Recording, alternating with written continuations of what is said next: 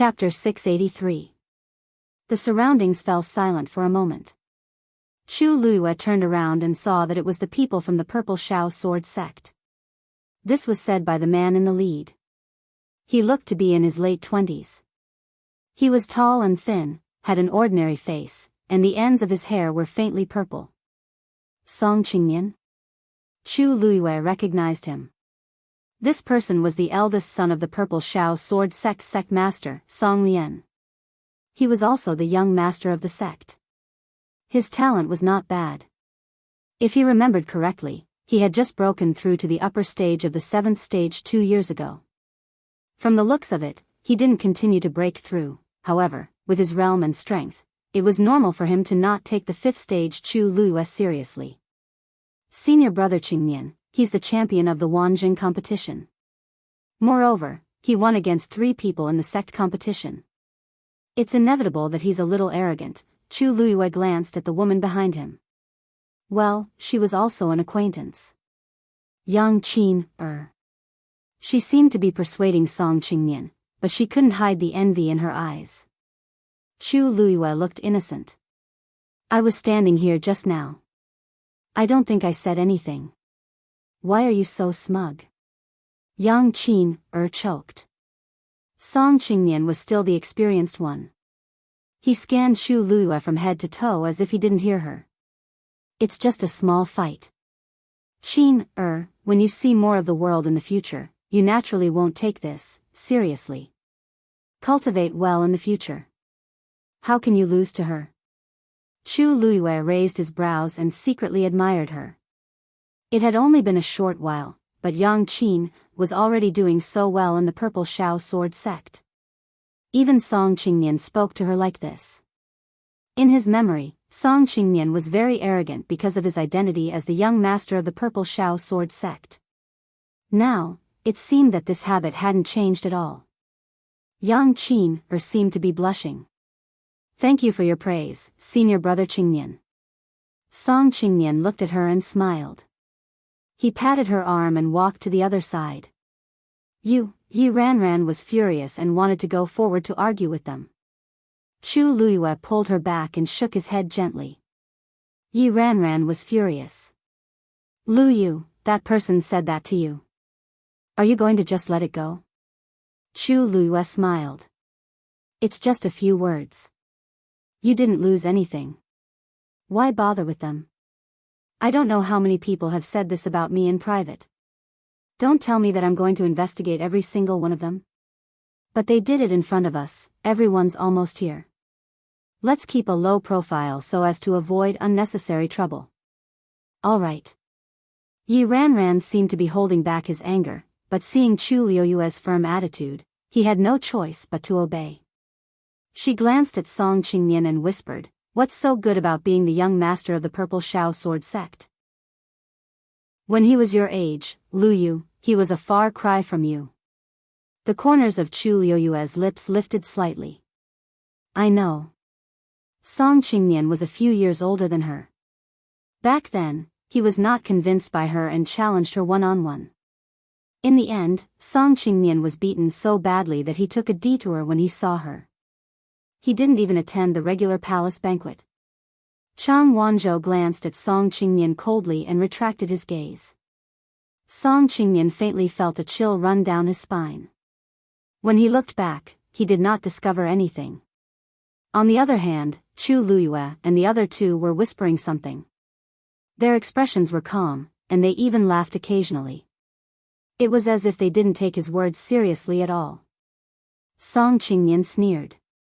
Qin, you're right. This Chu Luiyue isn't just a little arrogant. When we reach Dahuang Swamp, she'll be in trouble. Yang Qin lowered her head and didn't say anything. Lu Yu. Surprised cheers sounded. Chu Luiyue looked over with a smile on his face. A familiar face appeared in front of him. It was Mu Hongyu. She had originally come with the people from Dragon Teeth Mountain, but when she saw Chu Luiyue from afar, she couldn't help but rush over first. I knew you would go too. Only the 3 of you are going to Chongshu Pavilion? Mu Hongyu had been busy cultivating with Jian Shai these few days, so she didn't know anything about the outside world. Chu Luiyue nodded. Senior brothers and senior sisters can't find the time, so they sent the three of us. A sneer came from the side. Song Qingnian had a mocking expression as he said to the person beside him, "Heh, you make it sound nice.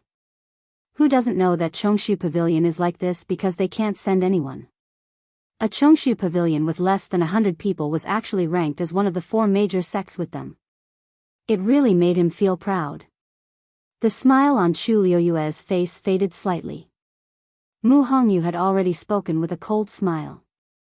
"Isn't it enough to send the 3 of them? I remember that many people here have participated in the sect conference, right? Could it be that any of you defeated Lu Yu?" Of course, not everyone at the sect conference could fight with Chu Luiyue. But who didn't know that she had defeated a rank 6 warrior? There were quite a number of people present who weren't even rank 6 warriors. Chu Luiyue was indeed strong. There was no doubt about that. The surroundings suddenly became much quieter. Song Qingnian frowned. "Who are you? How dare you be impudent in front of me?" Yang Qin whispered. "Senior brother Qingnian, she's that faint yuan body." Song Qingnian narrowed his eyes. "The slave that Jian Fengqi spent 6 million white crystal coins to buy." As soon as this was said, everyone looked over with subtle expressions. Everyone could hear the provocation in this sentence. In the Tianling dynasty, the status of a slave was inferior, but Mu Hongyu had the faint yuan body, so most people were more envious and jealous.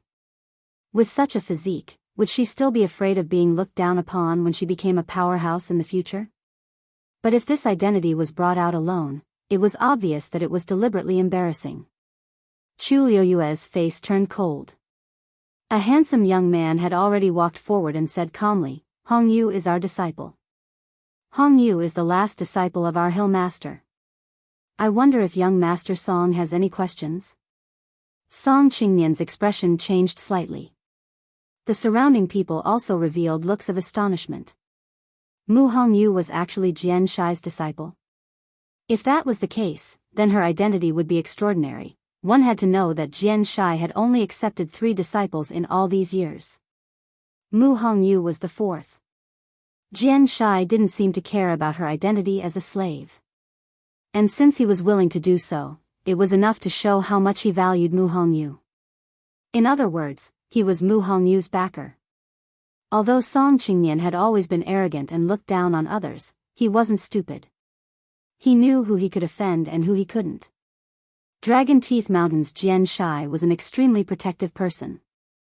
Even his father didn't dare to go against Jian Shai, let alone him. He snorted coldly, waved his sleeves fiercely, and turned his face away. The young man walked in front of Chu Luiyue with a gentle and polite smile. "Miss Chu, I'm Zhu Hong. Before we came, the mountain master and young master instructed us to take care of you. I wonder if you're willing to come with us on this trip to Dahuang Swamp?" Jian Shai and Jian Fengqi? Chu Luiyue was stunned for a moment. Looking at Zhu Hong and the other sincere expressions, her eyebrows curved. "Sure. Thank you in advance. Mobile users, please browse and read. A better reading experience comes from Love Network." Chapter 684. The relationships between the major sects varied. Upon seeing Dragon Teeth Mountain's attitude, it was obvious that they wanted to protect Chong Su Cabinet. Many people looked at each other with fear in their hearts. Ever since the sneak attack on the Chongshu Pavilion and its decline, Dragon Teeth Mountain had become the boss of all the sections. Although the Purple Shao Sword sect was not weak, it was still inferior to Dragon Teeth Mountain. Therefore, until now, they had tried their best to avoid conflict with Dragon Teeth Mountain. As for the other sects, there was no need to mention them. Chu Luiyue thought to herself, "I owe Dragon Teeth Mountain another favor this time." No matter what, this trip to Dahuang Swamp should save her a lot of unnecessary trouble. Although she was not afraid, she could not be bothered to deal with them one by one. Both sides introduced themselves to each other. The people of Dragon Teeth Mountain had seen or heard of Chu Luiyue and Chang Wanzhou's strength. The talent that Yi Ranran displayed that day was also amazing. Therefore, they were very polite to the three of them. Although there were many disciples in Dragon Teeth Mountain, Jian Shai was upright and forthright, so most of the people in the sect were like him and did not have many tricks up their sleeves. Speaking of which, Jian Fengqi was the most rebellious and unruly person in Dragon Teeth Mountain. Therefore, Chu Liuyue's impression of Dragon Teeth Mountain had always been quite good. In short, after the two sides communicated with each other, they realized that they were quite compatible with each other and their relationship became closer. The surrounding people looked at them with complicated expressions. Some were curious, some were envious, and some were disdainful. However, Chu Luyue and Mu Hongyu did not take these seriously. The third princess has arrived. After waiting for a while, when everyone had basically arrived, Shang Guanwan finally appeared. The black cavalry on both sides had already cleared the road. Shang Guanwan walked over slowly. Standing behind her were two elders of the imperial family, Elder Qiushi and Elder Duan Machun. Behind them was another person, Jiang Yucheng. The two of them were not married yet, so Jiang Yucheng did not walk side by side with Shang Guanwan. Seeing their arrival, the entire Pingliang square quieted down. Everyone bowed in unison. Long live the third princess. Chu Luyue, who was standing in the crowd, also followed suit and curtsied. When she lowered her head, a mocking look flashed across her eyes. Shang Guanwan must have been looking forward to this scene for a long time, right? When he got up again, Chu Liuyue's expression had returned to normal. Shang Guanwan stood still and swept her gaze over the crowd. This consort is heading to the Great Desolate Swamp this time to search for medicine for Imperial Father. Although the Great Desolate Swamp had supreme treasures, it was also extremely dangerous. I am truly grateful that all of you are willing to come along and lend me a hand. His words were spoken in a polite manner. If anyone can help this consort find the treasure she needs, this consort will definitely reward them handsomely. Apart from those few items, all the items that you find will belong to you. Hearing this, many people's eyes began to shine with desire. Those who dared to explore the Great Desolate Swamp all had this mentality. Now, Shang Guanwan said that apart from the items she wanted, the rest would belong to them. How could they not be excited? Many thanks to the third princess. Shang Guanwan smiled. I hope that everyone will have a smooth journey and that this trip will not be in vain. Vice Admiral Mu, please. Mu Qinghe stepped forward and cupped his fists in salute. The 1,000 black cavalry will be divided into two teams. The first team will be in front and the second team will be behind. You must ensure the safety of the third princess and everyone else. As he spoke, he raised his right arm. The black guards behind him split into two neatly from the middle. The sound of iron boots stepping on the lapis lazuli ground was exceptionally powerful. The first team of 500 black cavalry walked onto the transportation formation. Then, Shang Guanwan and the others followed. Mu Qinghe stood beside her as if to protect her. Then, the disciples of the various large sects followed. Finally, it was the second team of 500 black cavalry. The people standing around all knelt on one knee and said loudly, "Farewell, third princess. Activate." Mu Qinghe ordered. The transportation formation spun faster and faster. Then, everyone's figures disappeared. The Great Desolate Swamp was extremely far from the West Hill. Even if they used the transportation formation, it would take a lot of time. Fortunately, this transportation formation was specially built and maintained daily, so there were not too many spatial turbulences. Everyone was in the middle of it, but they were not affected much. Although there were many people, Mu Qinghe had arranged for people to carry water pearls that were specially used in the transportation formation. They easily dispelled the darkness and illuminated many people. Such water pearls were expensive to make. Ordinary people could not afford even one. But who was the third princess? 100 or so was considered a small number. Such a scale of travel made many people secretly envious. The third princess is indeed extraordinary. She uses these water pearls as if they are free. Who are you, and who is the third princess? In a few months, the entire Tianling dynasty will be hers, let alone these water pearls. That's true. I heard that back then, when the Empress concubine went on an inspection tour, the scale seemed to be even bigger than this. It's a pity that the Empress concubine only brought the black cavalry back then, so we couldn't see anything. The Empress concubine's status is comparable to the current emperor. Even if she's a princess, she can still mobilize 100,000 black cavalry. The third princess hasn't. Naturally, she can't be compared. But that's all in the past. There's nothing to talk about. The people around were whispering. Their voices were very soft. But because Chu Luiyue had already mastered the 5 treasures, she could hear most of it. She faintly smiled, seemingly inadvertently raising her head to look. In front, Mu Qinghe was standing beside Sheng Wanwan and whispering something. It seemed like she was explaining the situation in Dahuang Swamp. Your Highness, we have to first reach the teleportation formation in Shijiang, and then go to Dahuang Swamp from there. Within Dahuang Swamp, the miasma extends for hundreds of miles. We have to. Mu Qinghe said bit by bit, and Sheng Wanwan also listened carefully.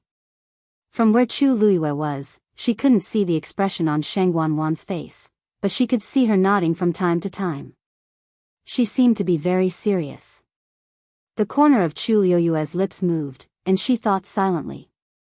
Mu Qinghe's explanation was quite detailed. When she went to Dahuang Swamp back then, no one told her about all the dangers in such detail. She couldn't remember how many dangers she had encountered in the middle. What Mu Qinghe said was the experience she had gained from fighting in Dahuang Swamp for several years. It was also her experience. The world only knew that Mu Qinghe had volunteered to join the Black Cavalry. In 10 years, she had made outstanding military contributions. In the end, she had suppressed the rebel army in Dahuang Swamp and held military power in her hands. She had made great contributions to stabilize the position of the princess. However, very few people knew that the princess had also entered Dahuang Swamp several times. The current Mu Qinghe was very powerful, but he wasn't this powerful from 10 years ago. Without Sheng Guanyu's secret help, he might have died in Dahuang Swamp long ago. But now, these were all in the past. Mobile users, please browse and read. A better reading experience comes from Love Network. Chapter 685. Chu Luiyue listened nonchalantly, and his mood was calm without any ripples. It sounded like nothing major had happened in Dahuang Swamp for the past 2 years. With the Black Cavalry stationed there, it was naturally much more stable than before. However, those people were in charge of guarding. This time, Sheng Wanwan was going there to find a few herbs and the legendary fiend's blood. Thus, it was naturally more convenient for her to bring some people along. Sheng Wanwan was indeed listening very seriously, and she almost remembered every word Mu Qinghe said. She had never been to Dahuang Swamp before, and this was her first time. Rumors had it that the place was barren and dangerous, so she had no interest in it at all. If it weren't for the fact that she had to find a suitable place to carry out her plan, she might never step into Dahuang Swamp's land in her entire life. As for those legendary treasures and even the inheritance of the strong, why would the third princess of the Tianling dynasty care about these things? I will be promoted in a few months, and the entire Tianling dynasty will be mine then. Why should I risk my life in a place like Dahuang Swamp? Not mentioning the danger, I might not even find anything good there. Now that I'm listening to Mu Qinghe, I'll be more confident when the time comes. This is the general situation of Dahuang Swamp. If your highness has anything you don't understand, feel free to ask. The last general will definitely tell you everything he knows. After putting on the armor and leading the troops, Mu Qinghe's way of addressing herself changed. Sheng Wanwan curved her lips and smiled. I understand. Thank you, Vice Admiral Mu. If it weren't for you, this trip would have been very dangerous. Mu Qinghe lowered her head. Your Highness, you flatter me. This is what the last general should do. Vice Admiral Mu, you don't have to be humble. When we reach Dahuang Swamp, we might have to trouble you even more. Don't you think so, Yucheng? As she spoke, she looked at Jiang Yucheng at the side. However, Jiang Yuqing was thinking about something and actually fell into deep thought, so he didn't hear her. Shang Wanwan was dazed. Yuqing? Yuqing? Jiang Yuqing came back to his senses and looked up at her. What happened? Shang Wanwan frowned slightly when she saw that he seemed to have woken up from a dream. Along the way, for some reason, Jiang Yuqing seemed absent-minded. Mu Qinghe's words were so important, but he didn't listen. If he remembered correctly, Jiang Yuqing didn't seem to have been to the Great Desolate Swamp, right? He was such a cautious person. Logically speaking, he should be very concerned about these things. His nonchalant manner was indeed a little strange. Didn't you hear what Vice Admiral Mu said just now? Jiang Yuqing coughed and straightened his collar. Oh, Vice Admiral Mu has already told me about this. Shang Wanwan was skeptical. Mu Qinghe was his woman, so it was normal for her to tell him this in advance. But he wasn't in the right state. Thinking of this, worry surfaced in her eyes. Yuqing, are you okay? Are you too tired these few days? I know that he's been looking for the person who tried to assassinate me recently. Could it be that he's like this because he's exhausted himself over this matter? Jiang Yuqing's eyes flickered, but he didn't admit or deny it. Maybe a little. But I've already handed the matters in Xiling City to Sun Qi and the rest. Shang Wanwan looked at his expression and thought that she had guessed correctly. That's true. Jiang Yuqing is now in a high position, yet he was suddenly assassinated by an unknown person. Furthermore, he couldn't find the culprit even after searching for a few days. It's inevitable that his reputation will be tarnished. Sun Qi has always been good at doing things. Don't worry too much. Jiang Yuqing smiled and nodded. He glanced behind him without batting an eyelid, then quickly retracted his gaze. After a while, he suddenly asked, Do you remember? I remember that Mu Hongyu has a faint yuan body. Mu Qinghe nodded. Shang Wanwan strangely asked, Why? What's the matter? Why did you suddenly mention her? Nothing. I'm just curious because I heard them say a few words when I came over just now. After all, such a physique hasn't appeared in this mainland for thousands of years. I heard that people with such a physique can casually travel through space. Yeah. Back then, Yuxiang Hall seemed to have spent quite a lot of effort to capture her. If it weren't so rare, why would Jian Fengqi bear to spend 6 million white crystals to bid for her? Even though Shang Wanwan spent most of her time in the palace, she knew everything that happened outside. Actually, when she saw Mu Hongyu just now, she couldn't help but take a few more glances. But other than looking a little cute and lively, I can't see anything special for the time being. However, I didn't expect Dragon Teeth Mountain's mountain master to take her in as a disciple. Shang Wanwan's tone was calm. In her heart, she looked down on people who were born as slaves. However, Jian Shai didn't value these things very much. Otherwise, he wouldn't have insisted on marrying that ordinary woman as his wife. Speaking of which, Jian Shai and Jian Fengqi could be considered her benefactors. It seems that she has a good relationship with Chu Luiyue and the others. Shang Wanwan frowned slightly. Mu Qinghe explained. Your Highness, eldest young master.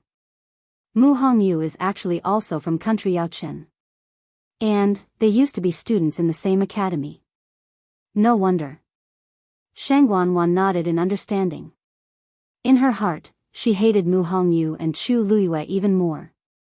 Jiang Yuqing looked at Mu Hongyu meaningfully. Could she be the person who broke into the zither room and stole the zither that day? After an unknown period of time, a ray of light finally appeared in the darkness ahead. We're here. Mu Qinghe said in a deep voice. Everyone quieted down and was somewhat nervous. The white light in front of them expanded rapidly. An exit finally appeared in front of everyone.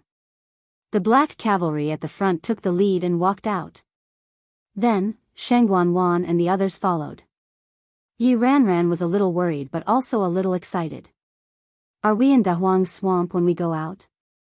Chu Luiyue opened her mouth and wanted to say, not yet, but in the end, she swallowed her words.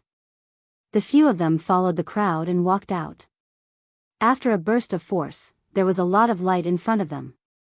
The white light in front of Chu Liuyue's eyes flashed, and she felt that her feet finally stepped on solid ground. She closed her eyes and waited for her eyes to adapt to the light before looking forward. A vast and boundless desert suffused with a dazzling golden color. The hills rose and fell, and heat waves surged. Due to the blazing heat, even the void seemed to have become distorted. Exclamations could be heard around them. "So this is Dahuang Swamp," Mu Qinghe said. "This is only the edge of Xizang. The real Dahuang Swamp needs to be further in." The person who spoke quickly shut up awkwardly. Many people were shocked. This wasn't Dahuang Swamp? Then what was the real Dahuang Swamp like? Mu Qinghe made a gesture. Team 1. Open. The 500 black cavalry at the front immediately turned around and marched to the side. In a moment, they arrived about 500 steps away from the teleportation array. Everyone shouted in a low voice and attacked at the same time. In an instant, yellow sand flew everywhere. A huge teleportation array appeared in the desert. Chu Luiyue raised her eyebrows slightly. Oh, the teleportation array that she personally set up is still there. Mobile users, please browse and read. A better reading experience comes from Love Network. Chapter 686. The surroundings were silent for a moment. Chu Luiyue turned around and saw that it was the people from the Purple Cloud Sword sect. This was said by the leader of the group. He looked to be in his late 20s. He was tall and thin with an ordinary face, and the ends of his hair had a faint purple hue. Song Qingnian? Chu Luiyue recognized him. This person was the eldest son of the sect master of the Purple Cloud Sword sect, Song Lian.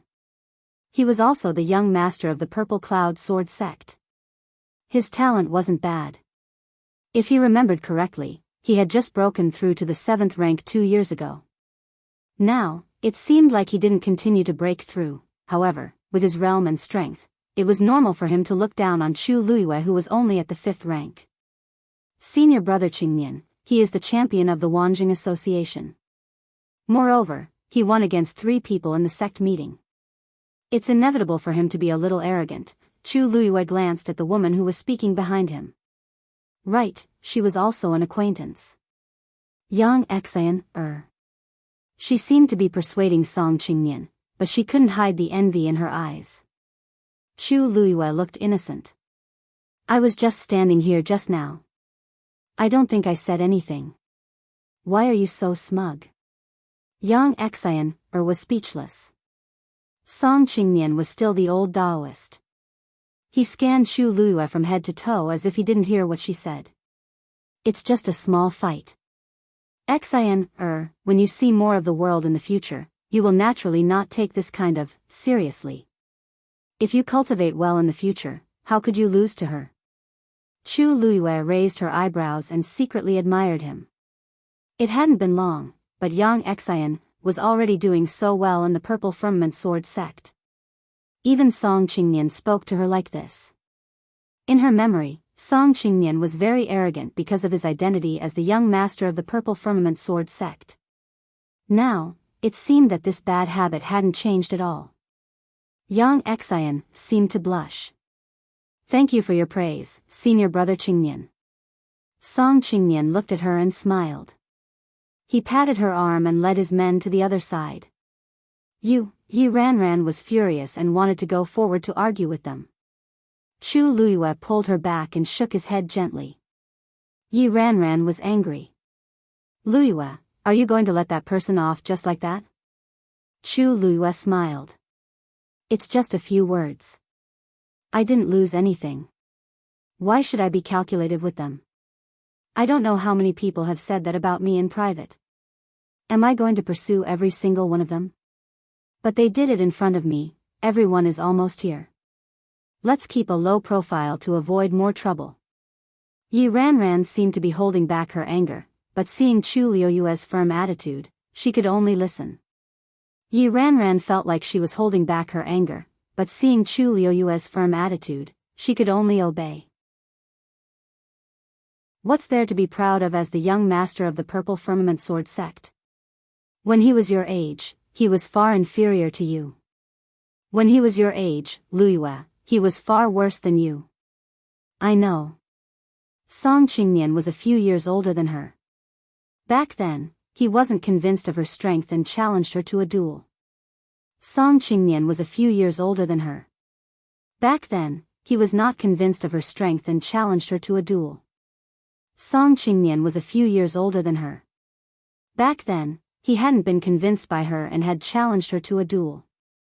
Chang Wanzhou cast a cold glance at Song Qingnian and retracted his gaze. Song Qingnian felt a chill run down his spine. He looked back but didn't discover anything. Chu Luyue and the other two were talking in low voices. Their expressions were calm, and they even laughed occasionally. It was as if they didn't care about what he had said. Song Qingnian sneered. Qin, you're right.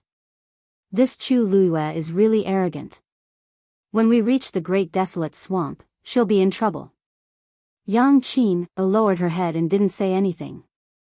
Luyue. Cheers of surprise could be heard. Chu Luyue looked over, her face full of smiles. A familiar face appeared in front of her. It was Mu Hongyu. She had originally come with the people from Dragon Tooth Mountain. However, when she saw Chu Luyue from afar, she couldn't help but rush over first. I knew you'd go as well. Are only the three of you from the Void Rush Pavilion going? Mu Hongyu had been busy cultivating with Jian Shai over the past few days. She didn't know anything about what was going on outside. Chu Luyue nodded. My senior brothers and sisters couldn't find the time, so they sent the three of us. A sneer could be heard from the side. Song Qingnian had a mocking look on his face as he said to the person beside him, you make it sound so nice. Who doesn't know that the Void Rush Pavilion is like this because they can't send anyone? The Void Rush Pavilion, which had less than 100 people, was actually on par with them as one of the four major sects. The smile on Chu Luyue's face was slightly faint. However, Mu Hongyu had already sneered. Isn't it enough to send the three of them? I remember that many of you here have participated in the sect conference, right? Could it be that any of you won against Lu Yu? Of course, not everyone could fight against Chu Luyue at the sect conference. However, who didn't know that she had defeated a rank 6 warrior? Among the people present, there were many who were not even rank 6 martial artists. Chu Luyue was indeed strong. There was no doubt about that. The surroundings suddenly became much quieter. Song Qingnian frowned. Who are you? How dare you be so presumptuous in front of me? Yang Xian said in a low voice. Senior brother Qingnian, she is that virtual essence body. Song Qingnian narrowed his eyes. The slave that Jian Fengqi spent 6 million white crystal coins to buy. As soon as he said that, everyone looked over with subtle expressions. Everyone could hear the provocation in this sentence. In the Tianling dynasty, slaves were of a lower status. However, Mu Hongyu had a virtual essence body, so most people were more envious and jealous of her. With such a body, would she still be afraid of being looked down upon when she became an expert in the future? However, if this identity was brought out alone, it was obvious that she was deliberately trying to embarrass people. Chu Luyue's face turned cold. A handsome young man walked forward and said calmly, Hongyu is the last disciple of our mountain master. Hongyu is our mountain chieftain's last disciple. May I know if young Lord Song has any questions? Song Qingnian's expression changed slightly. The people around him were also surprised. Mu Hongyu was Jian Shai's last disciple?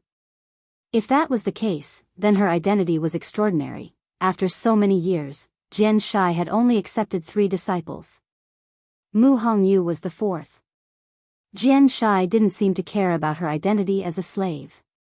Since he was willing to do this, it was enough to show how much he valued Mu Hongyu. In other words, he was Mu Hongyu's backer. Although Song Qingnian had always been arrogant and looked down on people, he wasn't stupid. He knew who he could offend and who he couldn't. Jian Shai of the Dragon Tooth Mountain was an extremely protective person. Even his father didn't dare to go against Jian Shai, let alone him. He snorted coldly, waved his sleeves, and turned his face away. The young man walked in front of Chu Luyue. He smiled warmly and politely. "Miss Chu, I am Zhu Hong. Before we came, the mountain master and the young master told us to take good care of you. Would you be willing to come with us on this trip to the great desolate swamp?" Jian Shai and Jian Fengqi. Chu Luyue froze for a moment. When she saw the sincere expressions on the faces of Zhu Hong and the others, her eyebrows curved. "All right. Thank you in advance. Mobile users, please browse and read. For a better reading experience, please visit the website." Chapter 687. She had used a special method to forcefully store the force in her body. Although it was quite a lot, it couldn't withstand such a long period of consumption. One had to know that she couldn't absorb the energy of heaven and earth and convert it into her own force. Who knew how long it would take for her to come out of the mystic forest? Just as Shang Wanwan was hesitating, dark clouds suddenly gathered in the distant sky. The originally clear sky quickly darkened. From afar, it looked like a drop of thick ink had suddenly spread out on a blue painting. Roar! An earth-shattering roar suddenly resounded through the forest. It made one's mind tremble. "What's that?" Shang Wanwan faintly sensed a dangerous aura and asked. Mu Qinghe took a look and said, "That should be a high-level fiend about to break through. To be able to cause such a phenomenon. Could it be a 9th-grade fiend?" Although a normal high-level fiend's breakthrough would cause quite a commotion, it definitely wouldn't be to this extent. The dark clouds in the sky quickly gathered and expanded, beginning to cover the vast mystic forest. The last general has never seen such a situation before, but it should be a 9th-grade fiend. Jiang Yucheng, who was beside him, finally spoke. Shang Wanwan's eyes lit up. The worry and uneasiness in her heart all dissipated, leaving only curiosity and desire. If that 9th-grade fiend could successfully break through, it would be a divine beast. By then, not only would she be able to obtain the divine beast's blood, but she would also be able to take the divine beast under her command. Once her Yuan meridian recovered, she would be able to form an official contract. To be able to command a divine beast, just thinking about it made her excited. One had to know that in the entire Tianling dynasty, apart from the Taizu, no one had ever formed a contract with a divine beast. Even Shang Wanyu back then had only formed a contract with a 9th-grade 9-colored heavenly pheasant. It was still a step away from becoming a divine beast. And this step might seem simple, but it was actually a huge gap. If she could form a contract with a divine beast, she would be able to easily crush Shang Wanyu. Shang Wanwan slowly clenched her fists in her sleeves. Her throat was a little dry, and the blood in her body seemed to be flowing faster. Along the way, she had heard too many comments about Shang Wanyu. No, it should be said that ever since she occupied this position, she had been compared to Shang Wanyu. Whether it was her talent in cultivation, the realm she had reached, or even her appearance and demeanor, everything was unavoidable. And she was almost completely defeated. Even though Shang Wanyu had died in an undignified manner, it was still irreplaceable in many people's eyes. What about her? Not only did he have to try his best to cover up his physical condition every day, but he also had to deal with all kinds of things that happened in the Tianling dynasty. He also had to be under the spotlight of Shang Wanyu. Shang Wanyu was like this when he was alive. She was already dead, but her soul still lingered around. Shang Wanwan had had enough. This made her extremely eager to quickly recover her Yuan meridian and increase her strength. She wanted to prove to everyone that she was better than Shang Wanyu. Such an opportunity is hard to come by. This time, I will definitely obtain the divine beast's blood for my father. With that said, Shang Wanwan moved forward, heading straight for the direction where the dark clouds were gathering. Jiang Yucheng looked at the dark clouds in the sky. His expression froze for a moment before he followed Shang Wanwan. Mu Qinghe quickly led the way with his men. The group of people headed toward the mystic forest in a grandiose manner. After passing through the gray triangle, the group entered the mystic forest. At first glance, this forest looked no different from an ordinary forest. However, because Mu Qinghe had warned them of the dangers, everyone used their force to set up a barrier around themselves before entering the mystic forest. Chu Luiyue looked up at the lush forest. His eyes flickered slightly as he asked the legendary three-eyed eagle in his mind. "Do you know what kind of demonic beast is breaking through in there?" The legendary three-eyed eagle was a divine beast, so it should be able to sense this. "It's quite far from here, and the other party seems to be hiding its aura on purpose. I can't tell what kind of demonic beast it is for now." The legendary three-eyed eagle's voice was much lower and colder. However, to be able to hide its aura so thoroughly, it shouldn't be an ordinary person. Chu Luiyue was also a little surprised. It seemed that there was really an extraordinary existence in this mystic forest. She hid the expression in her eyes. Like the others, she used her force to set up a barrier around herself and walked forward. In the forest, there were thick piles of fallen leaves. Stepping on them, they made a squeaking sound. A gentle breeze blew over, causing the leaves to rustle. Other than these sounds, the entire forest was quiet. Many people couldn't hide their curiosity. As they walked, they looked around. At a glance, this mystic forest seemed no different from an ordinary forest. However, thinking of Mu Qinghe's previous warning, everyone was still cautious, afraid that something would go wrong. After entering the lush forest, it was difficult to see the situation in the distance. However, the roars that came from time to time became clearer and clearer. This made Sheng Wanwan feel a little relieved. They were indeed getting closer and closer. Why is it so quiet here? After walking for a distance, Jiang Yuqing was the first to sense that something was wrong and asked. Elder Qiushi stroked his beard and explained, "Probably because a 9th grade magical beast is about to break through here, so the other magical beasts are temporarily hiding? Rumor has it that when a magical beast of this level breaks through, it will summon Tianlei. Only by enduring it can it be considered a success and become a real divine beast. Ordinary magical beasts naturally have to be obedient."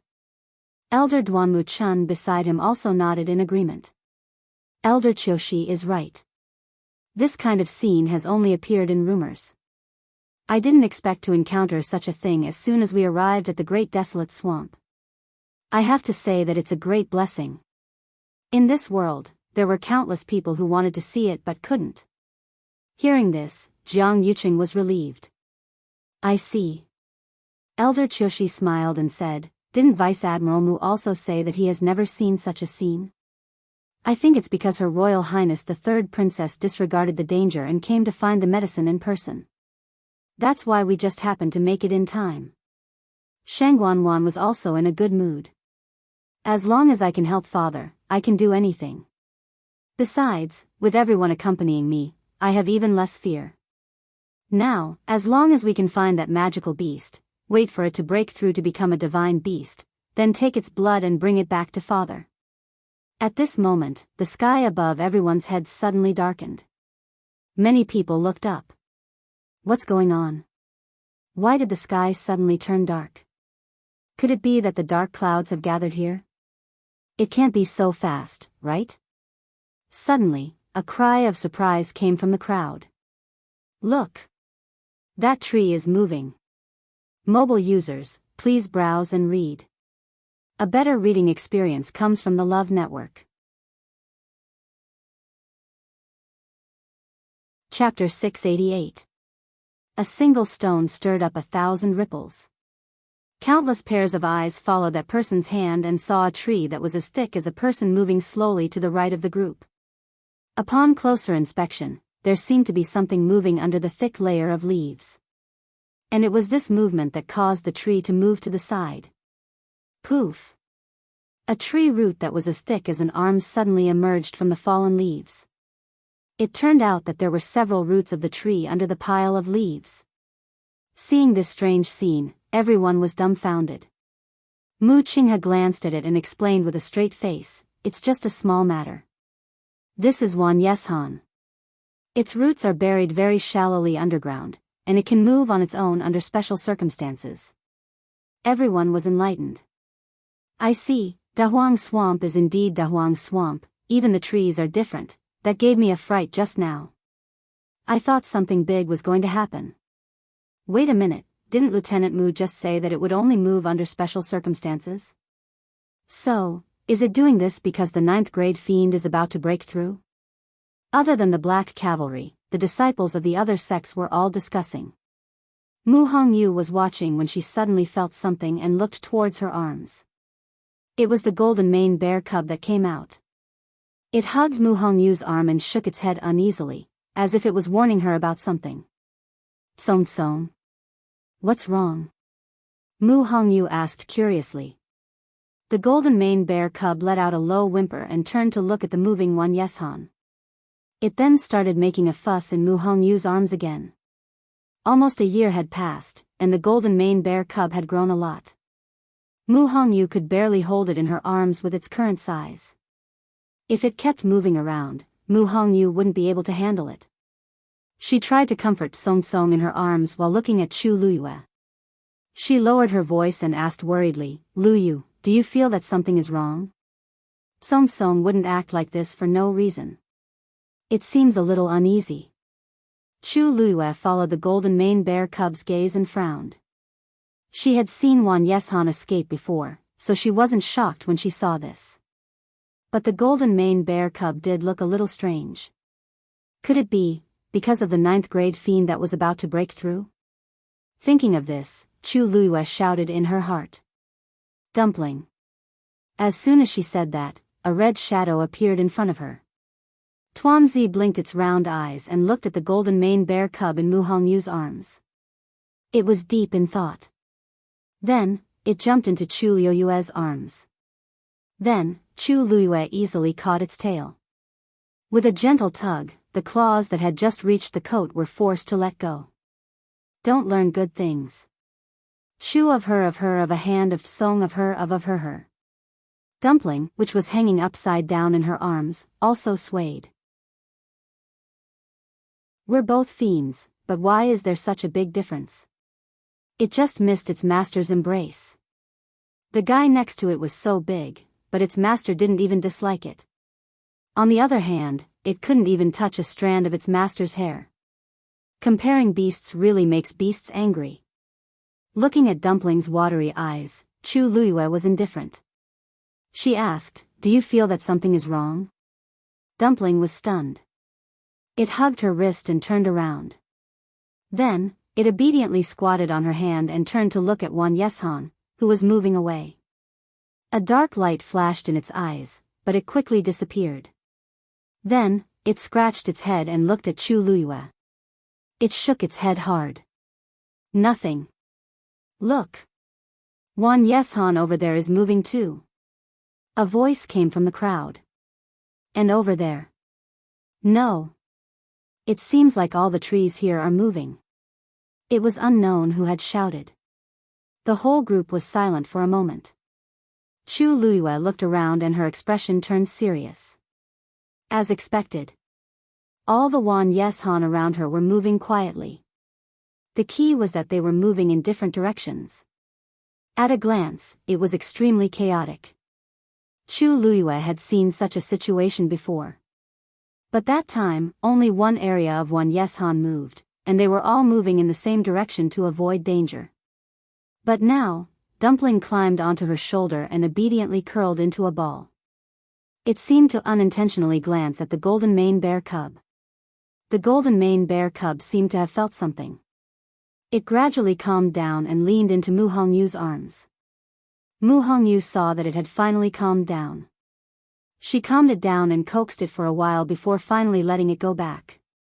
She said uncertainly, it was probably shocked by the 9th grade fiend just now.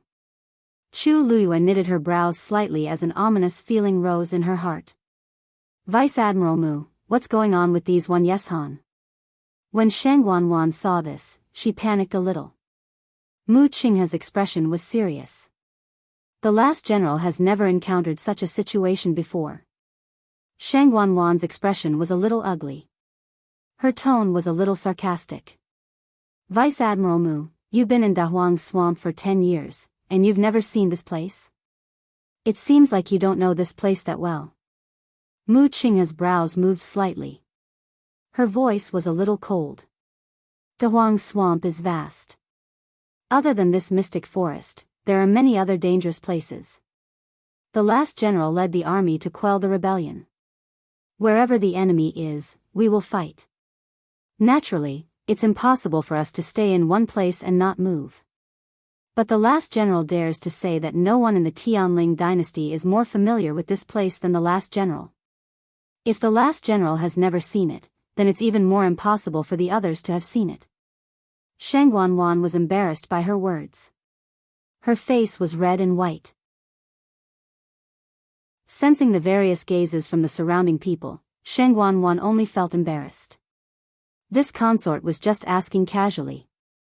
Vice Admiral Mu, why do you have to be like this? She only said one sentence, but Mu Qinghe refuted her so much. And in front of everyone. He really didn't take her seriously. Jiang Yuqing frowned and looked at Shang Wanwan disapprovingly. They had to rely on Mu Qinghe for this trip. She actually questioned his ability at this time. Wasn't she just looking for trouble?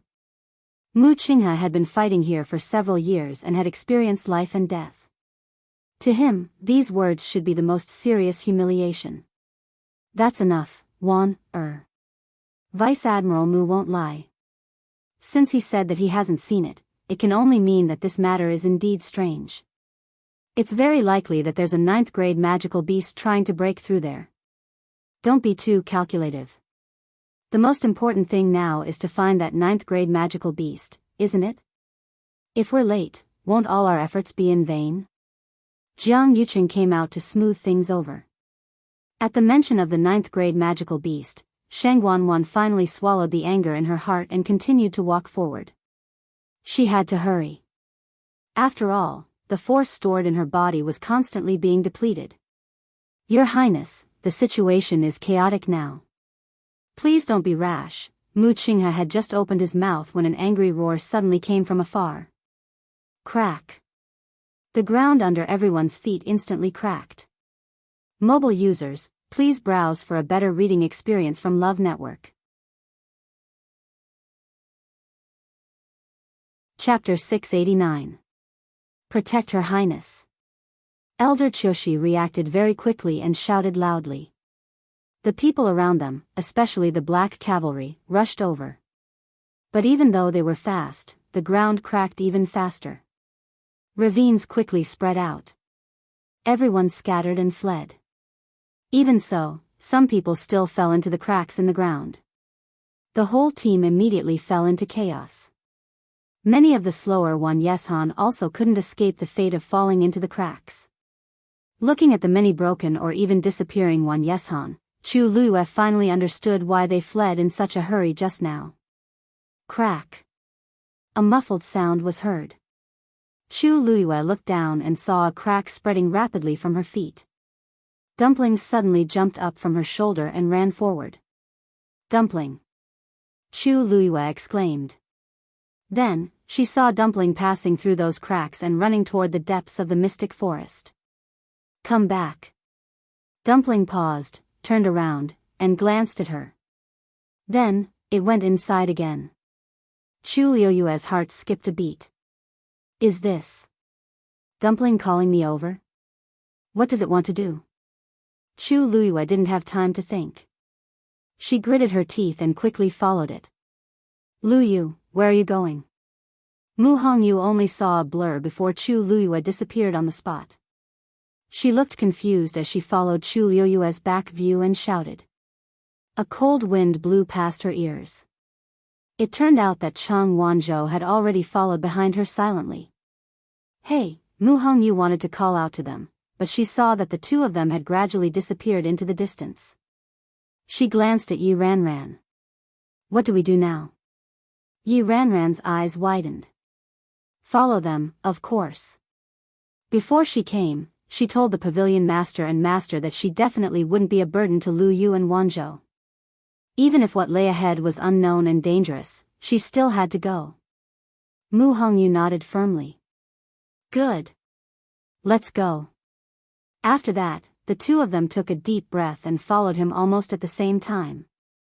In the blink of an eye, the four of them left one after another.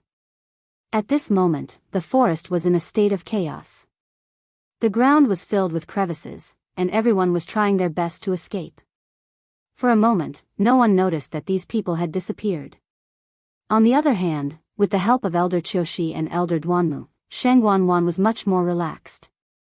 After an unknown period of time, the chaotic situation finally calmed down. The ground was covered with gullies that were so deep that the bottom couldn't be seen. Some of them were even wide enough to swallow a person. It was a horrifying sight. In just a short while, countless trees were destroyed in the originally lush forest. Many people were injured because they couldn't dodge in time. Broken wood, broken leaves, dust, blood. At first glance, it was a complete mess. Sheng Wanwan took a deep breath. Her face was still filled with anger and panic. What exactly is going on? Could it be an earthquake? Mu Qinghe frowned. She glanced at the sky that was getting darker and darker. I'm afraid, that's not it. If I'm not wrong, this should be caused by that 9th grade fiend. Jiang Yuqing followed Mu Qinghe's line of sight and looked over. What kind of fiend is it? It hasn't broken through to become a divine beast, but it has such powerful strength? It wasn't that he hadn't seen a 9th grade fiend before. Not to mention others, just Sheng Wanyu back then had a 9th grade 9-colored heavenly pheasant. But it didn't seem to be this powerful. With just a roar, it actually cracked the ground within a radius of several miles. Sheng Wanwan bit her lip. Her emotions were complicated. On one hand, she was a little afraid, but on the other hand, she also wanted to see what kind of fiend it was. It's already so powerful when it hasn't broken through. When it really becomes a divine beast. Wouldn't it be even more unimaginable? Jiang Yuqing unintentionally moved his feet and suddenly felt that he seemed to have stepped on something strange. He looked down. What's this? After sweeping away the fallen leaves and dust, he then saw that he was actually stepping on a thumb-sized tree root. So it's Wan Yishan's tree root. Jiang Yuqing heaved a sigh of relief in his heart. The commotion just now was too big, and many Wan Yishan trees collapsed one after another. The tree roots were all exposed outside. He lifted his leg and wanted to kick that tree root away. But the moment his leg touched that tree root, he saw that the tree root suddenly elongated and directly wrapped around his leg. Jiang Yuqing knitted his brows and vaguely felt that something was amiss. He lifted his leg and wanted to break free, but he realized that the tree root was very tightly wrapped around him. Jiang Yuqing's face turned cold, and he swung his knife. Chew! That tree root suddenly swung and threw Jiang Yuqing into a deep gully. Yuqing! Eldest young master! When the crowd saw this scene, they all exclaimed in shock. Quite a few people rushed over and wanted to pull Jiang Yuqing. But due to the chaos just now, the crowd wasn't close to each other. In addition, things happened too suddenly, so they didn't even have time to do anything. Jiang Yuqing's figure disappeared into that gully. Vice Admiral Mu. What's going on? Questioned Sheng Wanwan angrily. But before Mu Qinghe could say anything, he suddenly felt that something was amiss and looked down. His legs were actually tightly wrapped around by the tree root at some point in time. In actual fact, it wasn't just him. Almost everyone present encountered the same thing at the same time. Chew! Chew chew! However, in the blink of an eye, the others were also thrown into different gullies. Even Sheng Wanwan didn't have time to say anything before she was directly dragged down by the tree root beside her feet. Very quickly, everyone's figures disappeared into the forest. Then, the gullies on the ground slowly closed up. As for the rolling leaf firs that had collapsed and torn apart, they quickly recovered to their original state. A gust of wind blew past, and countless fallen leaves piled up. The mystic forest returned to its original state as if nothing had happened. Roar! That earth-shattering roar was heard again. Dark clouds rolled in the sky, and the entire forest was dark. A faint red mist began to spread out. Wherever the red mist drifted, the leaves quickly withered and then fell down. In just a short while, the originally lush foliage had all fallen off, leaving only the bare trees. But everything didn't stop. Red mist rose in spirals, and without a sound, the tree branches also withered. Needless to say, the tree trunks curled up and shrunk very badly. At one glance, under the dark sky, the withered trees in this forest actually looked like skeletons baring their fangs and brandishing their claws. It was eerie and terrifying. Dumpling's speed was extremely fast, and she kept running inside. Every time she ran a certain distance, she would turn back to look at Chu Luiyue to make sure that she was following her. Then, she would continue to move forward. Chu Luiyue followed closely behind like this. Dumpling was fine just now. It was only when the ground began to crack that she suddenly became strange. The more she went in, the more Chu Luiyue was sure of her guess. Dumpling really wanted to take her somewhere. Looking at Dumpling's nimble figure, Chu Luiyue's heart was filled with doubts.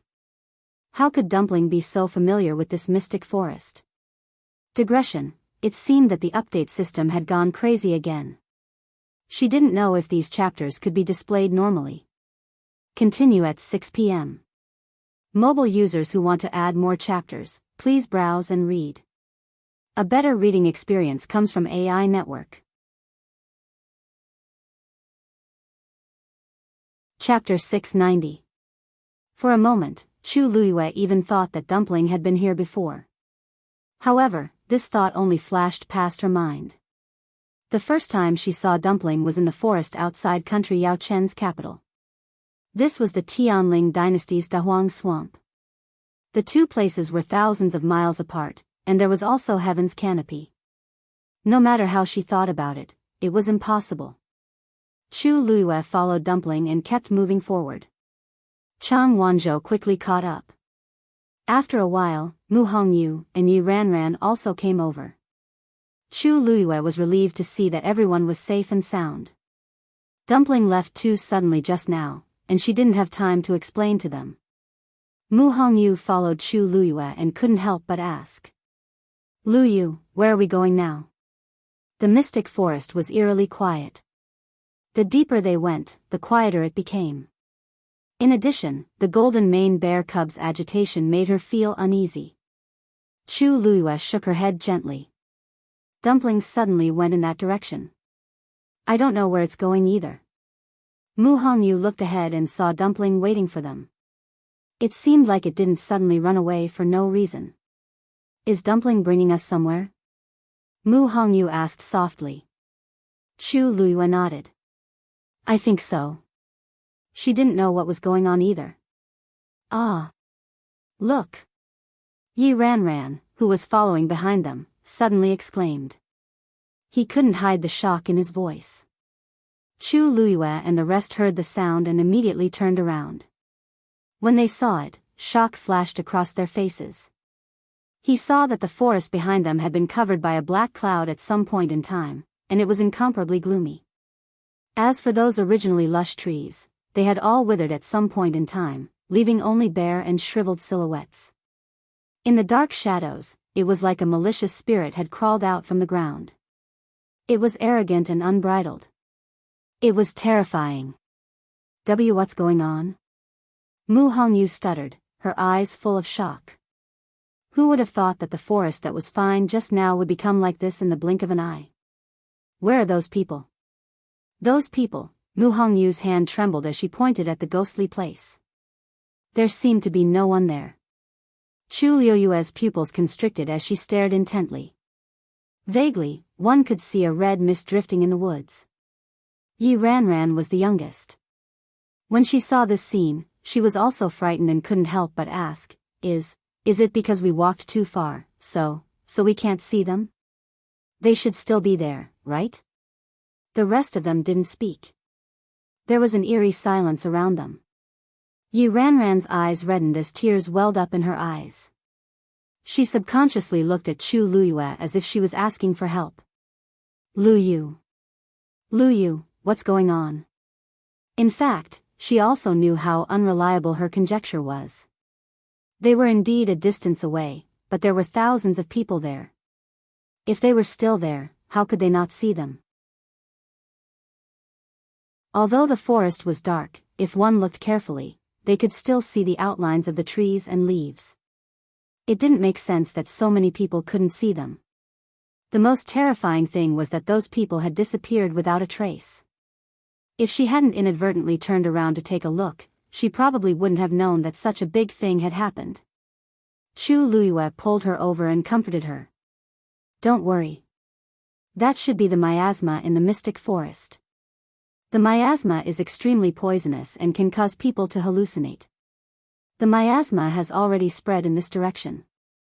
Maybe what we're seeing now isn't the real scene. Yi Ranran felt a little relieved. Oh really? Chu Luiyue gave her a reassuring look and patiently persuaded her. Think about it. We're all fine. There are so many of them. How could anything happen to them? Not to mention the elders and the disciples of the sect, just the black cavalry alone is extremely strong. With Vice Admiral Mu leading them, they should be fine. Hearing this, Yi Ranran felt that it made sense and couldn't help but believe it more. Mu Hongyu looked at Chu Luiyue with a hint of worry in her eyes. Chu Luiyue shook his head calmly. No matter what, this place is very dangerous now. We have to leave as soon as possible. When it's safe, we'll think of a way to meet up with those people. Yi Ranran was very convinced by Chu Luiyue and quickly nodded in agreement. With Chu Luiyue around, she felt like she had a pillar of support. The only thing she could do now was to try her best not to cause trouble. Seeing that Chang Wanzhou and Mu Hongyu next to her seemed calmer than him, Yi Ranran felt guilty and blamed himself. I'll listen to Lu Yu. Chu Luiyue finally looked up. The countless withered trees in the shadows were like human-shaped skeletons, screaming and groaning in pain. She hid the emotions in her eyes and turned to continue chasing after Dumpling. Let's go. The few of them were extremely fast, and the wind whistled in their ears. As Chu Luiyue ran forward quickly, she thought about everything that had just happened. The red fog was miasma, but it was not just miasma. She had been to the mystic forest before. Generally speaking, miasma would only appear in the forest in the evening. But now, not only was the time wrong, but the color was also wrong. The real miasma was pale white, no different from ordinary smog, and not this strange red color. Moreover, she had never seen those trees in such a state. If they had been there just now. Chu Luiyue looked up at Dumpling in front of her and frowned. Could it be that? Dumpling knew that something like this would happen, so she deliberately led them away? But how did Dumpling know? It even knew where to run to. Chu Luiyue had long known that Dumpling was different from ordinary blood ferrets, but only now did she realize that she seemed to have underestimated it. Perhaps it was because the scene just now was too impactful, but for the next period of time, the few of them remained silent. No one spoke, and they just moved forward at full speed. Even if they did not turn back, they seemed to be able to feel the invisible chill approaching. After an unknown period of time, Dumpling stopped again. This time, it did not continue to move forward. Chu Luiyue rushed to Dumpling's side in a spurt of energy. Chang Wanzhou and the others followed closely. After standing still, Chu Luiyue realized that there was a small stream flowing in front of Dumpling. It squatted on the shore obediently. Dumpling. Chu Luiyue called out to it. Dumpling raised its head and jumped onto her shoulder. Then, it raised its paw and pointed at the stream. Chu Luiyue looked intently and her gaze froze. The stream was sparkling with colorful light. It was incomparably gorgeous. Digression, I had something to do at home in the afternoon, so I'm sorry. The 5th update is about 9 o'clock. To express my apology, I'll update tomorrow. Mobile users, please browse and read. A better reading experience comes from Love Network. Chapter 691. On the whole, the stream was extremely clear. Only when one got closer and took a closer look could one see the fine rainbow-colored light in the stream. It was as if someone had ground up rainbow-colored crystals and scattered them into the stream. The light was brilliant and incomparably gorgeous. Compared to the scene just now, it was a completely different world. Chu Luiyue glanced sideways at Dumpling. Dumpling stretched out its paw and pointed forward, looking at her eagerly. You want us to go up along the stream? Chu Luiyue asked tentatively. Dumpling nodded crazily.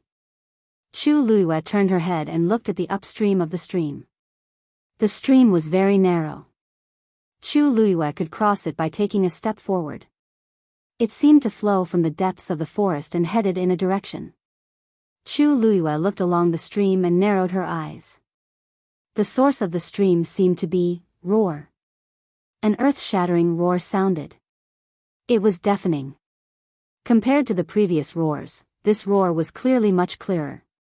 In other words, they were closer to the 9th grade magical beast that was about to break through. And this roar also made Chu Luiyue certain that the stream was indeed flowing from the direction of the magical beast. In fact, the rainbow-colored light in the stream was also related to the magical beast. Chu Luiyue thought for a moment and then walked forward.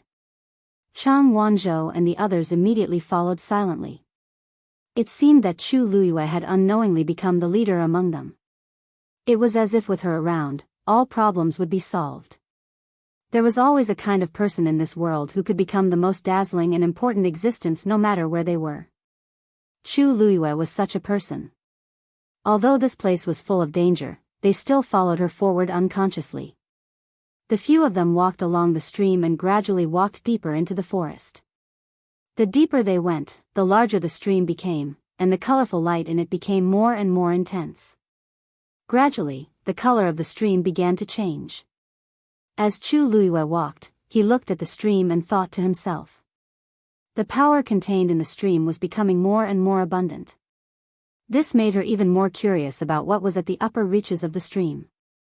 Along the way, the surroundings were still quiet. Listening carefully, there were only the creaking sounds of them walking through the forest, the rustling of the leaves, and the gurgling of the stream. Other than that, there was no other movement. Didn't Vice Admiral Mu say that there are many high-level magical beasts here? Why haven't we seen a single one after we've been here for so long? The fear in Yi Ranran's heart had gradually dissipated, and he couldn't help but ask curiously. Not to mention high-level magical beasts, I haven't even seen the shadow of a low-level magical beast. In fact, Chu Luiyue also found it strange. When he had come to the mystic forest in the past, there were indeed all kinds of magical beasts roaming around. Even in the evening and at night, when miasma filled the air, rustling sounds could be heard from time to time. It was the movement of magical beasts. But now, this place was indeed a little too quiet.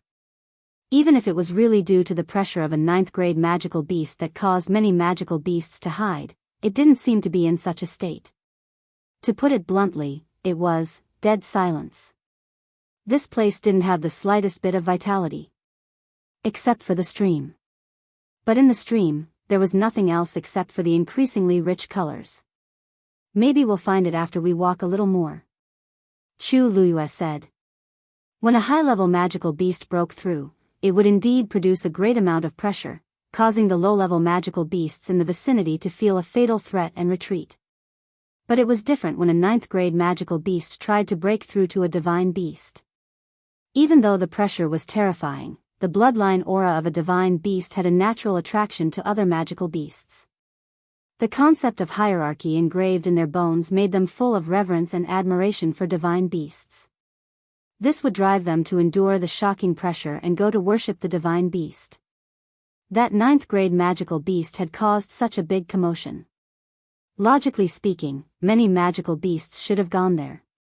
Yi Ranran nodded seriously. After a while, Chu Luiyue felt that the surrounding space seemed to have become sticky. Every step he took consumed more energy than before. It was as if there was an incomparably heavy mountain pressing down on her body, making it almost impossible to breathe. Chu Luiyue frowned slightly. This should be caused by the pressure of the 9th grade magical beast. After walking for a while like this, Chu Luiyue's back was already wet with sweat. She took a deep breath and finally stopped. Let's rest for a while. Mu Hongyu and Yi Ranran hurriedly found a place to sit down and rest as if they had been granted amnesty. Chu Luiyue also sat cross-legged beside them. Chang Wanzhou stood beside her, standing straight. Chu Luiyue waved at him. Little Zhou, sit down and rest too. From this angle, she could see his slightly pale lips. It was obvious that this journey was not easy for him either. Chang Wanzhou's voice was as cold as ever. I'll just stand. In case of any danger, standing was more convenient than sitting. He used to do this when he followed that person. Chu Luiyue did not know whether to laugh or cry. Of course, she knew what Chang Wanzhou was thinking. Little Zhou, don't worry too much. This area should already be the territory of that 9th grade magical beast. Except for itself, anyone else who comes here will be the same as us. There won't be too much danger. Besides, you should rest for a while. Chang Wanzhou was very stubborn. He shook his head and pursed his thin lips tightly.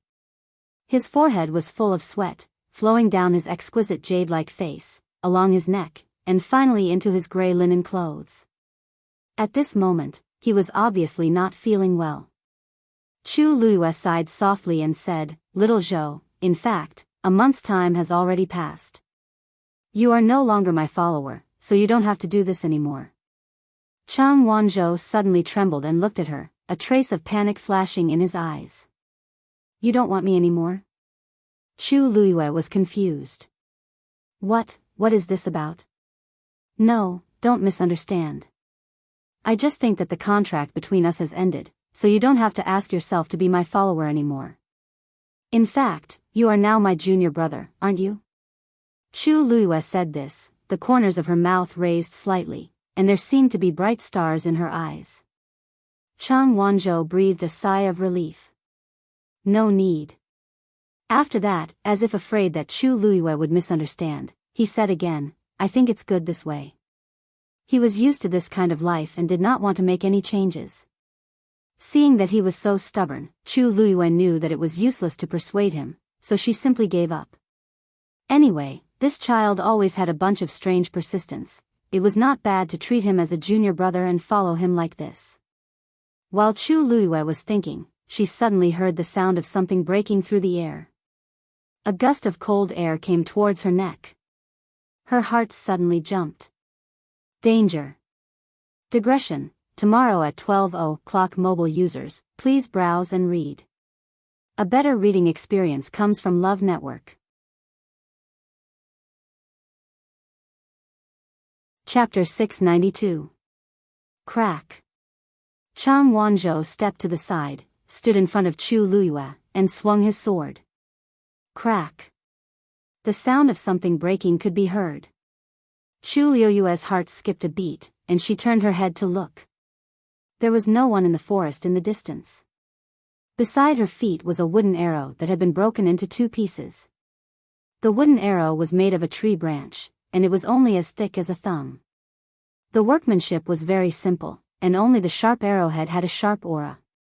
However, it was this small wooden arrow that made Chu Luiyue feel an extreme sense of danger the moment it rushed over. It was clear that the other party was very powerful.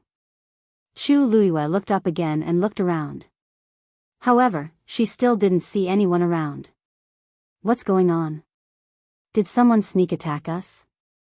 Mu Hongyu and Yi Ranran hurriedly walked over when they heard the commotion. Both of them looked nervous. Chu Luiyue picked up the broken wooden arrow and looked around carefully. It seemed that the wooden arrow was newly made. The other party's arrow was more of a test. Chu Luiyue's gaze shifted slightly, and finally landed in a certain direction. What kind of skill is this to attack someone secretly?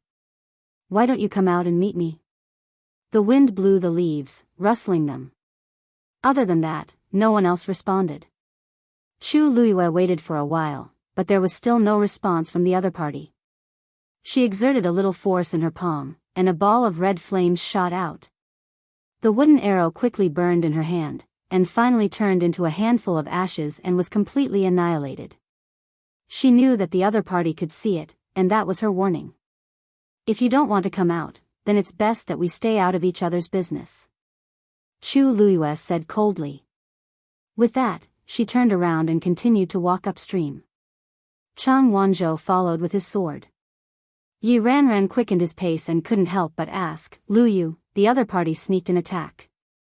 Are we just going to let this go?" Chu Luiyue's lips twitched imperceptibly. Under normal circumstances, she naturally wouldn't let it go so easily. But now, on one hand, the other party was probing, and on the other hand, it was more important to find that 9th grade magical beast as soon as possible. If he continued to tangle with the other party, who knew how much time he would have to waste? Let's wait until they dare to come out. Them? Not only Yi Ranran, but even Mu Hongyu was shocked. Could it be that there was more than one person? Chu Luiyue gently nodded and did not explain further. In fact, she had indeed sensed the auras of the two people just now. Although it was vague, he could still feel it. Why are there still people here? Mu Hongyu muttered softly. When they looked back, the forest was all ready. She thought that there were only the four of them here. Chu Luiyue pondered for a moment.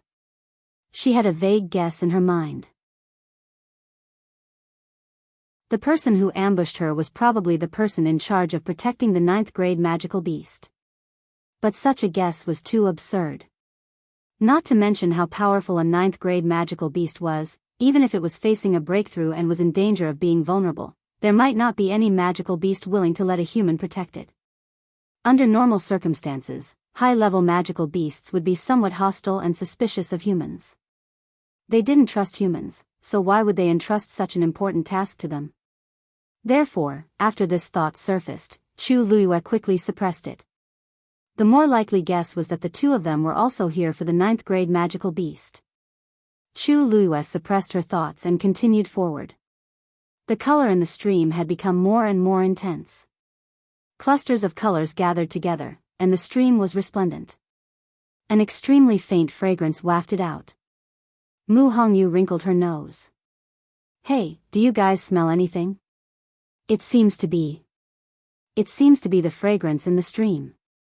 Yi Ranran also took 2 deep breaths and was a little surprised. It seems to be there. But this smell doesn't seem to be the smell of medicinal herbs.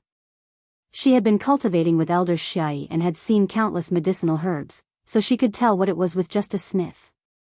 Although the fragrance was faint, it was indeed something she had never smelled before. "Lu Yu, what do you think?" Yi Ranran looked at Chu Luiyue with some uncertainty. After seeing Chu Luiyue's refining skills, Yi Ranran knew that Chu Luiyue's refining skills were definitely above hers. Therefore, he believed her even more now. However, Chu Luiyue seemed to be in a daze. She looked absent-minded and didn't say anything. Yi Ranran called out to her curiously. Lu Yu, Lu Yu?" Chu Luiyue suddenly came back to her senses. "Lu Yu, what's wrong with you? What are you thinking about?" It's nothing." Chu Luiyue shook her head. "I just feel that this smell is a little familiar." The few of them looked over curiously. Mu Hongyu's almond-shaped eyes lit up. "Lu Yu, so you've smelled this before? What exactly is it?" Chu Luiyue shook her head hesitantly. "I'm not sure," she had thought for a long time just now, but she couldn't remember what the smell was. She didn't know why she felt that the fragrance was familiar. She didn't know where this subtle feeling came from. Mu Hongyu looked a little disappointed at first, but she quickly pulled herself together. "Since you feel that it's familiar, you must have seen it before. It's just that you can't remember it now. Maybe you'll remember it if you walk further in." Chu Luiyue nodded. They continued to walk forward. The deeper they went, the heavier the pressure became, so they slowed down. Every once in a while, they had to stop and rest for a while. However, the person who sneaked up on them didn't appear again. On the other side, after Jiang Yuqing fell into the gully, he felt his body falling continuously. At first, the gully was a little narrow. His body kept rubbing against the sharp stone walls, leaving many wounds. He circulated the force in his body, wanting to escape this place. However, He was shocked to find that his strength was being suppressed by an inexplicable force. In the darkness, he couldn't see anything, and he couldn't break free. He could only let his body continue to fall. Fortunately, the deeper he went, the more spacious his surroundings became. Gradually, he stopped bumping into the stone wall. However, this didn't calm Jiang Yuqing down. Instead, it made him more nervous. Who would have thought that there would be such a strange and spacious space under the mystic forest? Clearly, there was something wrong with everything here. Mu Qinghe. He called out the names of a few people, but no one responded. In the spacious space, only his own voice was echoing. Puff. In this tense state, Jiang Yuqing finally landed on the ground. No, to be precise, this wasn't a very thick ground. It seemed to be. Jiang Yuqing took out a water pearl. A faint glow shone in all directions. He finally saw his surroundings clearly. With one look, he immediately sucked in a breath of cold air. At this moment, he was actually in a black swamp. Mobile users, please browse for a better reading experience from Love Network. Chapter 693. As far as the eye could see, the black, sticky swamp was almost endless. The stench of decay filled the air. It was nauseating and almost suffocating. What is this place? Jiang Yuqing was shocked. At the same time, he felt extremely disgusted. He wished he could leave this place immediately. Almost subconsciously, he raised his head to take a look. It was dark, and there was not a trace of light. Jiang Yuqing's heart harshly sank. Is this, the entrance is sealed? Otherwise, there shouldn't be no light at all. He quickly looked around and called out a few people's names. Still, no one answered.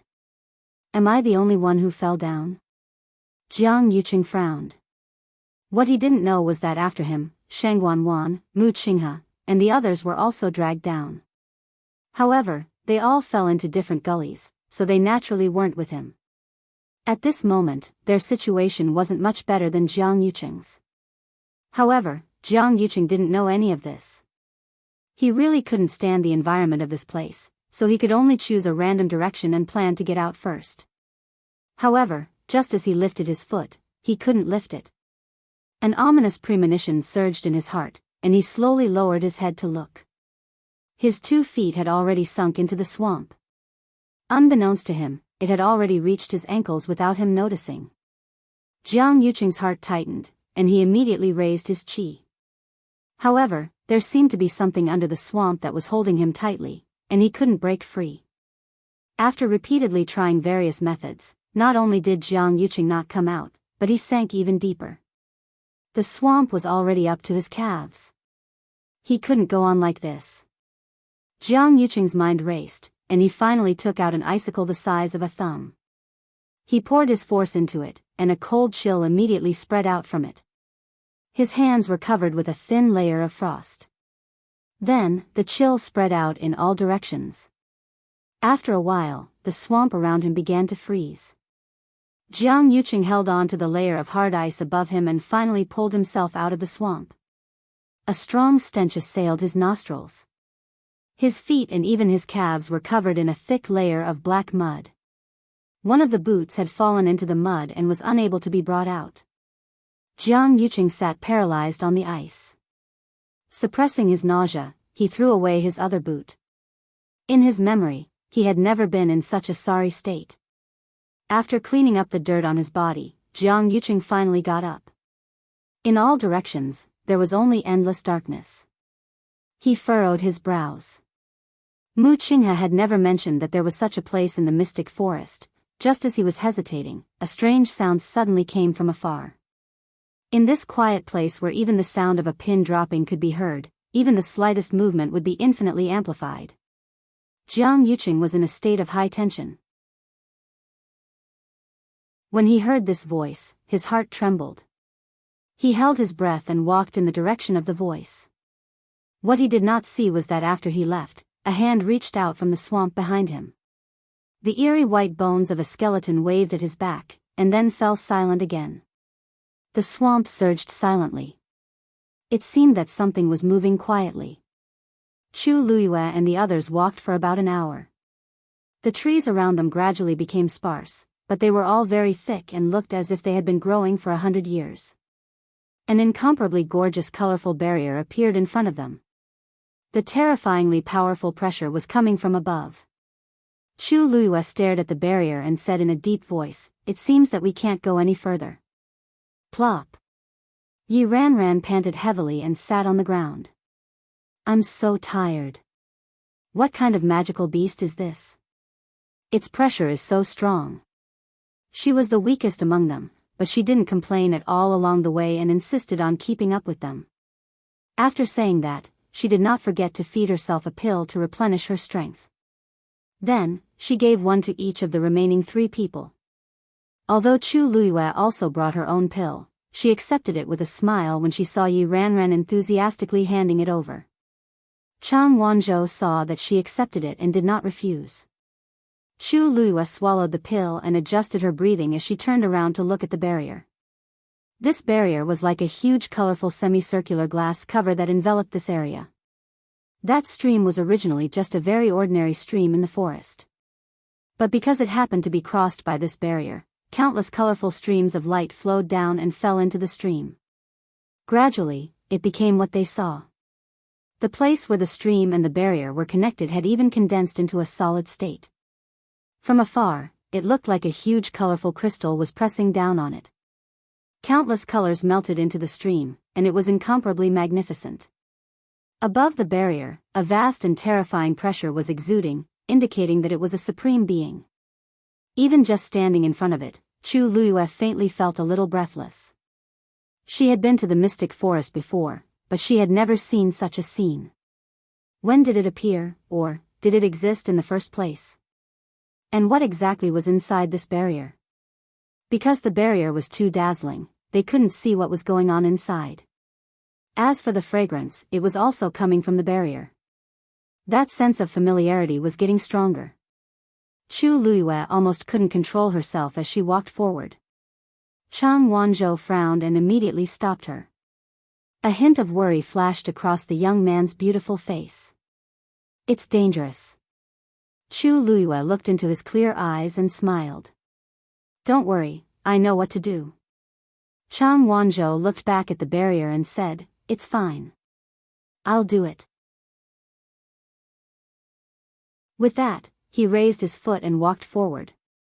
He held the cloud sky copper sword tightly with both hands. It was as if he would immediately swing his sword if anything happened. Chu Luiyue pulled him back. Seeing Chang Wanzhou's stubborn face, Chu Luiyue could only sigh. "How about this? I'll be in front, and you'll be behind. If anything really happens, you'll be by my side. It won't be too late to make a move."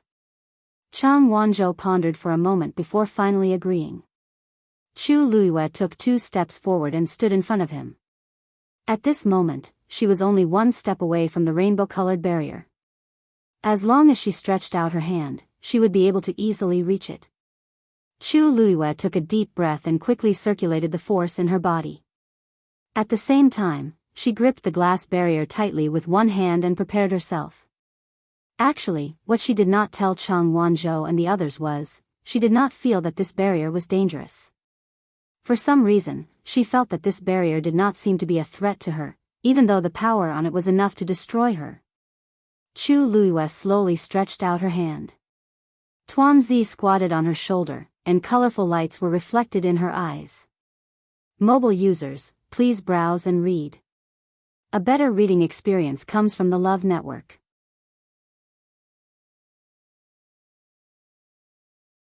Chapter 694. Qi. A cold aura suddenly came from the side. Chu Luiyue's eyes were slightly cold. Chang Wanzhou had already raised his sword. Buzz.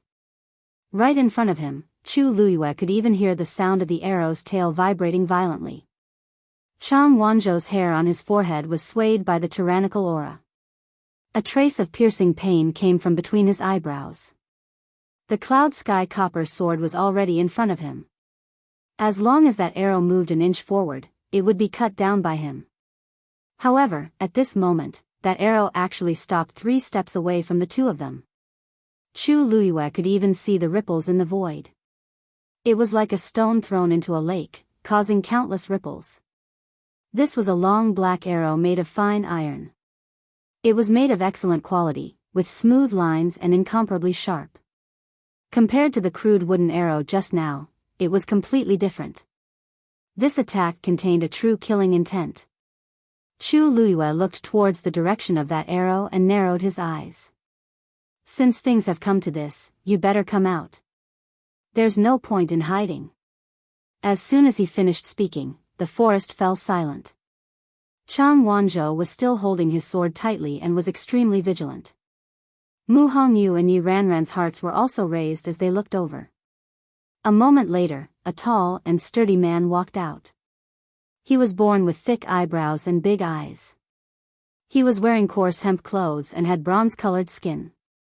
Coupled with his strong muscles, he was very tall and strong.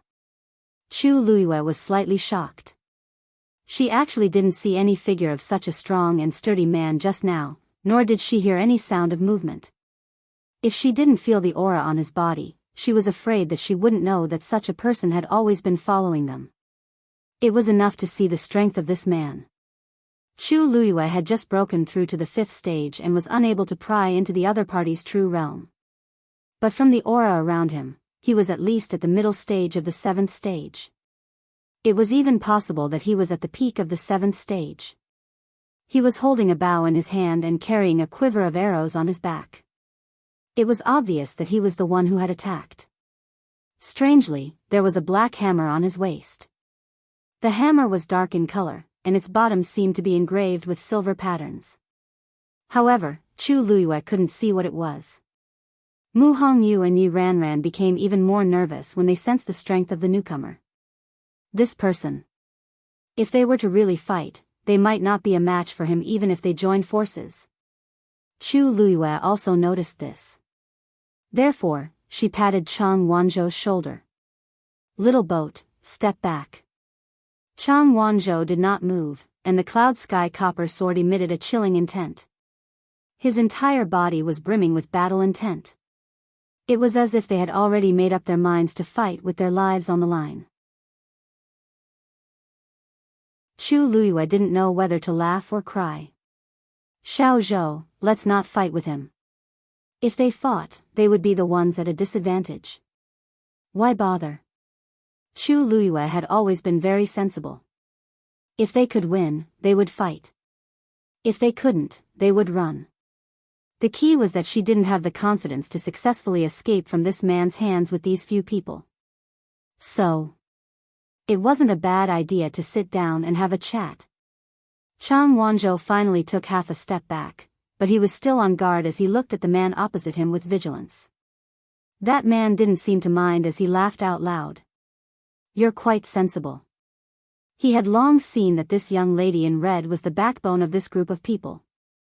Chu Luiyue also laughed. "I'm Chu Luiyue. May I know your name?" That man saw that Chu Luiyue was so straightforward and was forthright. "Lei Laosi." Lei Laosi? This didn't seem like a name but more like a nickname. However, Chu Luiyue wouldn't delve into this matter. Lei Laosi raised his hand, and his fan-like palm was filled with a thick layer of calluses. His fingers moved slightly, and the black arrow that was suspended in front of Chu Luiyue and Chang Wanzhou rapidly retreated. He grabbed the arrow and threw it back into the quiver. "You guys look young, and you're all from wealthy families, right? Why did you guys come here for no reason?" Lei Laosi scoffed and hugged his arms as he leaned against a thick piece of wood at the side. "This is not a fun place to be." Chu Luiyue could see that he actually didn't have any ill intentions towards them, so she felt slightly more at ease. If he really wanted to kill them, he wouldn't have waited until now. Chu Luiyue thought for a while and said, "Actually, I'm not going to lie. To be honest, this time we came with Her Highness the Third Princess." "Which third princess are you talking about?" Chu Luiyue was halfway through her sentence when she saw Lei Laosi's expression change, and a fierce glint flickered in his eyes. It seems like this Lei Laosi seems to know Shangguanwan. Chu Luiyue hesitated for a while and still spoke. Isn't there only 1/3 princess in the Tianling dynasty? Just as she said that, Lei Laosi's expression turned completely gloomy, and he directly drew out another arrow. He loaded the arrow and pulled the bow. The cold and sharp arrowhead pointed directly at Chu Luiyue. So you guys are her people. Lei Laosi's face was filled with undisguised murderous intent. Since that's the case, all of you deserve to die. The sound of the bow being fully pulled could be heard, and it made one's heart tighten. Sensing the danger, Chang Wanzhou raised his sword.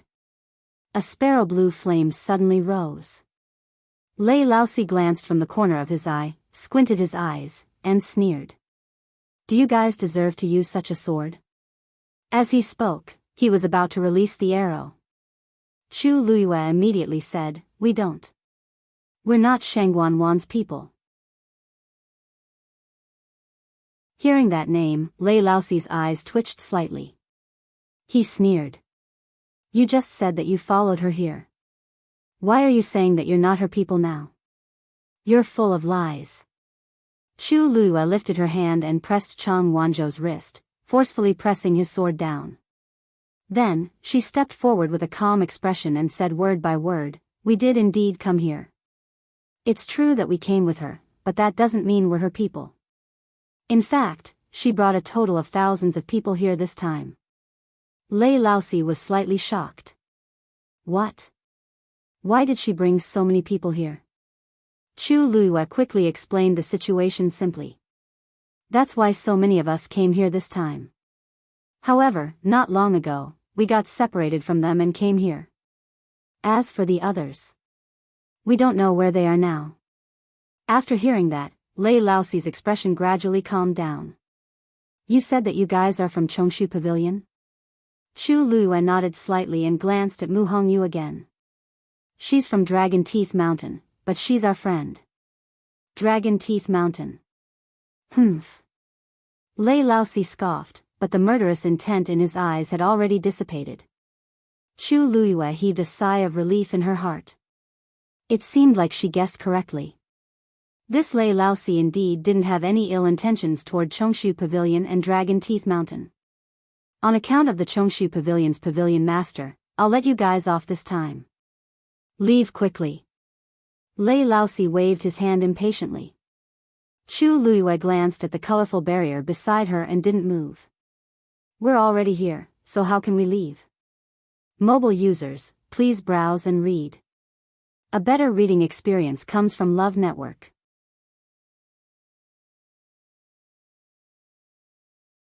Chapter 695. Chu Luiyue didn't move, so the rest of the people naturally didn't move either. The scene was silent for a moment. Lei Laosi felt that something was amiss, and his thick brows knitted tightly. Why? Didn't you hear what I said just now? Chu Luiyue smiled and said, Brother Lei, you followed us. I'm sure you know that we came here because we want to see what exactly is in the upper reaches of the stream. We finally came here with much difficulty, but you're asking us to leave directly. Isn't this a little inappropriate? Lei Laosi laughed as though he heard a joke. He looked at them as though he was looking at unreasonable children who didn't know what was good for them. He lifted his chin. I know you want to enter this barrier, but why don't you take a look at where this is? Do you have the ability to enter? You just barged in like this. You're really a newborn calf that isn't afraid of a tiger. Aren't you afraid of dying here for no reason? Chu Luiyue said very politely and sincerely, Brother Lei, I'm very grateful for your advice. However, I've always been someone who cherishes my life very much. I will never do anything that could threaten my life. Since I did it, it proves that I have the confidence to escape unscathed. Arrogant. Lei Laosi shouted angrily. You guys are still here for that mythical beast. In the end, aren't you still here to get that mythical beast's blood for Shangguanwan? What for Her Majesty? It's all bullshit. His words were filled with disdain and hatred for Shangguanwan. Chu Luiyue's heart stirred slightly. Hearing this, Lei Laosi doesn't seem to have an ordinary enmity with Shang Wanwan, and he even seems to know about Her Majesty, but looking at his appearance, he's clearly a savage living in the forest. Could it be that he was persecuted by Shang Wanwan in the past, so he came to the mystic forest? Chu Luiyue shook his head. Brother Lei, don't misunderstand. We really don't have any relationship with Shang Wanwan, and it's even more impossible for us to do anything for her. The only people who are willing to do this for her are Jiang Yucheng and those people, but it definitely doesn't include us. Lei Laosi suddenly thought of something, and he asked with a gloomy expression, what's wrong? Jiang Yucheng is here too. This sentence of his seemed to be squeezed out from the gaps of his teeth. Every word was filled with bone-piercing hatred. Compared to how he treated Shang Wanwan just now, it was actually comparable. Chu Luiyue nodded. Ants Hartz's eyes. Lei Laosi's SSS. Lei SSS, to tell you the truth, we only walked a short distance just now. However, when we turned around to look, we could no longer see their traces. Lei Laosi's TSS Lei S T S T TST TST S Teat St. Lei Laosi only felt that there was movement in the forest outside just now, but he didn't think too much of it. He didn't expect. They actually dealt with Shang Wanwan and Jiang Yucheng's group. The heavens really have eyes. This time, even if they don't die, it's definitely enough for them to suffer. Thinking of what they were going through right now, Lei Laosi's mood instantly improved, and a smile appeared at the corner of his eyes. Since you guys can avoid the miasma and come here, it proves that you guys are rather lucky. But, this place isn't a place for you guys to stay. If you guys still don't want to leave, then I'll send you guys off personally. Treat it as a reward for sending me such good news. As he spoke, Lei Laosi took out the hammer at his waist. Just as he was about to make a move, he saw the girl opposite him smiling with curved eyes. Brother Lei, it's fine if we don't go in, but can you let us take a look here? After all, we haven't seen a 9th grade fiend break through, so it's inevitable that we're curious. Look, it wasn't easy for us to get here. When she smiled, her eyes seemed to be sprinkled with a galaxy that was dazzling and resplendent. Lei Laosi suddenly froze. His appearance and demeanor really did look a little. Seeing that Lei Laosi's expression was stunned for a moment, Chu Luiyue thought that he was persuaded, so she hurriedly continued, "We'll definitely stay here and stay here. We promise that we'll only stay here. We won't move or cause any trouble. After we're done looking, we'll leave immediately. How about that?" Looking at her eager expression, Lei Laosi's heart actually wavered a little. Then, he looked in the direction behind Chu Luiyue and the rest without batting an eyelid. Chu Luiyue knew that he was looking at another person. Even though she didn't know who that person was or why that person didn't show himself, it should be someone with a similar status as Lei Laosi. Lei Laosi's glance was obviously discussing with that person. Chu Luiyue's eyes flickered, and she continued, "Since you're here, big brother Lei. Are you still afraid that we'll cause any trouble? Besides, many things happened in Xiling City recently. Why don't we sit down and have a chat?" Lei Laosi scoffed coldly. "You're so young, but you have such a glib tongue. It's not that you can't stay here and watch, but all of you have to take 10 steps back. Without my permission, no one is allowed to move." He didn't know why, but when he looked at Chu Luiyue, it seemed like he couldn't harden his heart. Somehow, there seemed to be an inexplicable sense of familiarity. Chu Luiyue was delighted. "Thank you, big brother Lei." After saying that, she hurriedly winked at the few people and pulled them back. Tuanzi waved its claws reluctantly and looked at the colorful boundary with a longing look. Just a little bit more. Just a little bit more. Chu Luiyue sensed its restlessness, so she grabbed its tail and pressed it into her arms as she softly said, "Don't worry." She whispered, "Dumpling, listen to me." Tuanzi had no choice but to stay in her arms obediently, but her eyes kept drifting over there.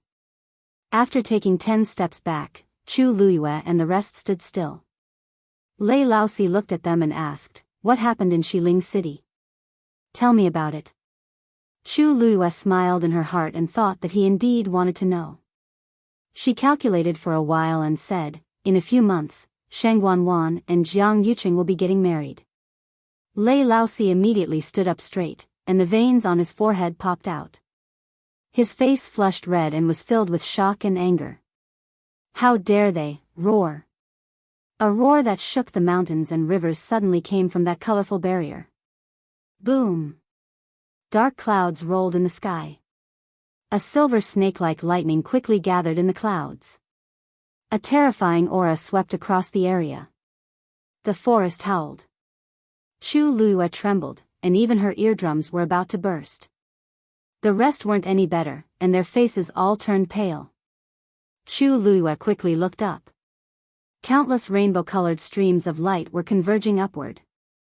Is this about to break through?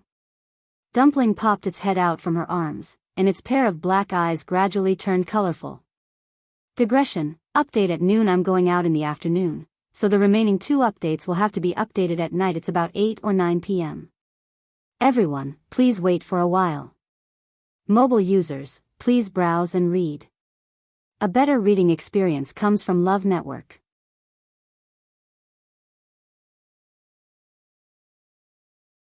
Chapter 696.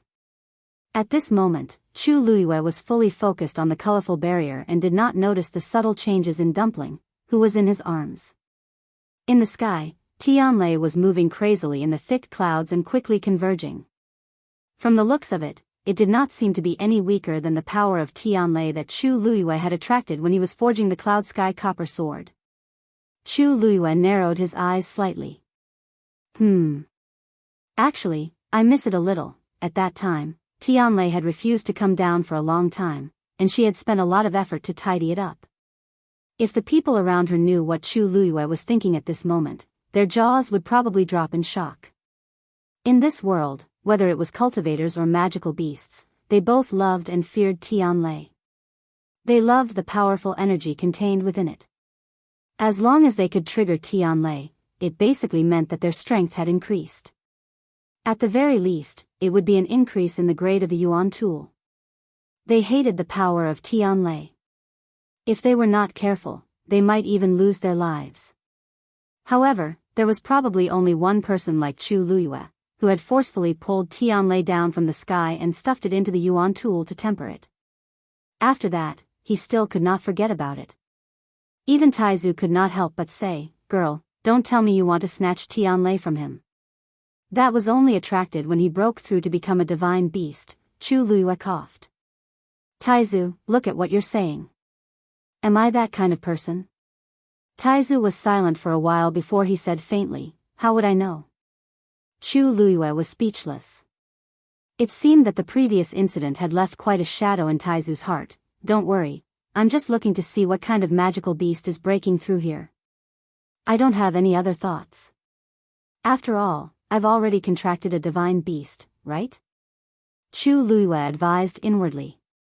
Although the legendary three-eyed eagle had yet to recover its physical body, she already had the corpse of the great phoenix dragon and a piece of purple gold Bodhi leaf. As long as she could find some matching herbs, she could find a suitable time and place to help the legendary three-eyed eagle rebuild its physical body. Other people might have a fervent desire for mythological beasts, but she really didn't. The Taizu were relieved to hear this. "Since you said so, I naturally believe you. Besides, even if there was another you, you wouldn't be able to break through this colorful barrier. That Lei Laosi is right. This place is indeed dangerous. Just stay here and take a good look before leaving." Taizu's voice had a hint of solemnity and seriousness. Chu Luiyue was slightly moved. "Thank you, Taizu." The Taizu did not reply. Chu Luiyue looked at the huge hemispherical barrier in front of him and fell into deep thought. She knew that the barrier was powerful, but she didn't expect Taizu to think so highly of it.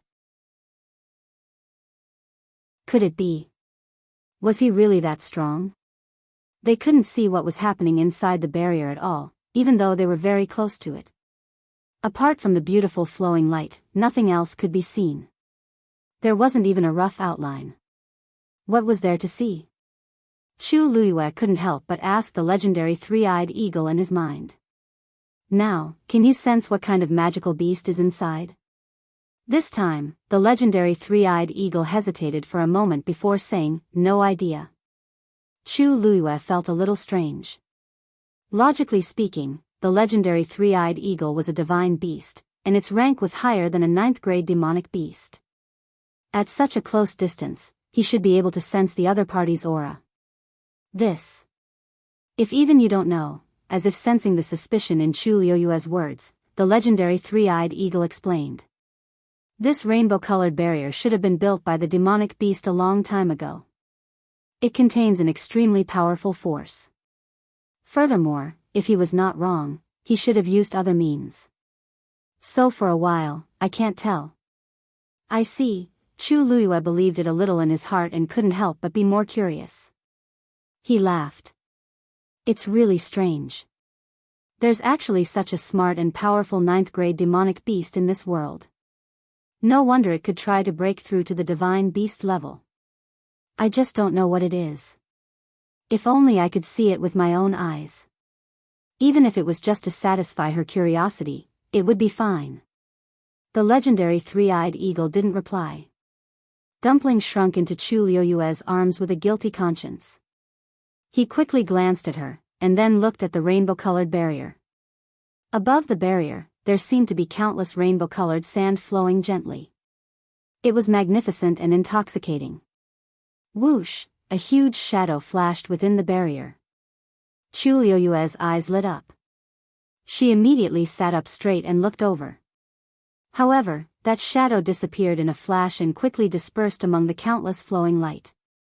Chu Luiyue didn't even see what shape it was. A look of disappointment flashed across her face. This demonic beast was really strange. It didn't even show its face until now. Ah. What a pity. I didn't even see what it was just now. Mu Hongyu held her face in frustration and regret. The golden mane bear cub suddenly appeared and burrowed into her arms. It looked at it with her. Mu Hongyu pinched its ears and laughed.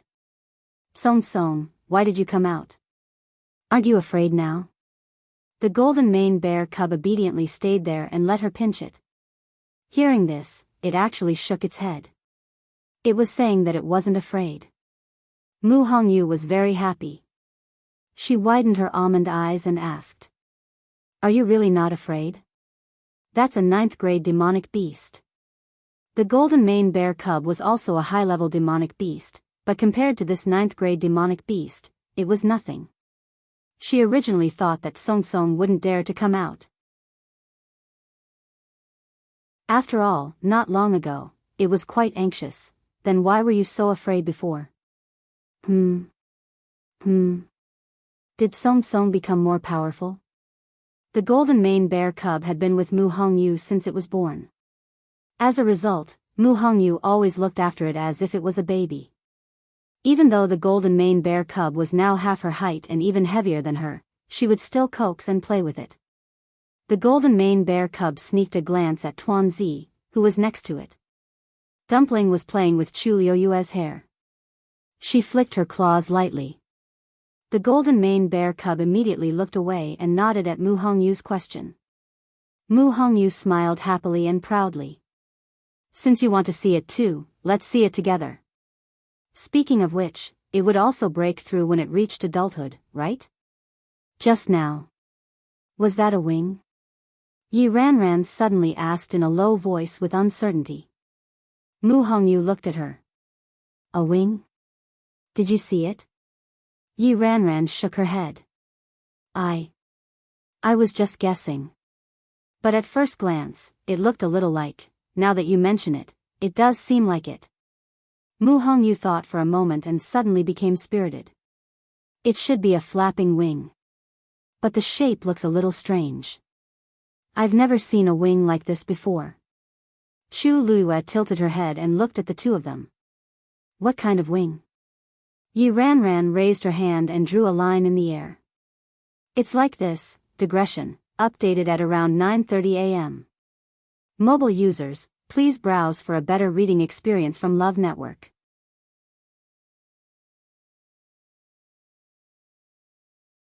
Chapter 697.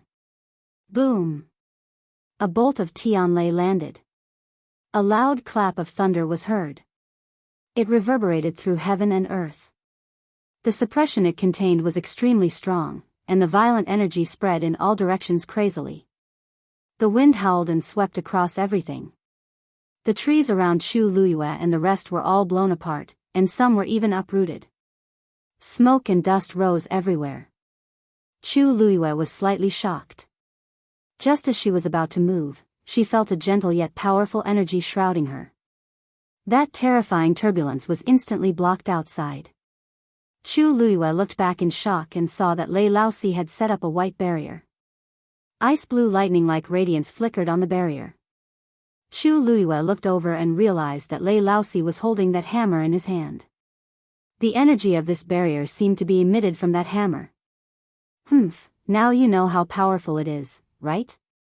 Just the aftermath just now would have taken half of your lives. Lei Laosi scoffed coldly, and his face was filled with the expression of, I knew that you bunch of rookies don't have any combat power. Facing Lei Laosi's disdain, Chu Luyue didn't mind at all and thanked him seriously instead. Thank you, big brother Lei. Lei Laosi didn't expect that not only was Chu Luyue not fearful at all, but she also thanked him so directly. Furthermore, her expression was very sincere, and he was stunned on the spot. For a moment, he didn't know how to retract that ferocious expression on his face. Wasn't this little girl a little too smart for her own good? How am I supposed to continue? Lei Laosi felt bored and could only retract his expression embarrassedly. With Chu Luyue taking the lead, Mu Hongyu and Yi Ranran followed closely behind and said to Lei Laosi in unison, Big brother Lei. Thank you, big brother Lei. The two young ladies' eyes were filled with sincerity, and they seemed to be even more sincere than Chu Luyue. Lei Laosi's eyes twitched. He was a rough man who was used to fighting and killing, but this was the first time he was repeatedly thanked by a few pretty girls. Lei Laosi instantly felt even more uncomfortable, and his hand that was holding onto the hammer became restless. I really want these young ladies to stop talking and stop looking at me with such grateful eyes. Chu Luyue found it funny when he saw how awkward Lei Laosi looked, as though he had hair all over his body. This Lei Laosi looked carefree and boorish, but he was actually a good person. Most importantly, he seemed to be a little awkward. He was obviously helping, but he had to put on a fierce and overbearing look, as if he was afraid that others would know that he had good intentions. His temper was similar to someone in the 13 Guards. Thinking of that person, Chu Luyue couldn't help but smile. Lei Laosi instantly exploded. What are you laughing at? Chu Luyue coughed.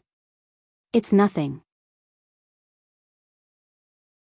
I just feel that big brother Lei is somewhat similar to an old friend of mine. Although their temperaments and personalities are similar, their figures and appearances are worlds apart. Lei Laosi was skeptical, but he didn't continue to ask. He felt really uncomfortable being stared at by Chu Luyue's smiling face, so he could only turn his head away. Don't look, don't look. What the eye doesn't see, the heart doesn't grieve over. Chu Luyue smiled for a while more before letting him go. She raised her head and glanced at the colorful barrier again. When the first Tianlei landed, its power had already gradually dissipated, and the waves it produced had also gradually calmed down. She unintentionally took a look and shockingly discovered that the lowest part of the barrier had unknowingly turned transparent. Although the area wasn't big, she could already see a small area shrouded in the barrier. Piles of fallen leaves and half a stream. This was the mystic forest, and there were always thick piles of fallen leaves on the ground. However, although she could only see this, it was already enough to make Chu Luyue rather excited. It seemed that after that Tianlei landed, the fiend inside swallowed a portion of the barrier's power, which resulted in this situation. A 9th-grade fiend had to experience 9 Tianlei when it broke through to become a legendary fiend. Once all 9 bolts of heavenly lightning fell, perhaps the barrier would completely dissipate. By then, she would be able to find out the truth thoroughly. When this Tianlei landed, it interrupted Yi Ranran's actions. After seeing the changes on the barrier, everyone's attention was attracted, and they naturally threw the matter of the wings to the back of their minds. Chu Luiyue looked up and indeed saw that the second Tianlei was already rapidly converging.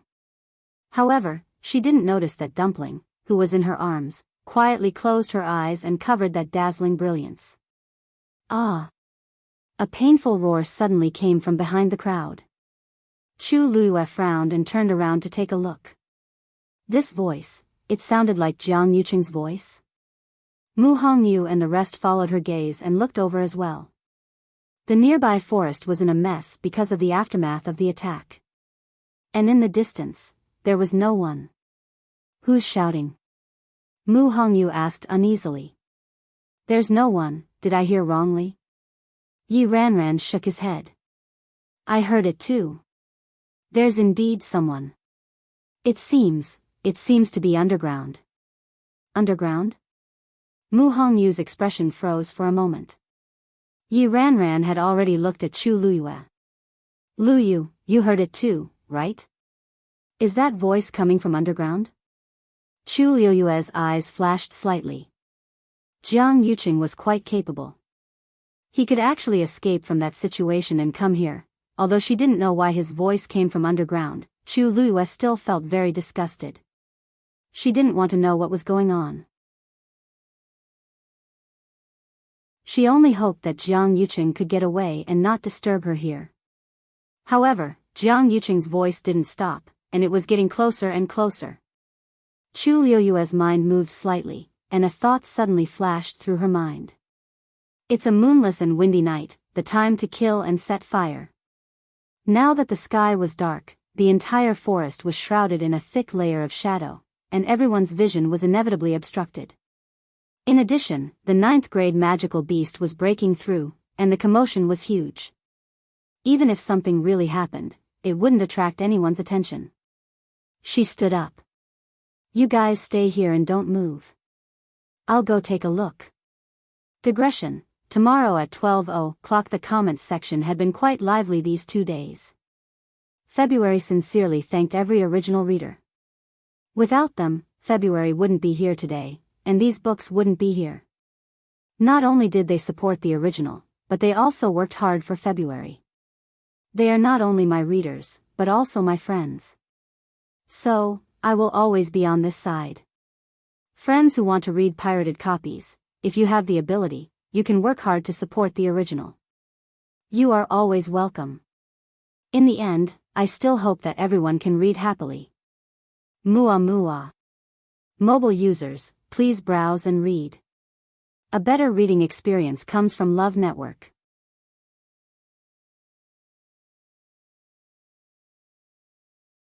Chapter 698. Chang Wanzhou moved and was about to get up and follow her. Chu Luiyue turned around and shook her head gently.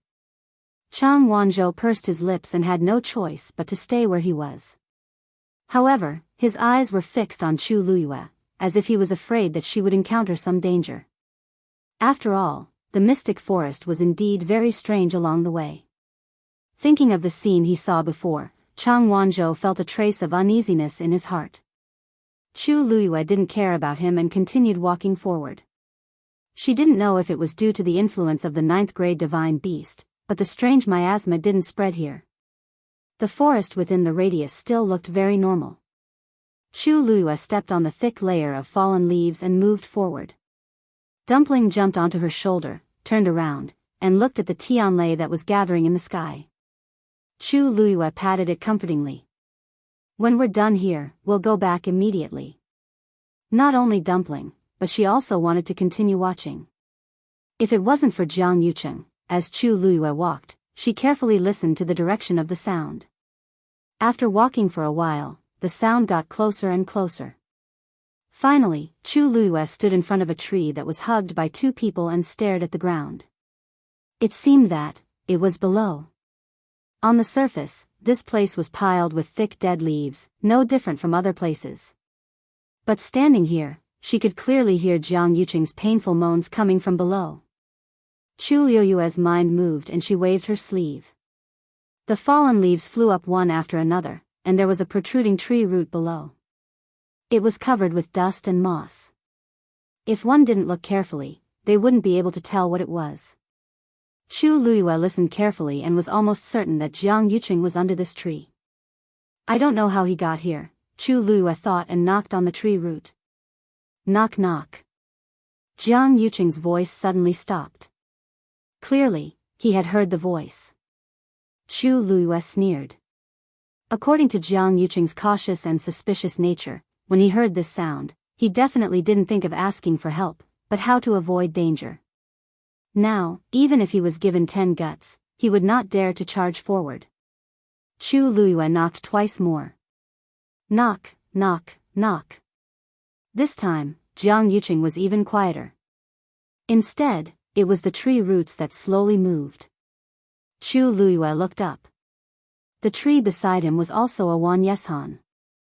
It looks like he wants to leave. The roots moved, and the soil and moss on them fell off. A faint fishy smell filled the air.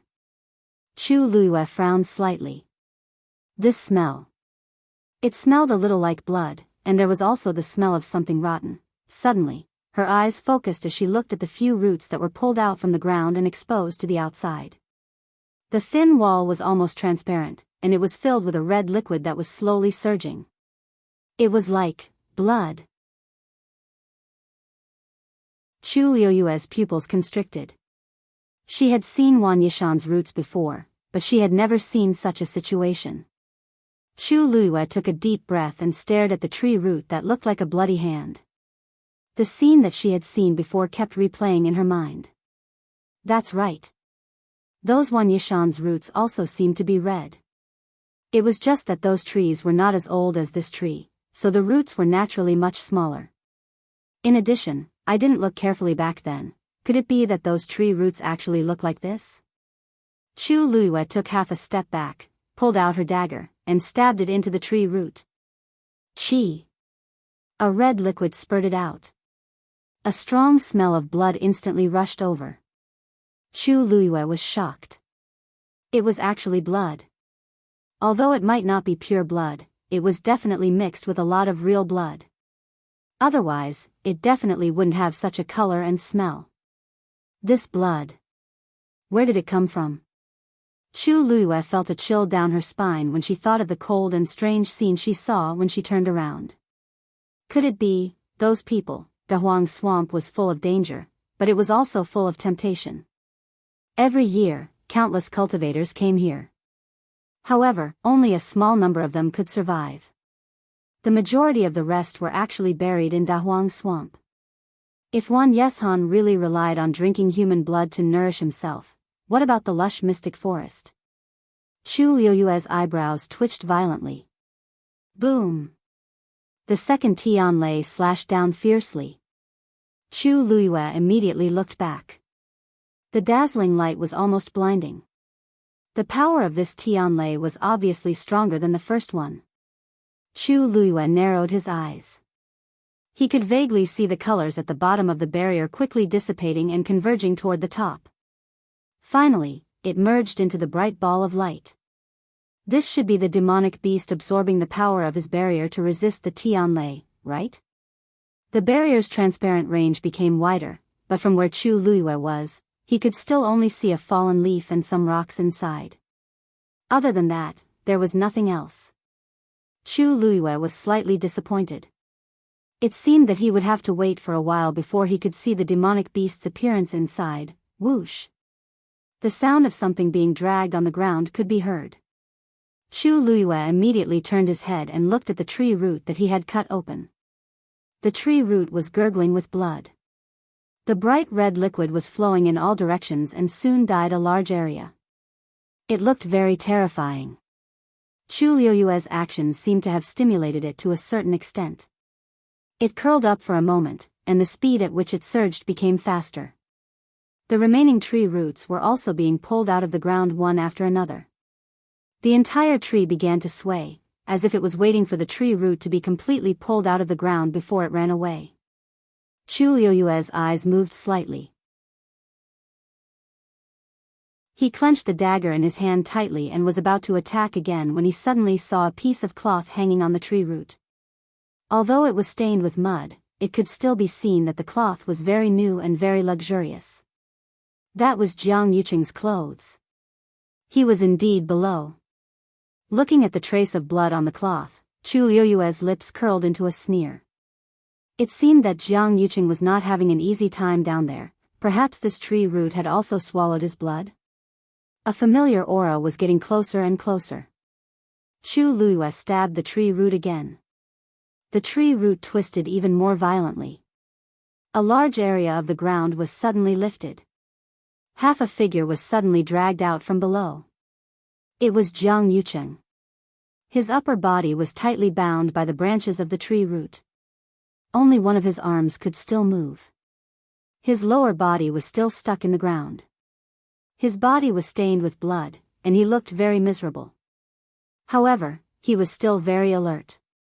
The moment he came out, he immediately waved the long saber in his hand and slashed towards Chu Liyue.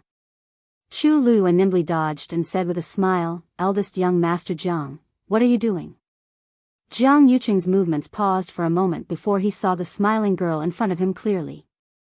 Chu Liyue. Mobile users, please browse and read. A better reading experience comes from the Love Network.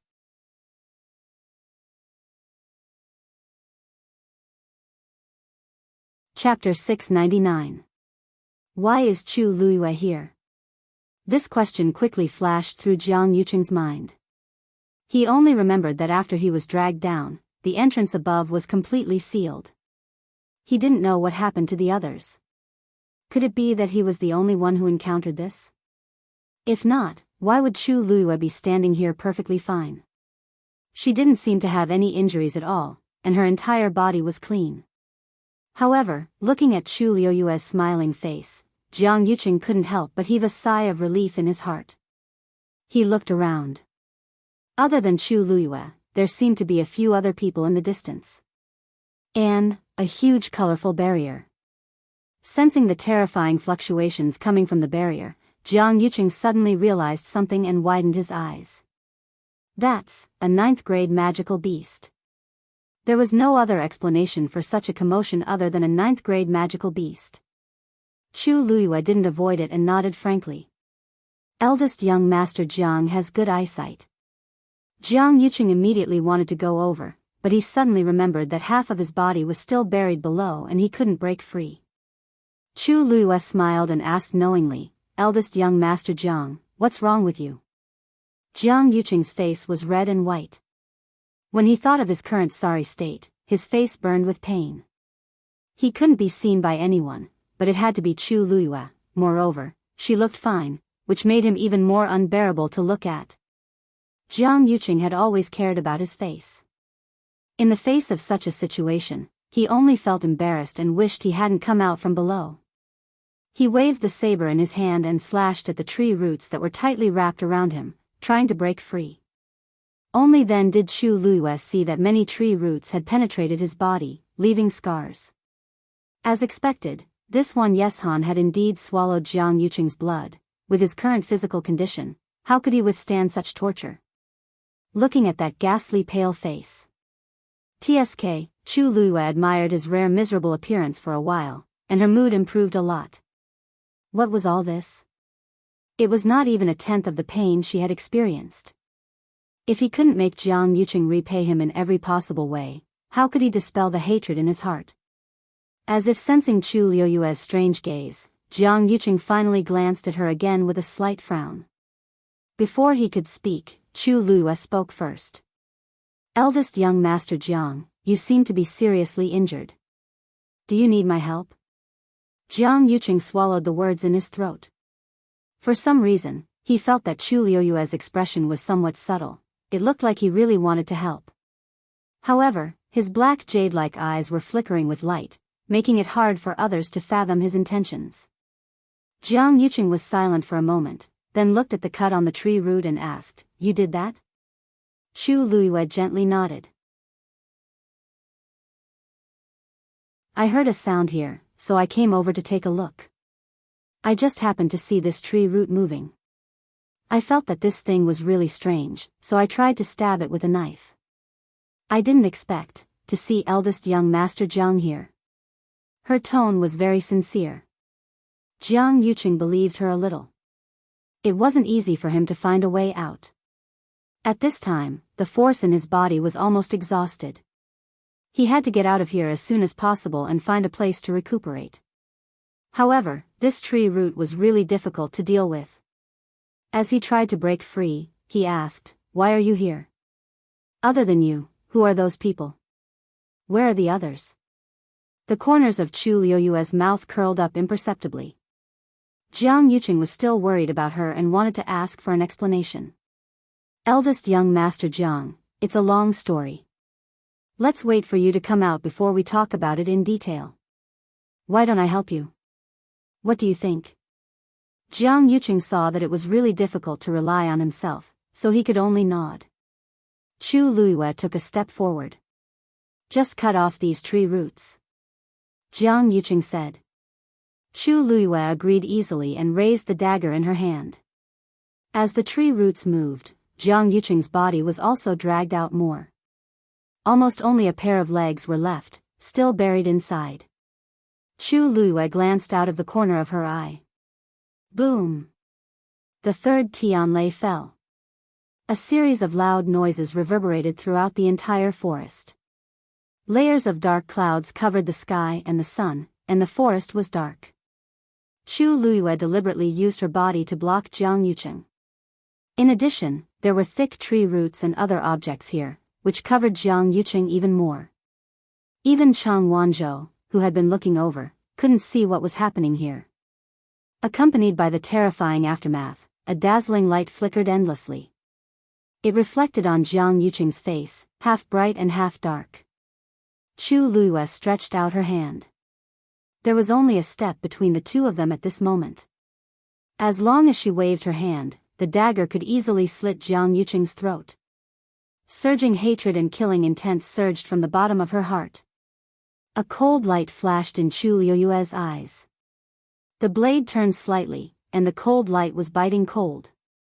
Jiang Yuqing was dealing with a tree root wrapped around his chest and didn't notice this side. All of the grudges, hatred, it could be ended in an instant. Chu Luyue moved her wrist. Crash! Just as Chu Luyue was about to move, a tree not far away suddenly uprooted. It split from the middle. Broken wood splattered everywhere. A figure rushed out. Chu Luyue quickly glanced at it, and her pupils constricted. It was Mu Qinghe. At the same time, Jiang Yuqing was also attracted by the movement and looked over. After seeing the person clearly, he immediately shouted, "Vice Admiral Mu." Mu Qinghe had just broken free from the restraints and rushed out from below. Hearing this, she immediately looked up. The person half buried in the ground was Jiang Yuqing, and the woman beside him. He narrowed his eyes. Why was it Chu Luyue? Sensing Mu Qinghe's gaze, Chu Luyue's expression didn't change. She flipped her palm and stabbed out with the dagger. Thud! A section of the tree root was immediately cut off by Chu Luyue. Red liquid splattered. At the same time, a cold wind came from behind. It was the other root of the tree that suddenly rose up. It was aimed at Chu Luyue's back. Her plan was suddenly interrupted. At this time, Chu Luyue was in a bad mood. Sensing this movement, her face turned cold. She quickly turned around and raised her hand. A ball of red flame transformed into a long whip and flew out instantly. Smack! The sound of something breaking through the air was heard. The flame whip immediately entangled with the tree root. However, the strength of the tree root couldn't be underestimated. With a fierce struggle, it directly pulled Chu Luyue and caused her to stagger. Chu Luyue simply rolled on the ground, and the force in her body surged out violently. Boom! The flame burned even more fiercely. The entire tree root was instantly surrounded by the red flame. The flame spread rapidly and soon enveloped the entire tree. Chu Luyue coldly spat out a word, "Explode." Bang! The sturdy one Yes Han immediately exploded. At this time, Mu Qinghe had already rushed over. With her help, Jiang Yuqing finally broke free. Eldest young master, are you okay? Mu Qinghe frowned and asked. Jiang Yuqing didn't answer her. He only stared blankly at Chu Luiyue in front of him. Just now, she really saved him, boom. Chu Luiyue looked at the burning flame in front of her, and the hand holding the dagger slowly tightened. What a pity. Digression, there was some delay in the morning. The remaining chapters will be updated at 8 p.m. Updated. Thank you for your understanding.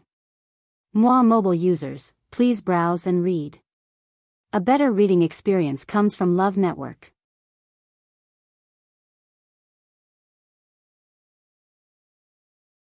Chapter 700. Chu Luiyue was unhappy, but when she turned around, the expression on her face had returned to normal. Vice Admiral Mu.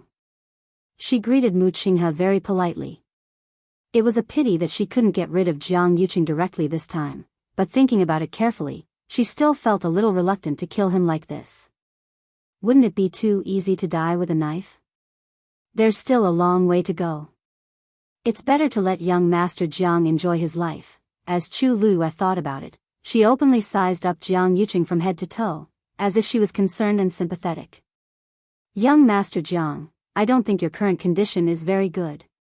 Why don't you recuperate as soon as possible? Jiang Yuqing was originally staring at Chu Luiyue's back in a daze, but when she spoke, he suddenly came back to his senses. Sensing that Chu Luiyue's gaze was sweeping back and forth over his body, Jiang Yuqing felt inexplicably embarrassed in his heart. His battered and exhausted appearance was completely seen by her. He coughed to cover up his embarrassment. I have medicine. As he spoke, he took out a pill and swallowed it. Mu Qinghe watched from the side. She felt that there was something wrong with Jiang Yuqing, but she couldn't put her finger on it. It was probably because of what he had just experienced. Anyone who had walked around the line between life and death would probably feel some lingering fear. Jiang Yuqing looked at Chu Luiyue with a complicated gaze. Just now. Thank you. For a moment, he almost thought that Chu Luiyue wanted to kill him. But everything that happened later proved that this was just a misunderstanding. He had always been a suspicious person and wouldn't easily trust anyone. Especially when it was a matter of life and death. Chu Luiyue's unreserved help was greatly beyond his expectations. Young Master Jiang, you're too polite. Chu Luiyue smiled faintly, as if she didn't take this matter to heart. Jiang Yuqing was silent for a while before he spoke again. I owe you one this time. Mu Qinghe suddenly glanced at him, a rare look of surprise flashing through her eyes, as if she hadn't expected him to say this. This person had always been vicious and merciless, cold-hearted and heartless. In the past few years, who knew how many people had sacrificed their lives for him, but he had never once spared them a single glance. Why did he take the initiative to say that he owed Chu Luiyue a favor? Could it be that he intended to befriend Chu Luiyue? After all, from what had happened during this period of time, Chu Luiyue's talent and strength were extraordinary. He was indeed worth befriending. On the surface, Chu Luiyue appeared to be very modest. He repeatedly said that he did not dare, but in fact, there was not the slightest ripple in his heart. She had seen Jiang Yuqing's dog-like behavior too many times. In this world, there was probably no one who knew better than her what kind of shocking level this man could bring to two-faced people. When he handed her tea, he always had a gentle and elegant smile on his face, but in the end, she found out that under the mask of that smile, it was all poison. Chu Luiyue did not take this matter to heart. She treated Jiang Yuqing's somewhat complicated gaze as a joke. In fact, she was more interested in Mu Qinghe. Vice Admiral Mu, why did you suddenly come out from that side just now? Mu Qinghe's face was expressionless as usual. We encountered an accident earlier, and everyone fell into a ravine. It took me a lot of effort to escape. As he spoke, he looked at Chu Luiyue and frowned. Why did you, Lu Yu? Before Mu Qinghe could finish, he was interrupted by Mu Hongyu's voice. Chu Luiyue looked back and saw that Chang Wanzhou and the rest were actually here. Chang Wanzhou was at the front and was the fastest. Mu Hongyu and Yi Ranran were slightly behind, but they also looked worried. Although Lei Laosi was still guarding there, he kept looking over here. After all, the commotion just now was not small. Chu Luiyue smiled and shook her head. I'm fine. Mu Hongyu and the rest were relieved when they saw that she was indeed not injured. She turned and looked at Jiang Yucheng and Mu Qinghe. Mu Qinghe was fine, but Jiang Yucheng's body was covered in black mud. He was covered in wounds and blood, and his face was pale. He looked very disheveled. Mu Hongyu frowned and covered her nose. What's that smell? It was as if something was rotting, and it was mixed with a thick bloody smell that made one feel nauseous. Jiang Yucheng's face turned from white to green, and the veins on his forehead were still throbbing. Yi Ranran secretly pulled Mu Hongyu and gave her a look. Isn't this smell coming from Jiang Yucheng's body? Wouldn't it be embarrassing for Jiang Yucheng if she said that? Mu Hongyu then realized it and shut her mouth. She glanced at Chu Luiyue. I seem to have offended someone? However, Chu Luiyue's expression was normal, and when he looked back at her, he had a relieved expression. Also, there seemed to be a hint of satisfaction in his eyes. Mu Hongyu was a little confused. This. Luyu doesn't seem to mind this very much. Why do I feel like I'm being affirmed? Mu Hongyu thought for a while and couldn't figure it out, so she threw this matter to the back of her mind. I'll listen to Luyu. If Luyu says it's fine, then it's definitely fine. Chu Luiyue stared at Jiang Yucheng's face a few more times. Pfft. In the entire Tianling dynasty, who would dare to ridicule Jiang Yucheng in front of him? Only a simple-minded person like Mu Hongyu would do such a thing. Chu Luiyue praised in his heart. Well done. Jiang Yucheng won't be able to put on airs for a long time in the future. Mu Qinghe looked at them and frowned even more. Why, are you all here? You weren't dragged down? Chu Luiyue nodded honestly. During the riot, my magical beast suddenly ran away, so I chased after it. The rest of them followed me. Later, when we found the magical beast and wanted to go back, we realized that you guys were no longer here. We decided to stay here and wait for an opportunity to meet up with the main group. Chu Luiyue casually brushed the matter aside and asked, why? Weren't you all together at the beginning? Why did you all split up? Mu Qinghe, Sheng Wanwan, Jiang Yucheng, and the others had always been together. Even they had split up, let alone the others. Mu Qinghe's face was a little cold. The situation happened too suddenly. If he didn't have a certain understanding of the mystic forest and knew how to deal with Wan Yeshan, he would probably still be trapped in that swamp. I see. I wonder how the others are now. Chu Luiyue looked around as if he wanted to see if anyone would come out again. Mu Qinghe and Jiang Yucheng didn't say anything. How could they answer this? Based on the situation of the swamp below, it would be difficult to escape. They had just entered the mystic forest, and they had encountered such a thing. It was obvious that more than 1,000 people had died. Mu Qinghe rarely suffered such a big loss, so naturally, she wasn't in a good mood. Boom! Another bolt of heavenly lightning struck. Jiang Yucheng finally came back to his senses and looked up with a serious expression. Is that a 9th grade magical beast that is about to break through? Mobile users, please browse and read. A better reading experience comes from the Love Network.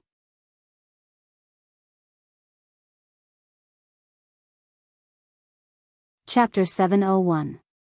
Jiang Yucheng's tone was filled with bewilderment, but his eyes were filled with unconcealable surprise. It was obvious that he didn't expect that he would end up here after walking on the edge of life and death. He bumped into the 9th grade fiend that was going through Tianlei.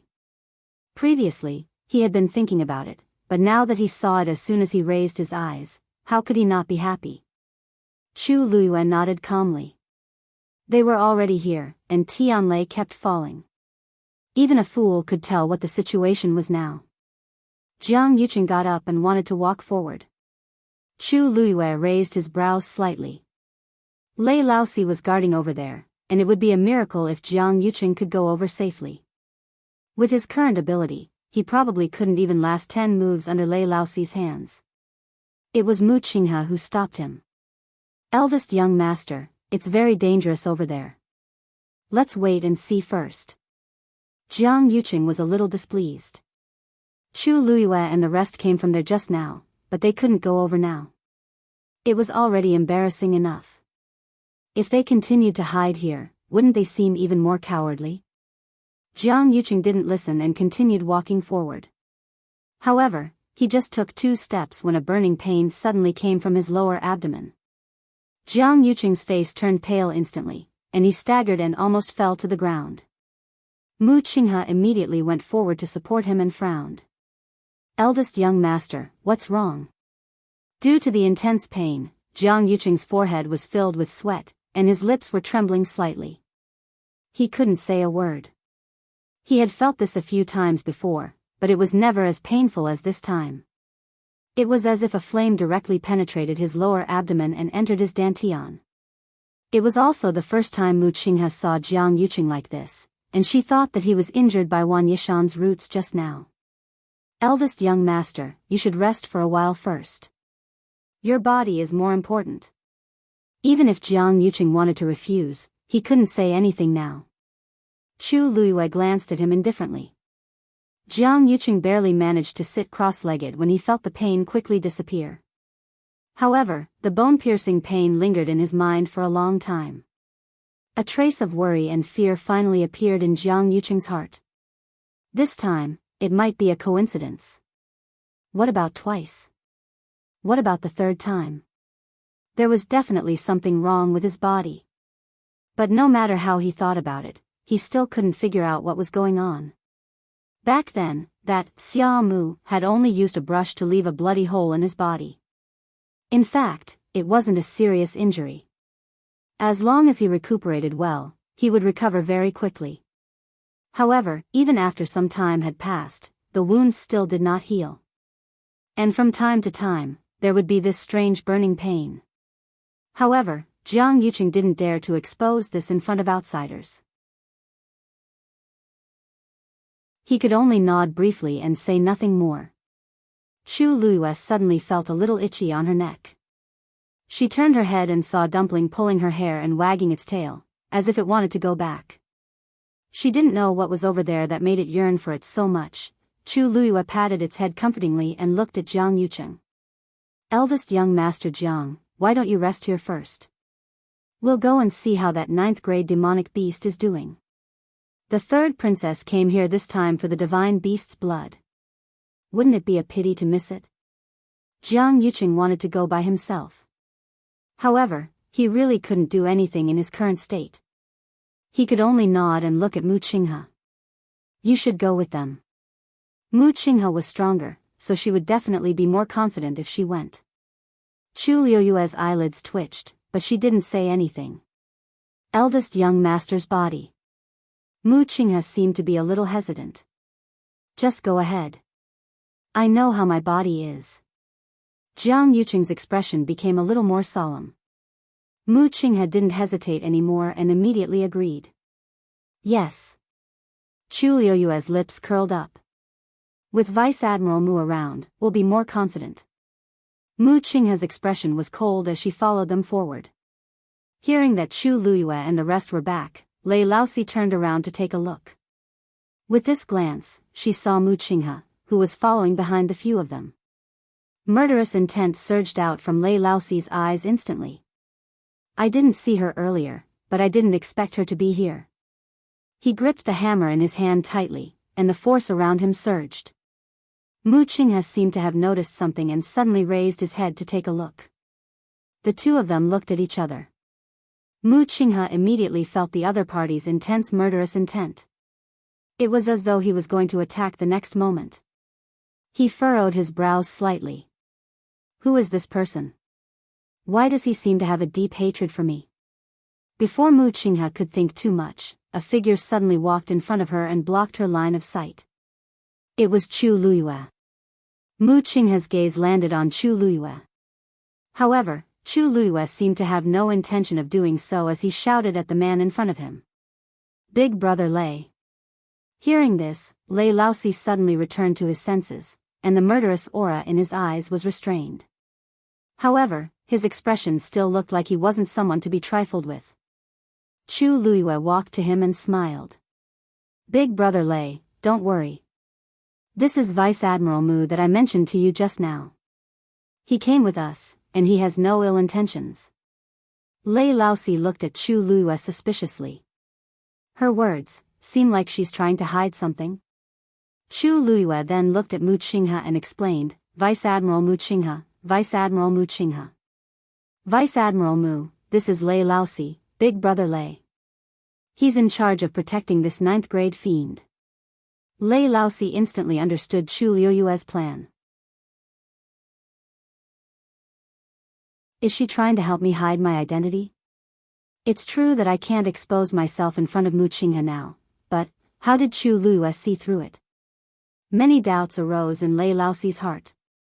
He turned his gaze and fixed it in a certain direction before swiftly retracting it. He took a deep breath and kept the resentment in his heart. Then, he glanced coldly at Mu Qinghe and scoffed. "Another one who wants to join in the fun? I don't care if you're a lieutenant general or not. All of you, stand 10 steps away and are not allowed to come close." Mu Qinghe looked at his ferocious appearance and then at the gigantic colorful barrier behind him as she narrowed her eyes. Why would a human be in charge of guarding a 9th grade fiend? However, this Lei Laosi does seem to have some ability, and he's obviously moving more freely than us in this area filled with terrifying suppression.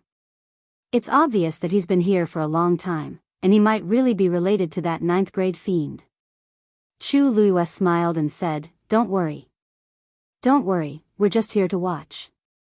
We won't do anything. Vice Admiral Mu, don't you think so?"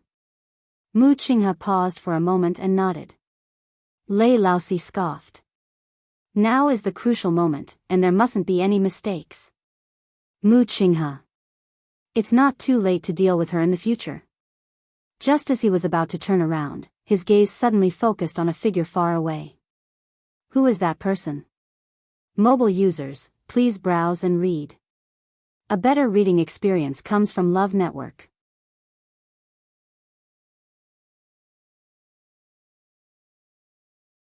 Chapter 702. Chu Luiyue thought that he saw Jiang Yucheng and was about to speak when she suddenly heard a panting voice from behind. "Vice Admiral Mu?" Recognizing the identity of the owner of this voice, Chu Luiyue knitted her brows slightly, and a hint of annoyance appeared in the corners of her eyes. She lazily turned around to take a look. It was indeed Elder Chushi. At this moment, he looked rather disheveled. Half of his body was stained with black mud, and his face was even scratched by something. Fresh blood flowed down, and he looked a little terrifying. He was only slightly better than Jiang Yucheng. Mu Qinghe walked forward. "Elder Chushi, why are you here?" "I didn't seem to hear anything just now." Elder Chushi hurriedly stepped forward and grabbed his arm as he asked anxiously, "What's the matter?" He hurriedly asked, "Vice Admiral Mu, have you seen the 3rd princess?" Elder Chushi did not deliberately lower his voice when he said this. Chu Luiyue's eyelashes trembled slightly. Murderous intent flashed past Lei Laosi's eyes. The others also quietened down. Mu Qinghe knitted her brows and shook her head. "No." Elder Chushi was extremely anxious. "What should we do? What should we do?" "Elder Chushi, don't be anxious. What exactly happened? Weren't you always with Her Highness previously?" Elder Chushi and Elder Duanmu Chun were different from him. The two of them were here specifically to protect Shangguanwan. Even if Mu Qinghe and Jiang Yucheng weren't with Shangguanwan, these two elders should be by her side and never leave her side. Elder Chushi took a deep breath, but his face was still filled with anxiety and nervousness. "At the start, we did indeed fall into that gully with the 3rd princess. I'm sure you know what happened down there, Vice Admiral Mu." Mu Qinghe nodded. Actually, there were quite a number of people who fell down at the same time, including some of the Black Cavalry and a few sect disciples. However, the swamp below was extremely dangerous. Many people fell into it and never came out again. Originally, we weren't too far away from His Highness. We planned to bring His Highness away, but then, for some reason, the swamps suddenly started to move. Elder Chushi swallowed a mouthful of saliva with difficulty. When he recalled the scene back then, there was still a sense of horror in his heart. In the end, we were all separated. His Highness is also nowhere to be found, even he had a hard time seizing the chance to escape. He had only come here because he had sensed the commotion. She immediately spotted Mu Qinghe. Because Elder Chushi came directly from another direction, he didn't see Jiang Yuqing sitting on the other side in the distance. Vice Admiral Mu, you said His Highness. His Highness, Elder Chushi's aged face was filled with worry. That place was extremely dangerous. He didn't know how long Shangguan could last, Mu Qinghe said in a deep voice. Elder Chushi, don't worry. Since so many people are here, perhaps some of them are still with His Highness. Moreover, His Highness is blessed by the heavens. Nothing will happen to him. That's right. Her Highness the Third Princess is extremely powerful. Even if she really encounters any trouble, she will definitely be able to deal with it easily, right? A lazy and clear voice suddenly interrupted from the side. Elder Chushi looked over in a daze. Only then did he clearly see that the person who spoke was actually Chu Luyue. Why are you here? Elder Chushi felt extremely annoyed when he saw this face, and the expression on his face became much colder. Chu Luyue felt that it was ridiculous. She seemed to be the first to come to this place, right? Why were these people asking her this question now? Could it be that she, Chu Luyue, was not qualified to appear here? Chu Luyue said with a faint smile. Elder Chushi, we have been here since the beginning. You were thinking about the third princess wholeheartedly, so it's normal that you didn't see us. However, your expression. Could it be that you feel that what I said just now was wrong? Elder Chushi's face instantly flushed red. He knew a little about Shangguan's condition. Hence, when he heard Chu Luyue's words just now, he subconsciously felt that it was sarcastic. But thinking about it now, what would a Chu Luyue know?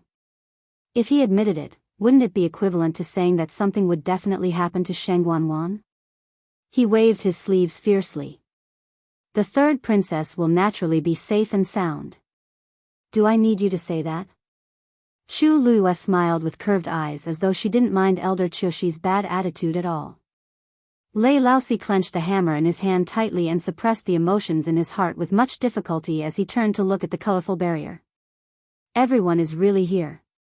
If it weren't for the fact that he had to guard this place and boss kept reminding him not to mess around, even if he had to search the entire mystic forest, he would have found Shangguan and the rest and smashed their heads open with a hammer.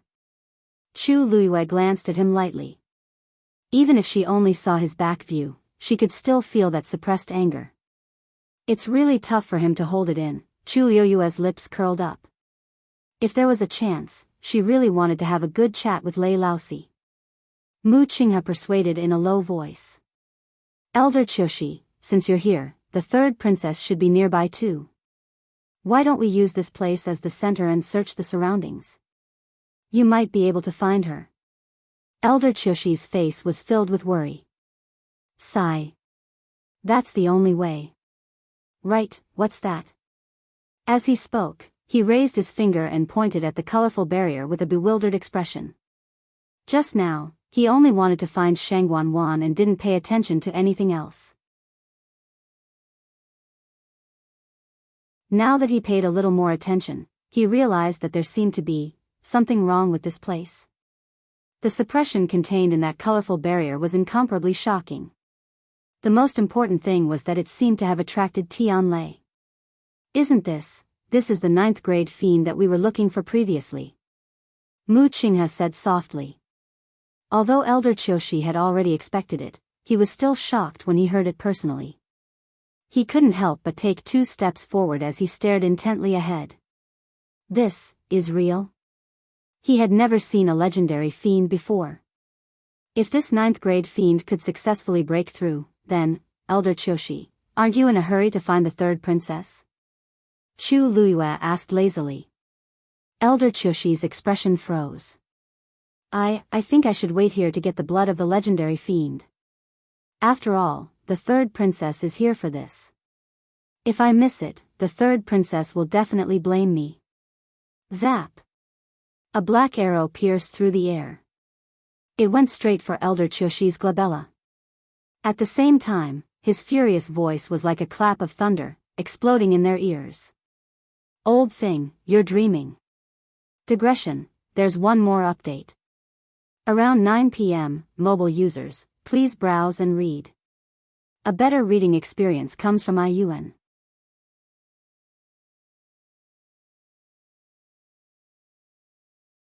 Chapter 703. Elder Chushi was shocked and immediately blocked it with his hand. Mu Qinghe raised her arm, raised the scabbard, and blocked that black arrow. Ding! A crisp sound of collision was heard. Mu Qinghe's expression changed slightly. The power contained in this arrow was extremely strong, and it directly numbed half of his arm. However, he didn't block that arrow completely and only caused it to deviate slightly from its original direction. Elder Chushi was furious, but he didn't have time to execute any other moves and could only grab it with his bare hands. He did grab the arrow, but his palms seemed to be on fire. Elder Chushi's eyelids twitched harshly, and he couldn't wait to let go of his hand immediately. However, how could he do such a thing with so many people watching? Thus, he could only forcefully endure it and silently swallow this pain. However, the power on that arrow was too strong. After it landed in his hand, it actually didn't stop and was still spinning crazily instead. Poof! That arrow actually shot out from Elder Chushi's hand. As the direction was slightly deviated previously, that arrow still flew over his head and brushed past his scalp tightly. Elder Chushi felt that his scalp was almost lifted. However, what made him suffer the most right now wasn't the pain in his scalp, but his hand stretched out slightly, and he quickly lowered his head to take a look. His palm was already badly mutilated. Elder Chushi's heart thumped harshly. If that arrow really passed through my glabella, I'm afraid I'll lose my life. After the shock, there was lingering fear. After the lingering fear, there was anger. Elder Chushi only felt that his heart and lungs were filled with extreme resentment, which almost made him crazy. He raised his head furiously and glared at Lei Laosi. You, what about me? Lei Laosi raised his hand, and that arrow turned around and flew back into his hand. He took a look and wiped the arrow on his coarse clothes in disdain before putting it back into the quiver. It was as though it was stained with something dirty. I'm not going to tell you that with me, Lei Laosi, around today, no one can enter this barrier. As Lei Laosi spoke, he glared at Elder Chushi with a warning gaze. The corners of his eyes were red, and his face was fierce. It was obvious that he was really angry. No one doubted that if anyone dared to step forward, he would immediately pierce through their heart. There was a moment of silence. Even Elder Chushi, who had suffered a great loss, took a while to react. He opened his mouth, but did not know how to refute. This Lei Laosi strength is definitely above all of us. Elder Chushi had a proud personality and liked to compete for everything. However, when his life was in danger, he knew to lower his head and admit defeat. Who asked him to be slightly inferior? Elder Chushi tried his best to make his expression look natural, but his stiff face still betrayed him, showing his nervousness and fear. Who are you? How could he be so arrogant? Could it be that this 9th-rank magical beast is your magical beast? Lei Laosi looked at him as though he was looking at a dead man. Looks like you haven't suffered enough just now. As he spoke, he was about to knock another arrow. Elder Chushi's heart trembled, and he actually took half a step back unconsciously. Chu Luiyue glanced at it, and her lips curled up into a smile. He didn't laugh out loud. However, who couldn't tell the meaning of this mockery? Elder Chushi instantly felt extremely embarrassed. His old face had been completely lost here. I'd better go and find the third princess first. Then, he hurriedly turned around and left. After walking for a distance, Elder Chushi's expression still didn't recover. This was the first time he had made a fool of himself. Mu Qinghe looked at Lei Laosi with a deep gaze. Lei Laosi clearly had the intention to kill when he attacked just now. Who exactly is he? Did he attack so viciously because he felt offended or because of other reasons? Boom! Another bolt of heavenly lightning struck. Chu Luiyue turned around and looked intently. This was already the 5th Tianlei.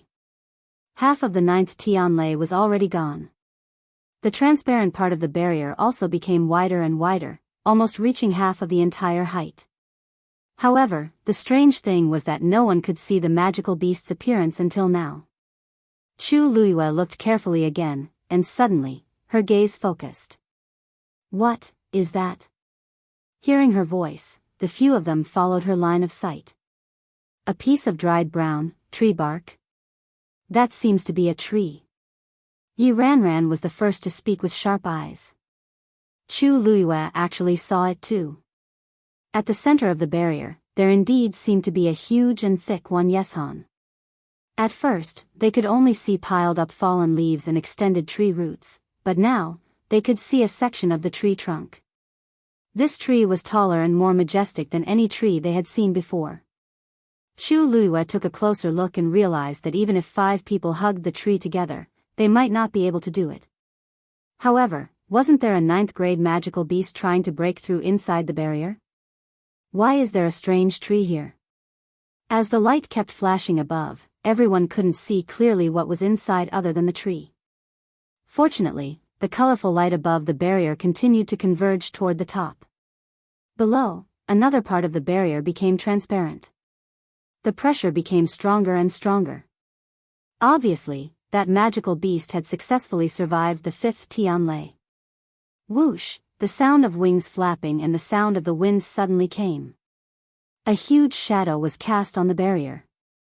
Half of the shadow was outlined. Mu Hongyu exclaimed. That's really a wing.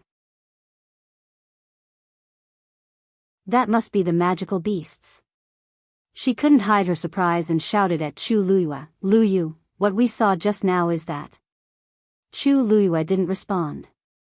Mu Hongyu couldn't help but turn to look at her, only to see Chu Luiyue staring at the barrier, her face full of shock. Luyu, what's wrong with you? Mu Hongyu nudged her arm uneasily and asked softly, what's wrong? Chu Luiyue's blood almost froze. She opened her mouth with difficulty. Did you see the color of that wing? Mu Hongyu was stunned.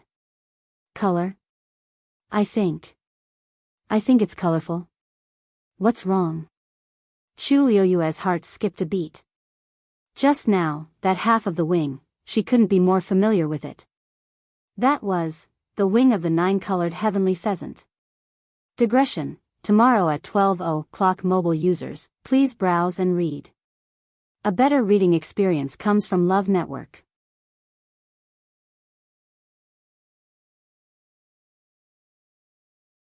Chapter 704. Chu Luiyue's body stiffened. Only her heart was beating violently, as though it was going to jump out of her mouth. Her mind was blank. Back then, she had been forced into a desperate situation and had resolutely chosen to commit suicide. But before that, she had specially released the 9-colored heavenly pheasant. Generally speaking, when the owner died, the contracted magical beast would definitely die along with it. At that time, Chu Luiyue had forcefully removed the contract between them, hoping that her choice wouldn't affect it. However, the situation was critical. Even Chu Luiyue didn't know what had happened in the end. Previously, she had asked around and the news she got was that the 9-colored heavenly pheasant was dead. Even though Chu Luiyue was extremely sorrowful, she had gradually accepted this matter and buried it deep in her heart. Originally, she thought that this matter would forever pass like this and that no one would remember that there was a 9-colored heavenly pheasant in this world that had accompanied her for many years. But now, that half a wing that suddenly flashed past stunned Chu Luiyue. A preposterous thought appeared in her mind. Maybe, probably, the 9-colored heavenly pheasant from back then was actually still alive? Chu Liuyue's eyes didn't blink as she stared at the rainbow-colored barrier in front of her. That's right. This barrier is also rainbow-colored. Upon closer inspection, isn't it exactly the same color as the 9-colored heavenly pheasant? Chu Liuyue's hands clenched tightly in her sleeves. Her heart felt like it was being hung by something. Her chest felt empty, but it also felt like it was being crazily squeezed by something. It was so uncomfortable that she couldn't speak.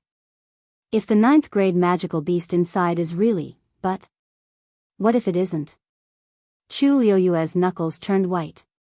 After the surging anticipation and desire, a trace of fear actually appeared. Although the 9-colored heavenly pheasant was rare, there wasn't only one in this world.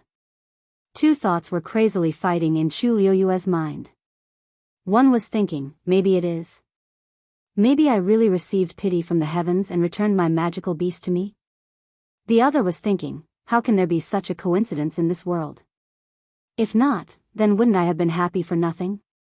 Sometimes, giving people hope and then letting them be disappointed was even harder to accept than not having any hope at all. Chu Liuyue's eyes were dry.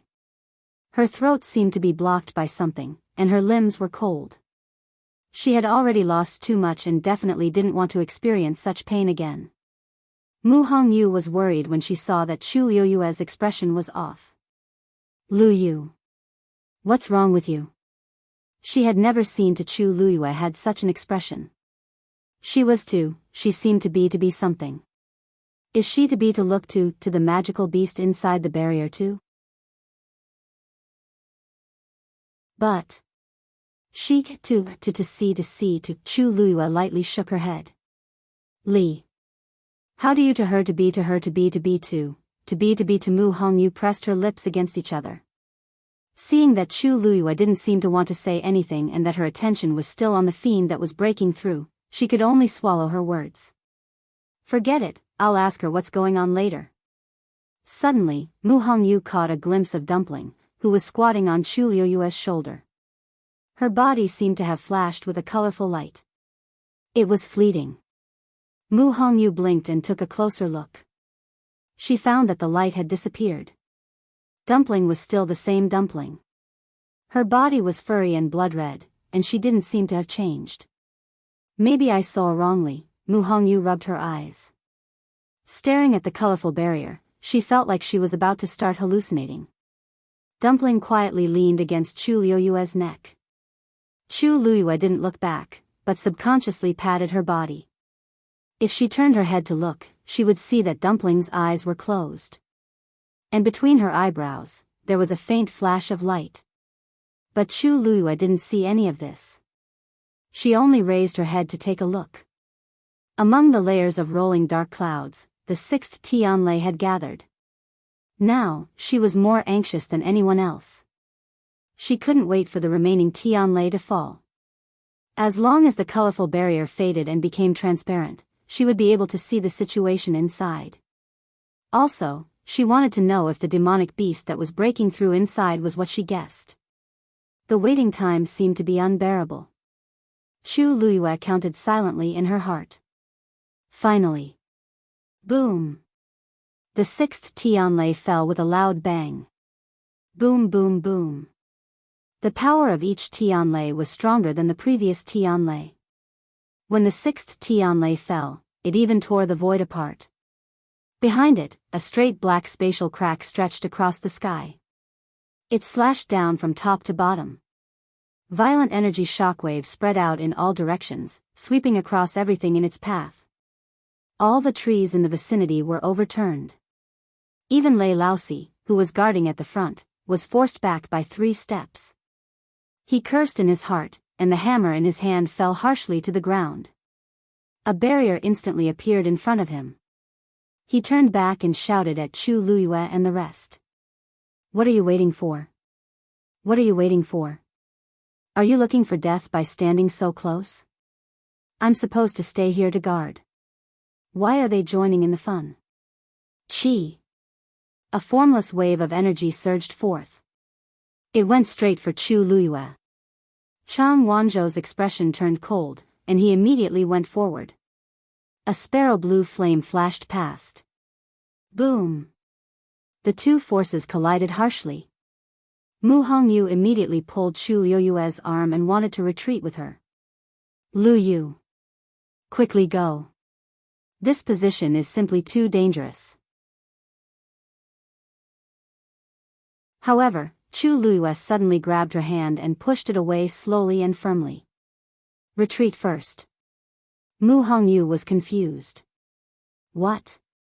What does that mean? You're not retreating with us, you're still going to stay here? Chu Liyue stared at the colorful barrier in front of her without blinking.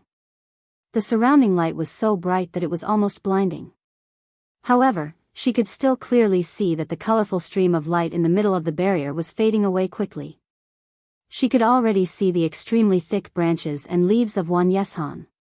Just a little more, Lu Yu. Mu Hongyu urged her again and grabbed her hand again. Yi Ranran also persuaded her. Lu Yu. Tianlei will only get stronger behind us. Let's retreat for a while first.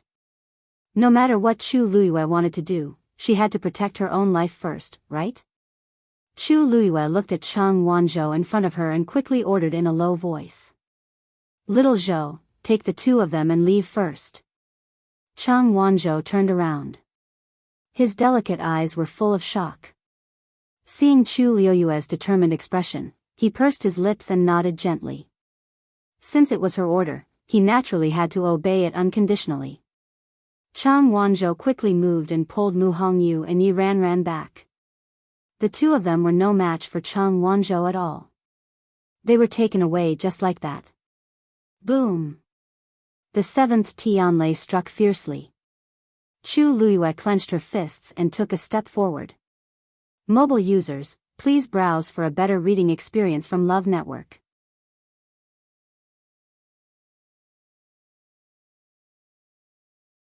Chapter 705. Lei Laosi heard the commotion and turned around to take a look. When he saw Chu Liyue advancing instead of retreating, he was instantly angered. Little brat. Are you tired of living? Other people wouldn't even be able to escape in time, but she actually went forward. She really doesn't care about her own life. However, Chu Liyue didn't have any hesitation on her face. That pair of eyes that were as deep and bright as black jade was surging with an extremely firm and cold aura at this moment. Lei Laosi was about to scold her again when he saw her expression and was suddenly stunned. That beautiful face was filled with persistence, and there was even undisguised nobility and disdain between her brows. It was as though she was saying that no one in this world could stop her from doing what she wanted to do. This expression, this attitude, this high and mighty aura that made people submit to her, Lei Laosi had only seen it on one person before. The current Chu Liyue was like a completely different person from that cunning smile from before. For some reason, Lei Laosi suddenly felt that this face in front of him seemed to have gradually merged with a certain face in his memory. He shook his head harshly. Is he crazy? He actually compared Chu Liyue to Her Highness? But, once this thought appeared, it seemed to have taken root in his heart and couldn't be removed no matter what. Just as he was hesitating, Chu Liyue took another step forward. She was standing 10 steps away from the barrier just now, but she was even closer now. You, Lei Laosi wanted to persuade her again, but Chu Liyue suddenly turned her gaze and glanced at him. That glance was extremely light and faint. Lei Laosi suddenly shuddered as though he was nailed to the ground by something. He swallowed the rest of his sentence back. Seems like, that glance just now really seems like it. So much so that for a moment, he almost, is that Chu Liyue crazy? Is she crazy? Elder Qiushi, who had previously said that he was leaving to look for Sheng Wanwan, was still standing not far away. He was glaring at Chu Liyue with a face full of shock and anger. He pointed a finger at Chu Liyue and trembled like a sieve.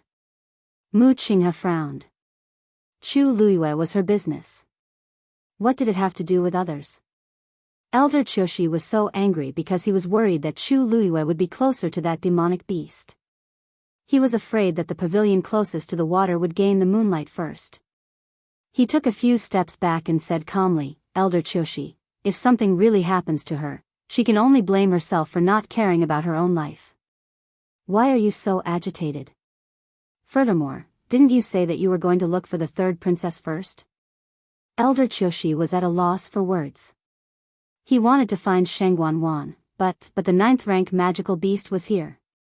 His face flushed red. After a while, he retorted. This old man is worried that Chu Luyue will ruin things because of his greed. At this moment, Mu Hongyu and the other two had already retreated to the back, and they happened to hear Elder Qiushi's words clearly. Mu Hongyu was already very worried about Chu Luyue. When she heard this, she was even angrier. I say, is this Elder Qiushi? What right do you have to say that about Luyu? What do you mean by her greed will ruin things? It's a 9th rank magical beast. What can Luyu do to it? Aren't you thinking too highly of our Luyu? They were now afraid that Luyu would be in danger, but he was still saying such things. Elder Qiushi said angrily, who are you? How dare you talk back to me like this? Yi Ranran kindly explained, Elder Qiushi, this is Mu Hongyu. She's also the new disciple of Dragon Teeth Mountain's Mountain Master. Elder Qiushi was instantly speechless. In the entire Xiling, who didn't know that Jian Shai was a protective person? If they really angered him, it would really cause a lot of trouble. Elder Qiushi swallowed his anger and was at a loss. He waved his sleeve and rebuked angrily, no matter who you are, Chu Luyue is wrong for doing this. If we can't obtain the deity this time. At this point, Elder Qiushi suddenly remembered what happened earlier and immediately felt his palm hurt even more. His lips squirmed twice, and he changed his words. If we can't successfully complete the mission this time, all the blame will be borne by Chu Luyue alone. He's really twisting words and forcing logic. Mu Hongyu was so angry that she laughed. Yi Ranran's round little face also had a serious expression. Even Chang Wanzhou, who had been looking at Chu Luyue, turned his head and glanced coldly at Elder Qiushi. Elder Qiushi only felt a chill on his body, and his heart inexplicably turned cold. Yi Ranran said, Elder Qiushi, if you're really so considerate of the third princess, why don't you go over yourself now? This way, you don't have to worry about Luyu doing anything bad and affecting that divine beast. What do you think? Elder Qiushi was choked half to death. He huffed and puffed until smoke came out of his head. Finally, he said, Chu Luyue alone is already risky enough in the past. How can I go too? The right thing to do is to wait and see. Mu Hongyu sneered. The scene fell into a strange silence. Elder Qiushi also realized that his words were very powerless, and his face turned red and white. Mu Qinghe finally spoke. Elder Qiushi, why don't you go over there first and see how eldest young master is doing?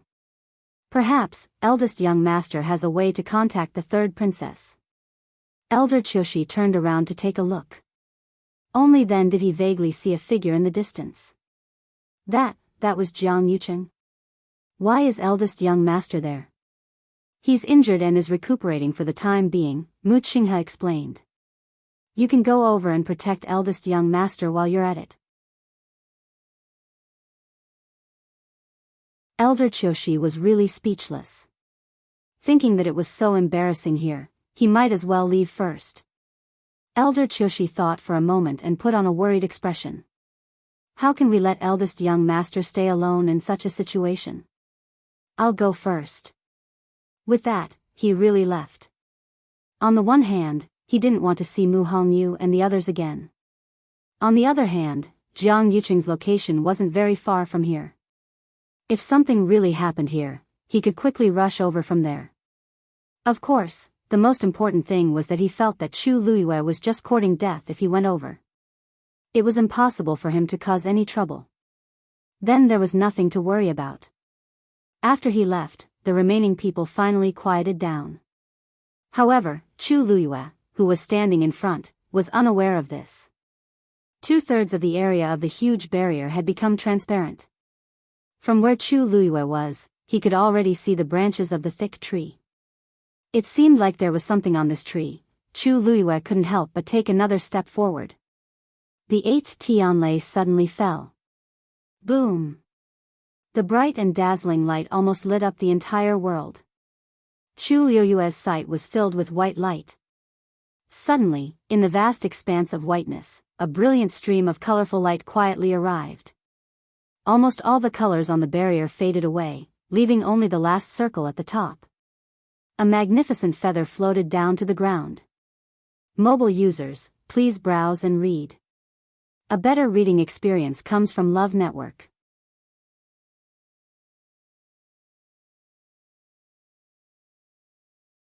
Chapter 706.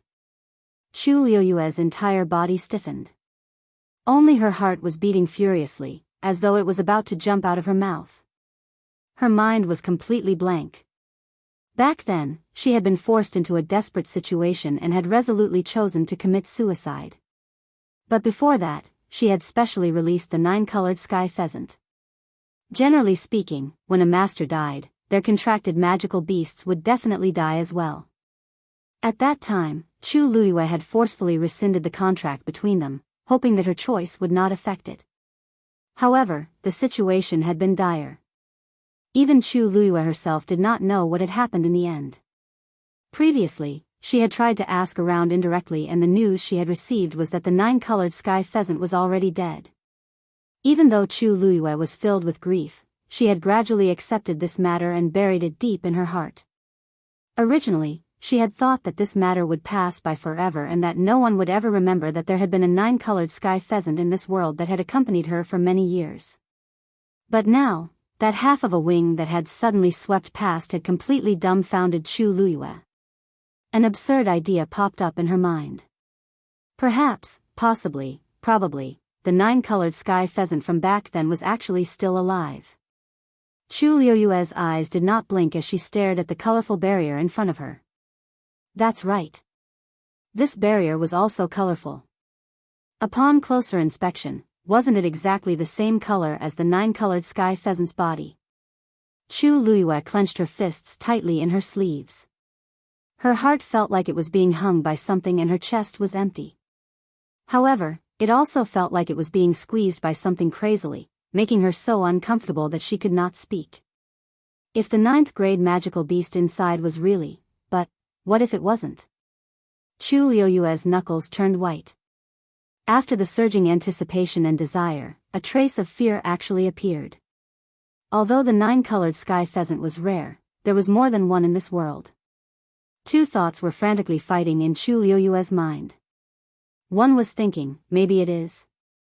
Maybe the heavens really took pity on her and returned her magical beast to her.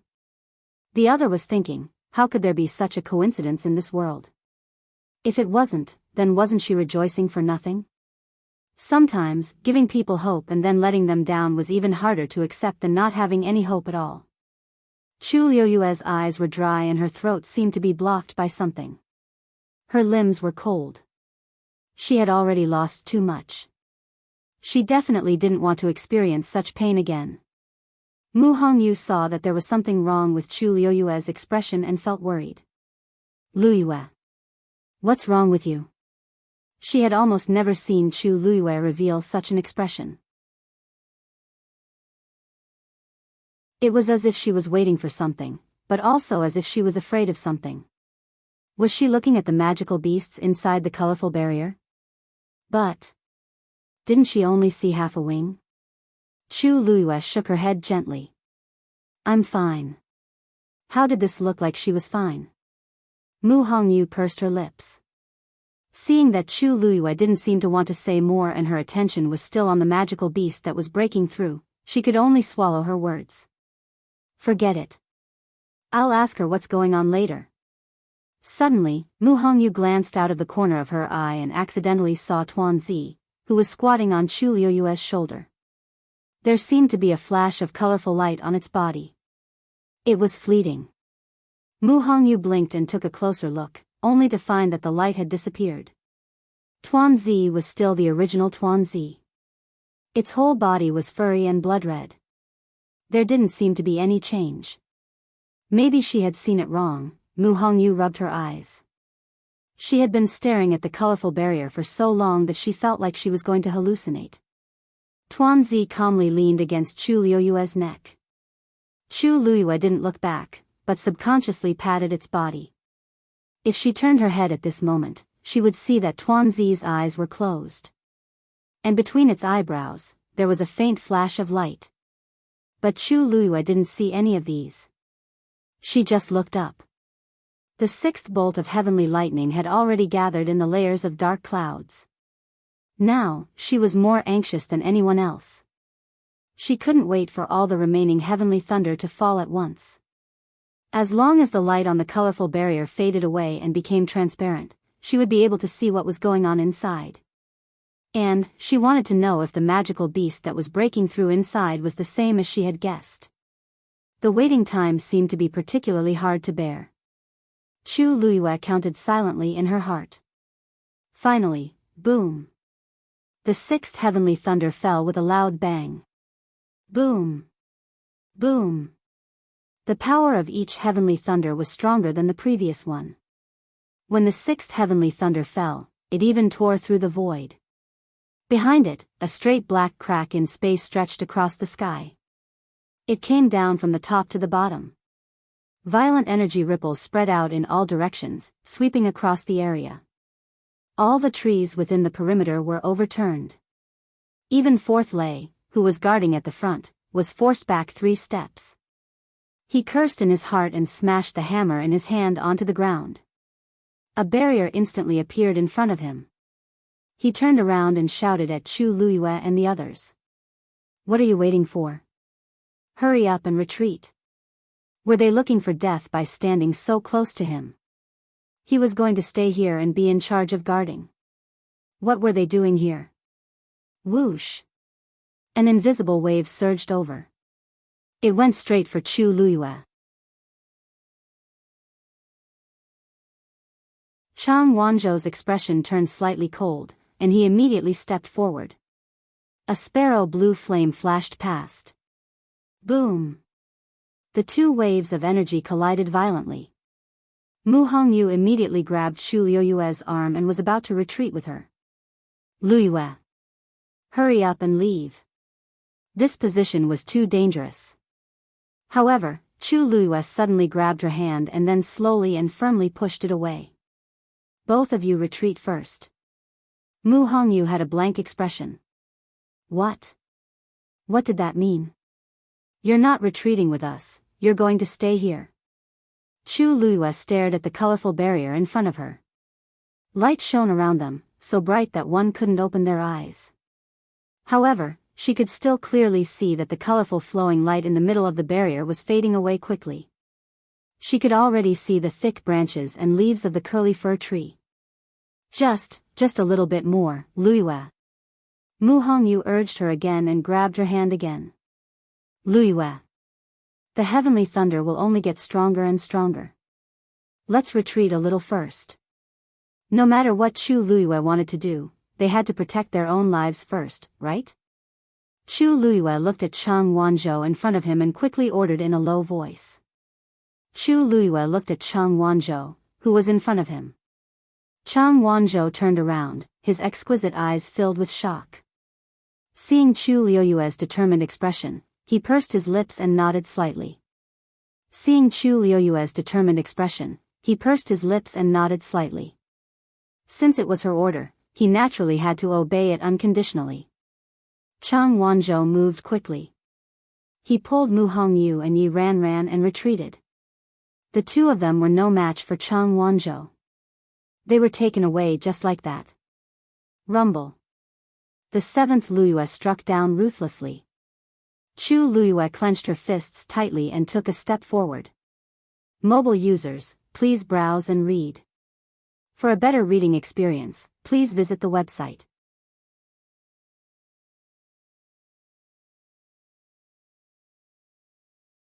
Chapter 707. Shang Wanwan hid her aura perfectly, so when she suddenly appeared, no one present actually noticed her existence in advance.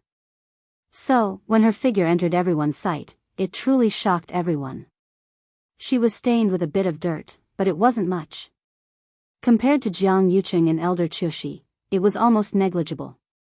At first glance, her hair was just a little messy and 2 drops of blood splattered on her face. Right now, she was charging towards the barrier at full speed. She obviously wanted to attack the 9-colored heavenly pheasant that was breaking through. The aura surging around her actually reached a shocking peak 7th grade. Chu Lua squinted her eyes, and a trace of coldness flashed past the corner of her eyes. Peak 7th grade, Shangguan Wan's Yuan meridian is crippled now, but she can actually still pretend to have such abilities. It can be seen that she spent a lot of effort.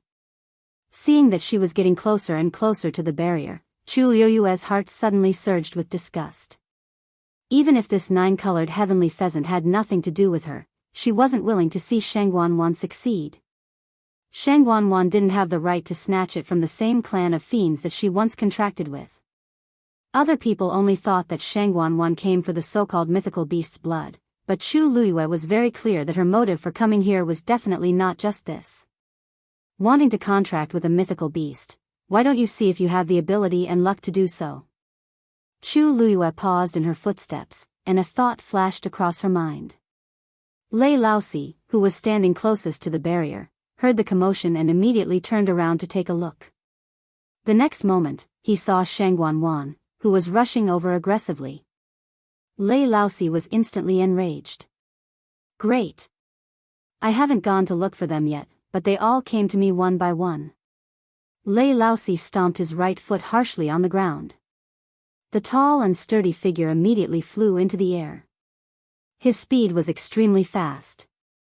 Only an afterimage was left on the spot, but he had already charged in front of Shangguan Wan. At the same time, he drew his bow and shot an arrow. The series of actions was done smoothly and smoothly. Zap! The black arrow instantly flew out. He tore through the air and left. Shangguan Wan had actually been waiting in the nearby woods for quite some time. After she was separated from Elder Qiushi and the rest, she was trapped in the same place with more than 10 black cavalry soldiers and 5 to 6 sect disciples. It was also thanks to them that she was able to escape from that damned place.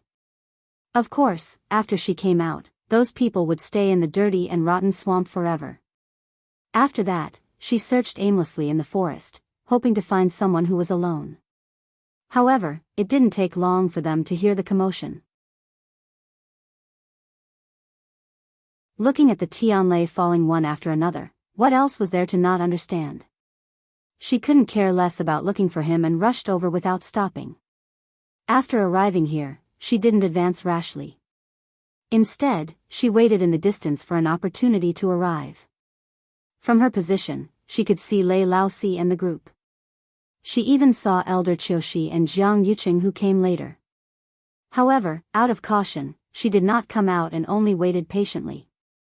At times like this, her mind was usually very sharp. Finally, she arrived at the 9th Tianlei.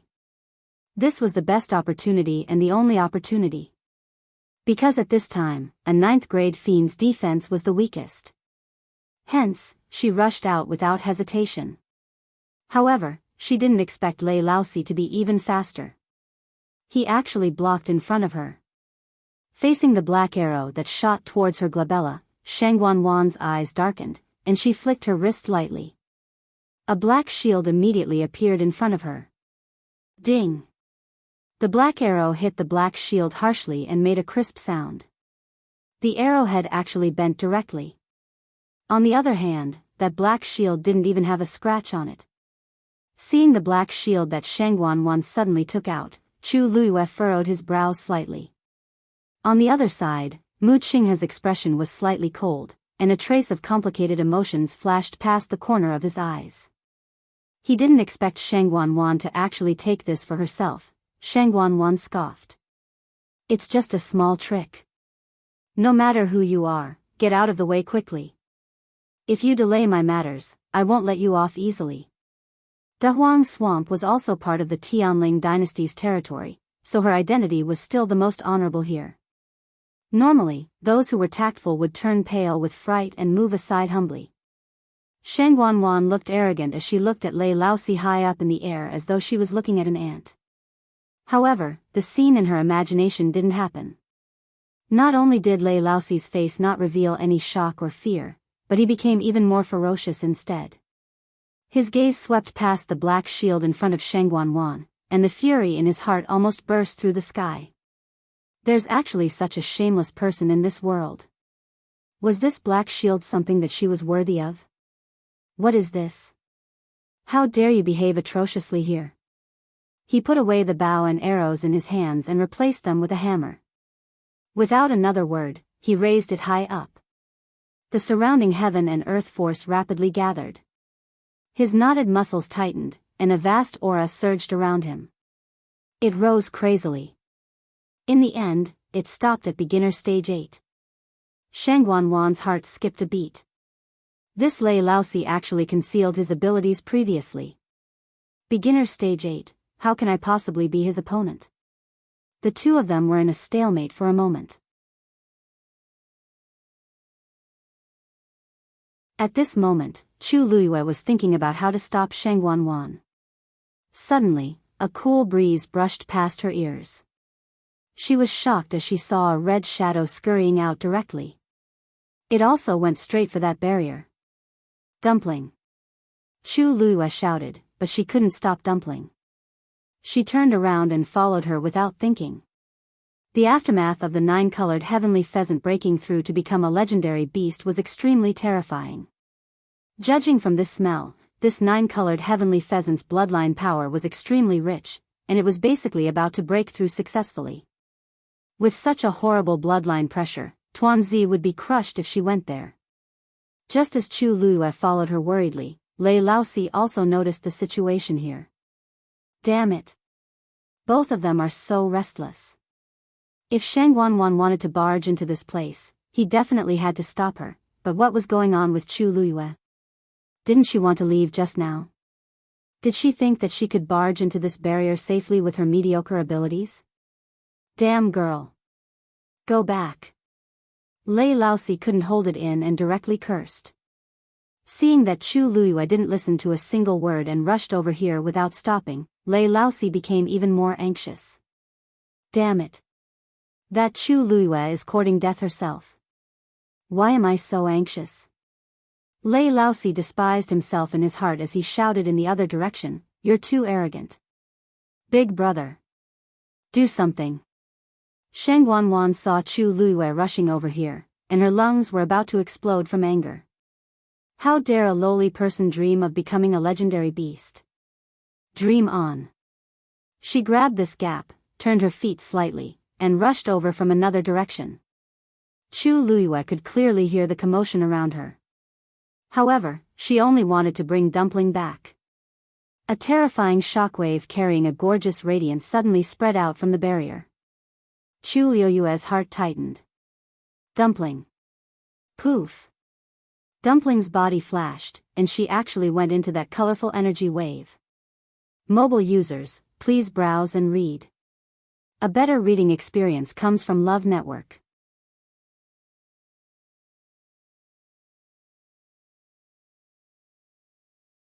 Chapter 708. Tuanzi's figure disappeared in an instant. That energy that was about to reach Chu Luiyue seemed to have been stopped by an invisible hand, and then it quickly retreated. Chu Luiyue looked at the empty space in front of her, as well as the barrier with a few faint ripples, and was dazed. What's going on? Not only did Dumpling disappear, but the energy that was halfway dispersed could actually be retracted. Chu Luiyue closed her eyes and took a closer look to confirm that she didn't see wrongly. Everything that happened just now was real. Dumpling actually barged in unscathed. She saw clearly that when Dumpling went in, she indeed didn't suffer any threat or harm. It seemed like she went in naturally, as though she entered a place where there was no one. But standing here, Chu Luiyue could still clearly feel the valiant suppression from the boundary. Why did it have to be Dumpling? Right at this moment, Chu Luiyue suddenly felt a force surrounding her. She furrowed her brows and wanted to counterattack immediately. But the moment she was about to make a move, she suddenly realized something and turned her head to look. A man stood in the forest over there. That man was tall, and his shoulders were straight. Like Lei Laosi, he was wearing a coarse hemp garment. He looked to be around 30 years old and had an ordinary appearance. He was the kind that absolutely couldn't be recognized in a crowd. At this moment, he was looking at Chu Luiyue. To be precise, he was looking at the spot in front of Chu Luiyue where Dumpling disappeared. His long and narrow eyes were slightly deep, like a deep and quiet well that didn't have any ripples. Chu Luiyue's heart suddenly skipped a beat. This man's gaze seems a little familiar. This should be the big brother that Lei Laosi mentioned. That man waved his sleeves, and Chu Luiyue's body moved uncontrollably. In the blink of an eye, she was a few steps away from that man. Then, that force disappeared quietly. The two of them faced each other. Chu Luiyue's heart trembled. This man's ability was definitely not weaker than Lei Laosi and might even be above him. Who exactly were these two people? Why were they guarding a 9-colored heavenly pheasant in this desolate and dangerous mystic forest Lin Jihong? From the color of the 9-colored heavenly pheasant's wings, she could tell that it was extremely powerful. There was no need for these two people to stand guard here. Even if it was to ensure sufficient safety when it broke through to become a divine beast, as long as the 9-colored heavenly pheasant gave the order, countless magical beasts would swarm over. Why did they have to pick two humans? Although these two people were indeed very strong, judging from the current situation, these two men were not the master of the 9-colored heavenly pheasant. Whether it was from the perspective of the 9-colored heavenly pheasant or the two of them, this matter was very strange. While Chu Luiyue was thinking about these things in her heart, the man opposite her was also quietly sizing her up. That blood ferret is your contracted magical beast? He asked in a calm and slightly hoarse voice. Chu Luiyue nodded. Who wouldn't be able to tell? Was there a need to ask? When that man heard that, his long and narrow eyes squinted, and dark waves surged in the bottom of his eyes. Chu Luiyue felt that something was amiss. This man seems to be looking at my face? What's so good about my face? Chu Luiyue wouldn't think that a person who could reach such a level of ability was swayed by her appearance. He seemed to be looking at another person through her. That magical beast of yours is a little interesting. He suddenly laughed and said. Chu Luiyue couldn't figure out what he meant at that moment. In the end, she simply looked up and met his eyes.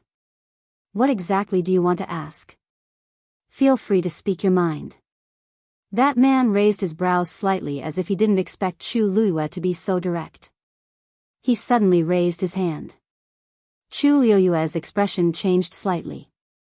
For some reason, although she knew that this man was very strong to the point that he could kill her with one hand, she didn't feel threatened or uneasy at all. It was as if she was inexplicably certain that he wouldn't hurt her. She had always been a cautious person, and under normal circumstances, she definitely wouldn't have such feelings towards a stranger who suddenly appeared.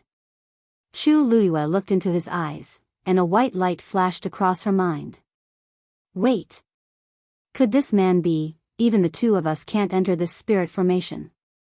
The man in front of her suddenly spoke as his hand brushed past Chu Luiyue's ear and pointed behind her. Boom. The sound of a violent collision was suddenly heard. Chu Luiyue suppressed the thoughts in her mind and turned around to look. Lei Laosi had blocked Sheng Wanwan again. The two of them fought hand to hand. They fought head-on. Sheng Wanwan was in front, but Lei Laosi was stronger, so the two of them ended up in a draw. Of course, Sheng Wanwan wasn't as strong as him, so she quickly fell into a disadvantage and was defeated by Lei Laosi. If it weren't for her black shield, she wouldn't have been able to take it anymore. Seeing that she couldn't take it anymore, Sheng Wanwan hurriedly turned around and asked Mu Qinghe and Elder Qiushi for help. Vice Admiral Mu. Elder Qiushi. What are you waiting for? Quickly come and help me. Elder Qiushi only hesitated for a moment and immediately planned to go forward. But just as he took a step forward, a bright light suddenly flashed in front of him. Something brushed past the tip of his nose and fell. A fiery pain came, and Elder Qiushi instinctively took a step back. Tut!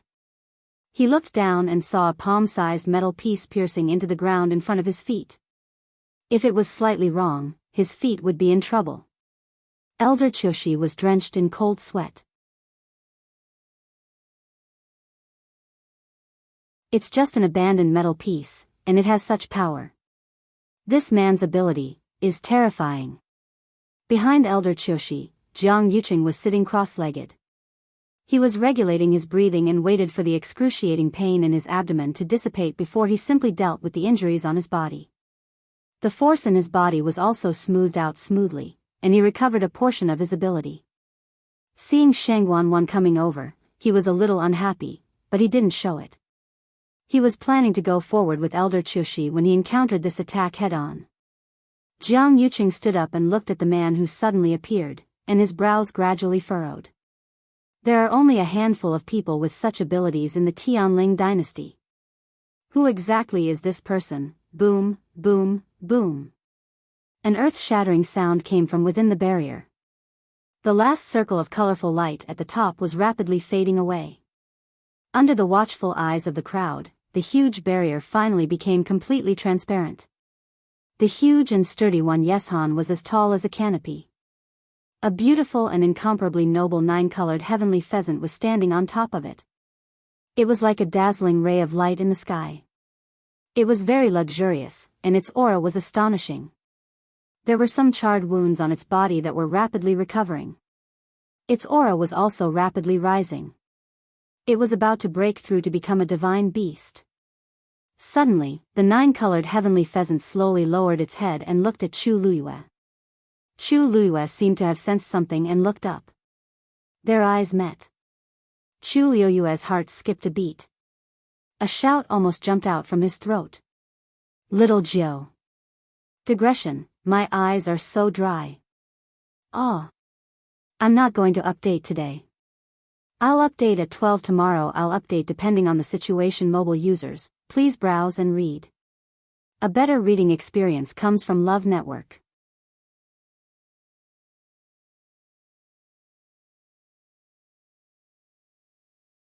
Chapter 709. Even though time and space had changed, Chu Luyue could still recognize the nine-colored heavenly pheasant when she saw it. It was little Nine who had accompanied her for countless days and nights. This was an absolute tacit understanding. It was an intuition that could only be formed after experiencing countless life and death situations together. Chu Luyue clenched her fists tightly and her knuckles turned white. Her heart paused for a short while before it started to beat violently. The blood in her body also started to boil. She didn't know how much effort she had spent to restrain her impulse to go forward. However, her eyes were already sour as if something had suddenly surged up and surrounded her. Little Nine. That's my little Nine. She thought they were separated by life and death. She didn't expect to meet it again in this place. The disappointment and regret from before had all disappeared. What was left was endless surprise and joy. It was as if a flower had suddenly bloomed under the dust and was swaying with the wind. With just a slight movement, all the pain and hardships instantly became insignificant. Chu Luyue didn't even blink as she was afraid that everything in front of her was just an illusion. Suddenly, her gaze stopped and she saw that little Nine's eyes were actually gray. Chu Luyue was stunned on the spot. That's not right, little Nine's eyes were usually black. When it used its power, it would change into a gorgeous color. It was never gray. Most importantly, there were no pupils in this pair of gray eyes. At first glance, they looked like two pieces of gray stone, without any spirituality. Although it was also looking at Chu Luyue, only Chu Luyue, who was looking at it, could see that the pair of eyes was actually like a dry well. It was lonely and empty without any emotions. After a moment, it calmly retracted its gaze. Chu Luyue's lips moved slightly and she almost couldn't control herself as she took a step forward. Whoosh, the nine-colored heavenly pheasant suddenly flapped its wings. The wind shook. The leaves rustled. A violent gale spread out in all directions. The people standing nearby were all affected by the shockwave and were forced to retreat. Chu Luyue wanted to go forward but was pulled back by the man behind her. On the other side, Lei Laosi and Shang Wanwan, who were fighting, also separated. Lei Laosi wasn't paying attention and fell to the ground from the impact. He couldn't help but curse. F***ck. You're heartless. I've worked so hard to protect you. Why don't you go easy on me? But that nine-colored heavenly pheasant turned a deaf ear as if it didn't hear him. It seemed to be angry because the people around it disturbed its breakthrough. Lei Laosi instantly felt a headache. I must be crazy to tell it this. If it listened to his advice, why would he and Big Brother need to watch over it? Previously, it had spent most of its time sleeping. It didn't cause any trouble, and it was fine as long as it was quiet. Now, it was about to break through, and its abilities increased. Its strength was changed. Not to mention Lei Laosi, even, he was, too. But it was because it was broken, it was because it did it. She used that black shield to block in front of her in a moment of desperation, and it almost blocked most of the power. So, she didn't fall to the ground pathetically like Lei Laosi. She staggered a few steps and barely managed to stand up. She let out a sigh of relief, thinking that the black shield was much more useful than she had imagined. If it wasn't for this thing, she would have died a long time ago. Shang Wanwan looked up at the nine-colored heavenly pheasant again and furrowed her brows. Why did it have to be the nine-colored heavenly pheasant? Previously, she was filled with all sorts of fantasies about this ninth-grade fiend, but she didn't expect it to be the nine-colored heavenly pheasant. If it were any other ninth-grade fiend, she wouldn't have any problems. Except for this nine-colored heavenly pheasant, this was Shang Guanyu's fiend when she was alive. This made Shang Guanwan feel a little uncomfortable. But she couldn't care so much now. Taking advantage of the fact that this thing hadn't completely broken through to become a legendary fiend was the best way to do it. Shang Guanwan burned the force in her body crazily, tapped her toes, and flew up again. She went straight for the nine-colored heavenly pheasant. As long as she plucked out the red feathers on its head, she could subdue it and become its master. The nine-colored heavenly pheasant tilted its head and glanced at Shang Guanwan. Just as it was about to attack again, its vision suddenly landed on the black shield in front of Shang Guanwan. There was a moment of hesitation in its actions. Shang Guanwan was elated. This nine-colored heavenly pheasant doesn't seem to be so hostile towards me. Or perhaps, its brain hasn't turned around yet, and it actually allowed me to get close to it. Perhaps the heavens are destined to let me obtain a legendary fiend. Shang Guanwan was agitated, and because of her excitement, the corners of her eyes were red. In the blink of an eye, she was already in front of that barrier. Ripples suddenly appeared on the transparent barrier. A terrifying aura gradually gathered and condensed into a wave that spread towards Shang Guanwan. Shang Guanwan had witnessed how powerful this barrier was, so she raised the black shield with lingering fear and completely hid her body behind it. Buzz! The shockwave slammed heavily into the black shield. It let out a distant and heavy sound that spread far and wide. The nine-colored heavenly pheasant looked over here and still stared at the black shield closely. It tilted its head slightly and seemed to be thinking about something. That terrifying power shook Shang Guanwan's arms that were holding onto the black shield until they were completely numb. Just as she was worried about what she should do next, she suddenly felt that heavy pressure disappear. She looked up and saw that the ripple was flowing along the black shield to both sides. An entrance suddenly appeared on the barrier. My chance is here. Shang Guanwan was elated and immediately rushed into that entrance without thinking. Lei Laosi was so angry that his liver hurt when he saw this scene. You! Does this dumb thing know who that is? Why did it become so dumb after waking up from its sleep? Is it blind? Chu Liuyue's heart seemed to be stirred by something. Shang Guanwan clearly relied on that black shield to be able to go over. Little Nine didn't seem to remember her anymore, but it still had an inexplicable longing for her things. Chu Liyue clenched her teeth and also rushed over. This time, the man beside her didn't stop her and just stood with his hands behind his back as he watched Chu Liyue rush over. His long and narrow eyes squinted slightly as if he was in deep thought. Chu Liyue was too fast and actually followed Shang Guanwan into that entrance. Lei Laosi exclaimed. Stupid girl, you're crazy. Come out quickly. That isn't a place that she can enter. Chu Luiyue didn't turn back.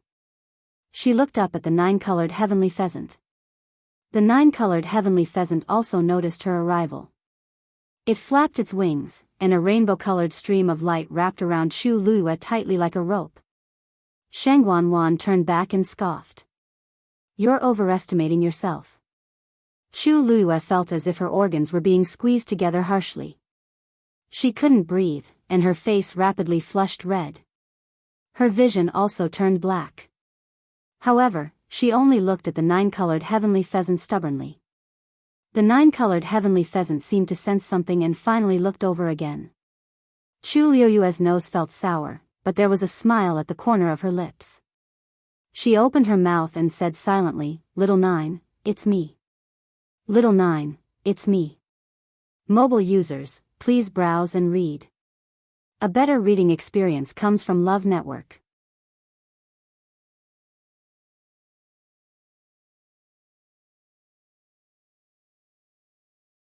Chapter 710. Xiaojiu, it's me. There wasn't any sound. Just this silent sentence was enough to shake the heavens and earth. The 9-colored heavenly pheasant's gray eyes seemed to crack instantly. A trace of shock surged out from its eyes. The colorful flowing light that was tightening around Chu Luiyue suddenly stopped. She looked up at it. That pair of eyes that were as calm as an ancient well finally had some ripples. Confusion, astonishment, shock, disbelief, many complicated emotions surged up one after another. They intertwined together. Right at this moment, a red furry figure quietly scuttled up the tree trunk and arrived beside the 9-colored heavenly pheasant's red claws. It turned around and saw that Chu Luiyue was still trapped in that colorful flowing light. Dumpling gritted her teeth angrily and bit the red claws next to her. The 9-colored heavenly pheasant was in pain. It lowered its head and looked at Dumpling innocently. Dumpling bared her teeth fiercely. The 9-colored heavenly pheasant lowered its head, feeling wronged. Shang Wanwan originally wanted to watch a good show, but she realized that the 9-colored heavenly pheasant suddenly stopped. She turned around and followed its line of sight. Then, she saw the blood ferret beside the 9-colored heavenly pheasant's feet. Shang Wanwan frowned. Isn't that Chu Luiyue's fiend?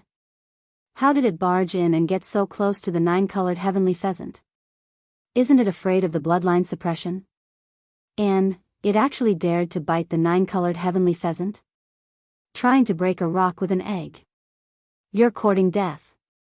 Shang Wanwan sneered. Sure enough, like master, like magical beast. Chu Luiyue was someone who didn't care about her life, and her fiend was even more so. Just like that, the 9-colored heavenly pheasant could easily crush it to death. Sensing Shang Wanwan's gaze as if she was looking at a joke, Dumpling immediately glared back fiercely. What are you looking at? I'll even bite myself when I'm crazy. Chu Luiyue also saw Dumpling. When did it run over there? She was planning to call Dumpling back, but she saw that the 9-colored heavenly pheasant had already flapped its wings and used a colorful ball to surround Dumpling. Dumpling floated up gently. In the end, it actually reached the top of the 9-colored heavenly pheasant's head. Chu Luiyue frowned and shook her head at the 9-colored heavenly pheasant. Can't do that. Dumpling is also her fiend. The 9-colored heavenly pheasant glanced at Chu Luiyue before it directly opened its beak and swallowed the colorful ball. Then, it slowly closed its eyes. Dumpling. Chu Luiyue exclaimed to Dumpling. Xiaojiu really ate Tuanzi. Shang Wanwan watched from the side, feeling happy. Sheet to chew of it to choose it heavenly heavens to be to of her to be to her twos to be to the bee.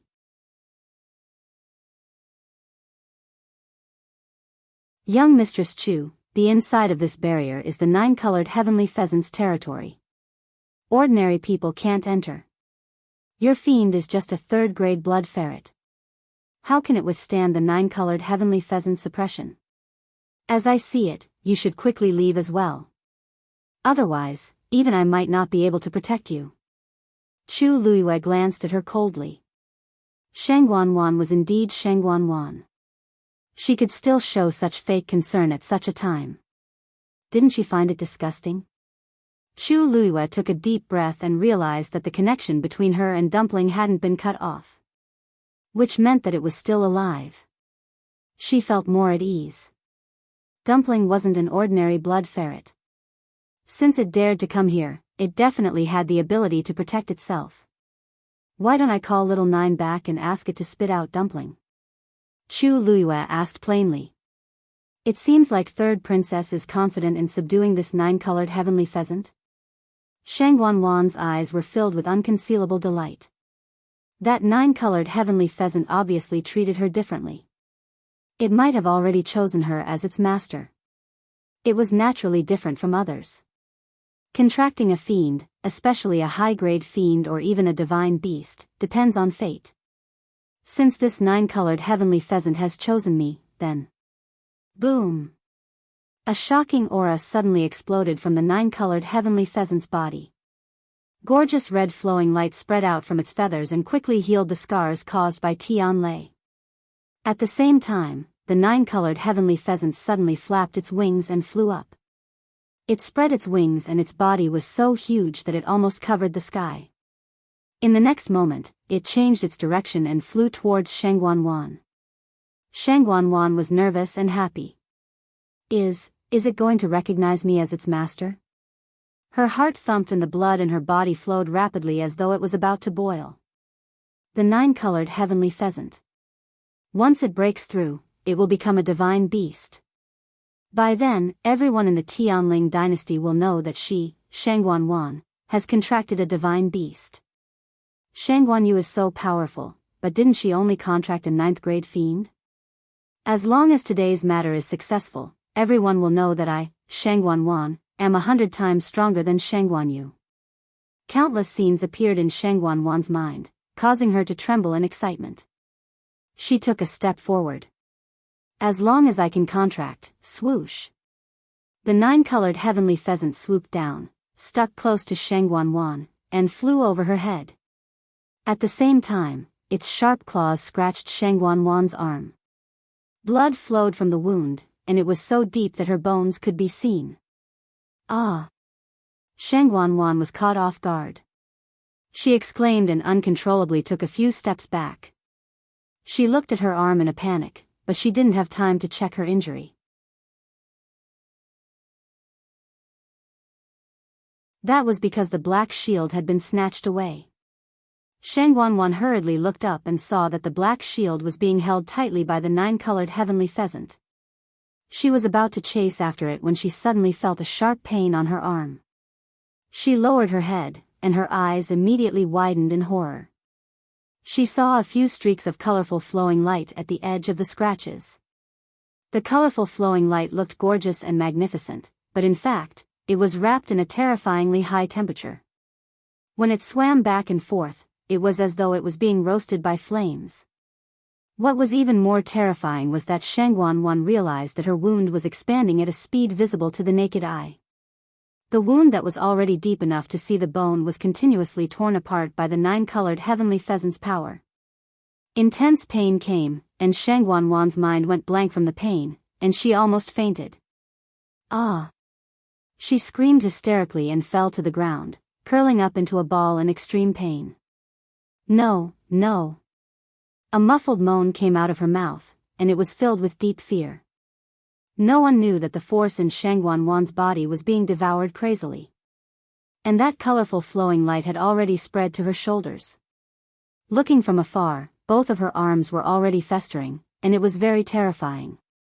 Chu Luiyue looked at her and narrowed her eyes.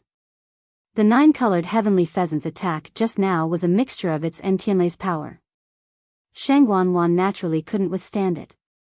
She looked up at the nine-colored heavenly pheasant that was flying in circles in the sky. Little Nine was targeting Shang Wanwan like this. Could it be that it thought of something? Right at this moment, the nine-colored heavenly pheasant suddenly let out a clear cry. Screech! The clear and melodious cry resounded throughout heaven and earth. One of the colorful feathers on its wings suddenly transformed into a scarlet-red color. Chu Luiyue suddenly felt as though something in her body had been stirred up. A moment later, a tinge of shock flashed across her eyes. That was Dumpling's aura. Digression: the rest of the third night watch will be updated at 6:00 p.m. Mobile users, please browse and read. A better reading experience comes from Love Network.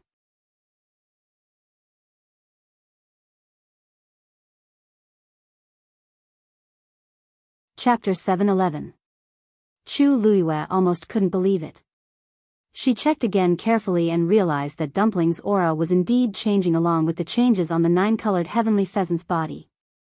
This, a bold and absurd thought suddenly appeared in Chu Luiyue's mind. Could it be that Dumpling and Little Nine, gradually, the colorful feathers turned crimson red?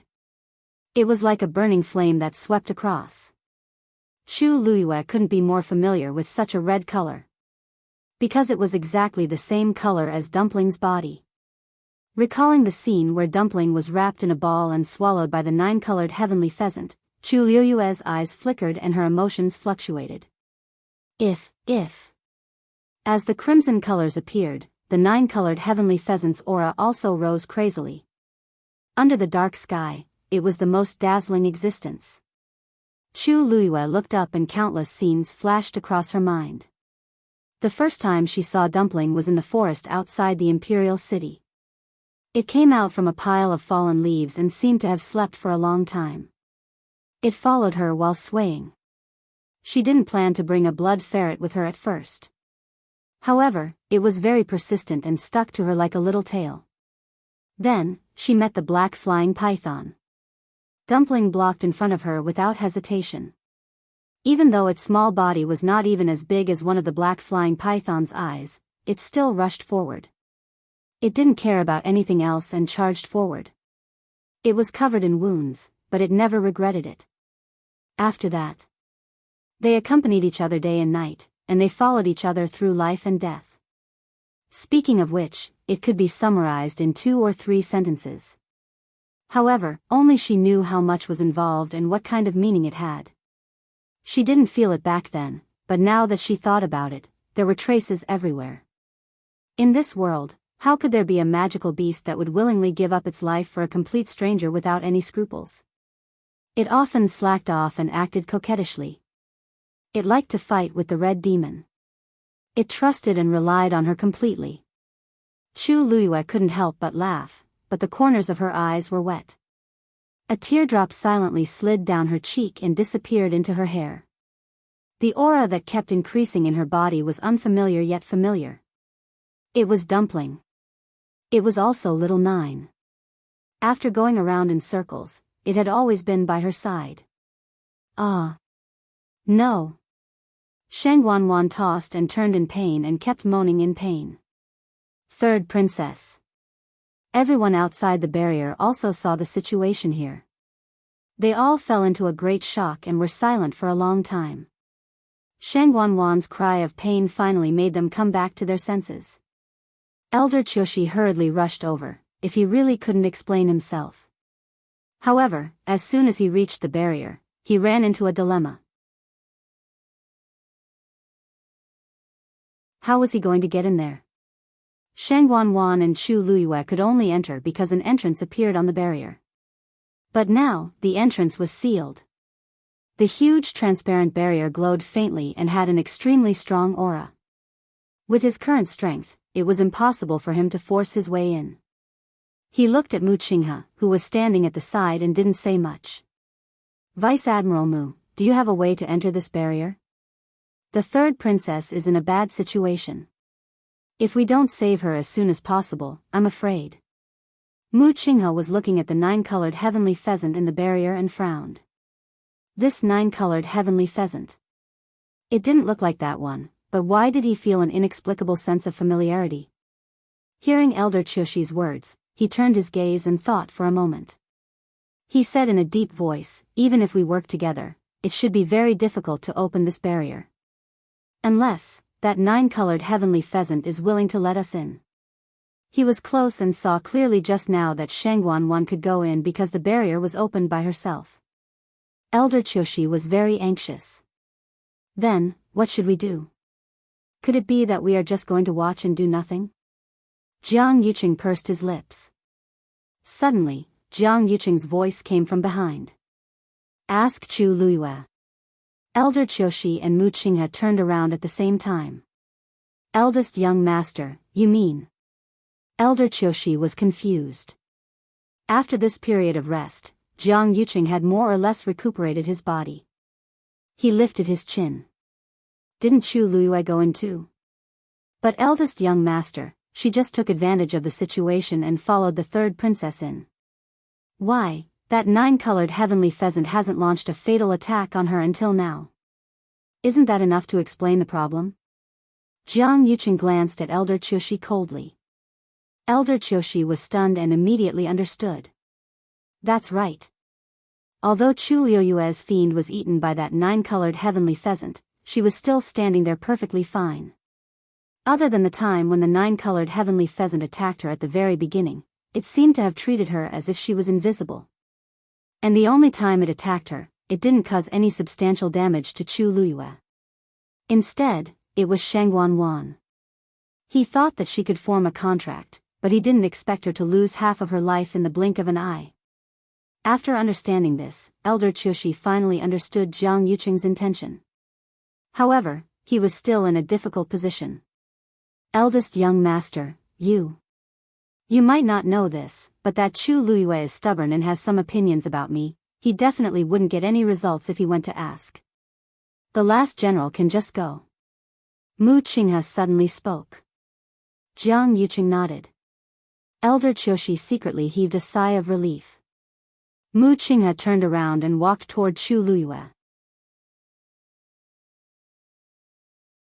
Actually, other than that barrier, the distance between the two of them wasn't considered far. However, to Mu Qinghe, her legs seemed to be filled with lead, and each step was heavier than the previous one.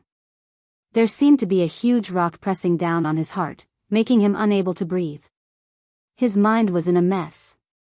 9-colored heavenly pheasant, is that 9-colored heavenly pheasant? Lei Laosi didn't feel good after seeing Chu Luiyue enter with Shangguan. He and Big Brother had guarded this place for so many days and nights, but they couldn't enter this barrier. Yet, those two entered so easily. How can this be? However, when he had nowhere to vent his anger and even started to consider quitting, he saw that 9-colored heavenly pheasant attacking Shangguan. Seeing Shangguan lying on the ground with her arms festering in pain, Lei Laosi finally vented his anger. Great!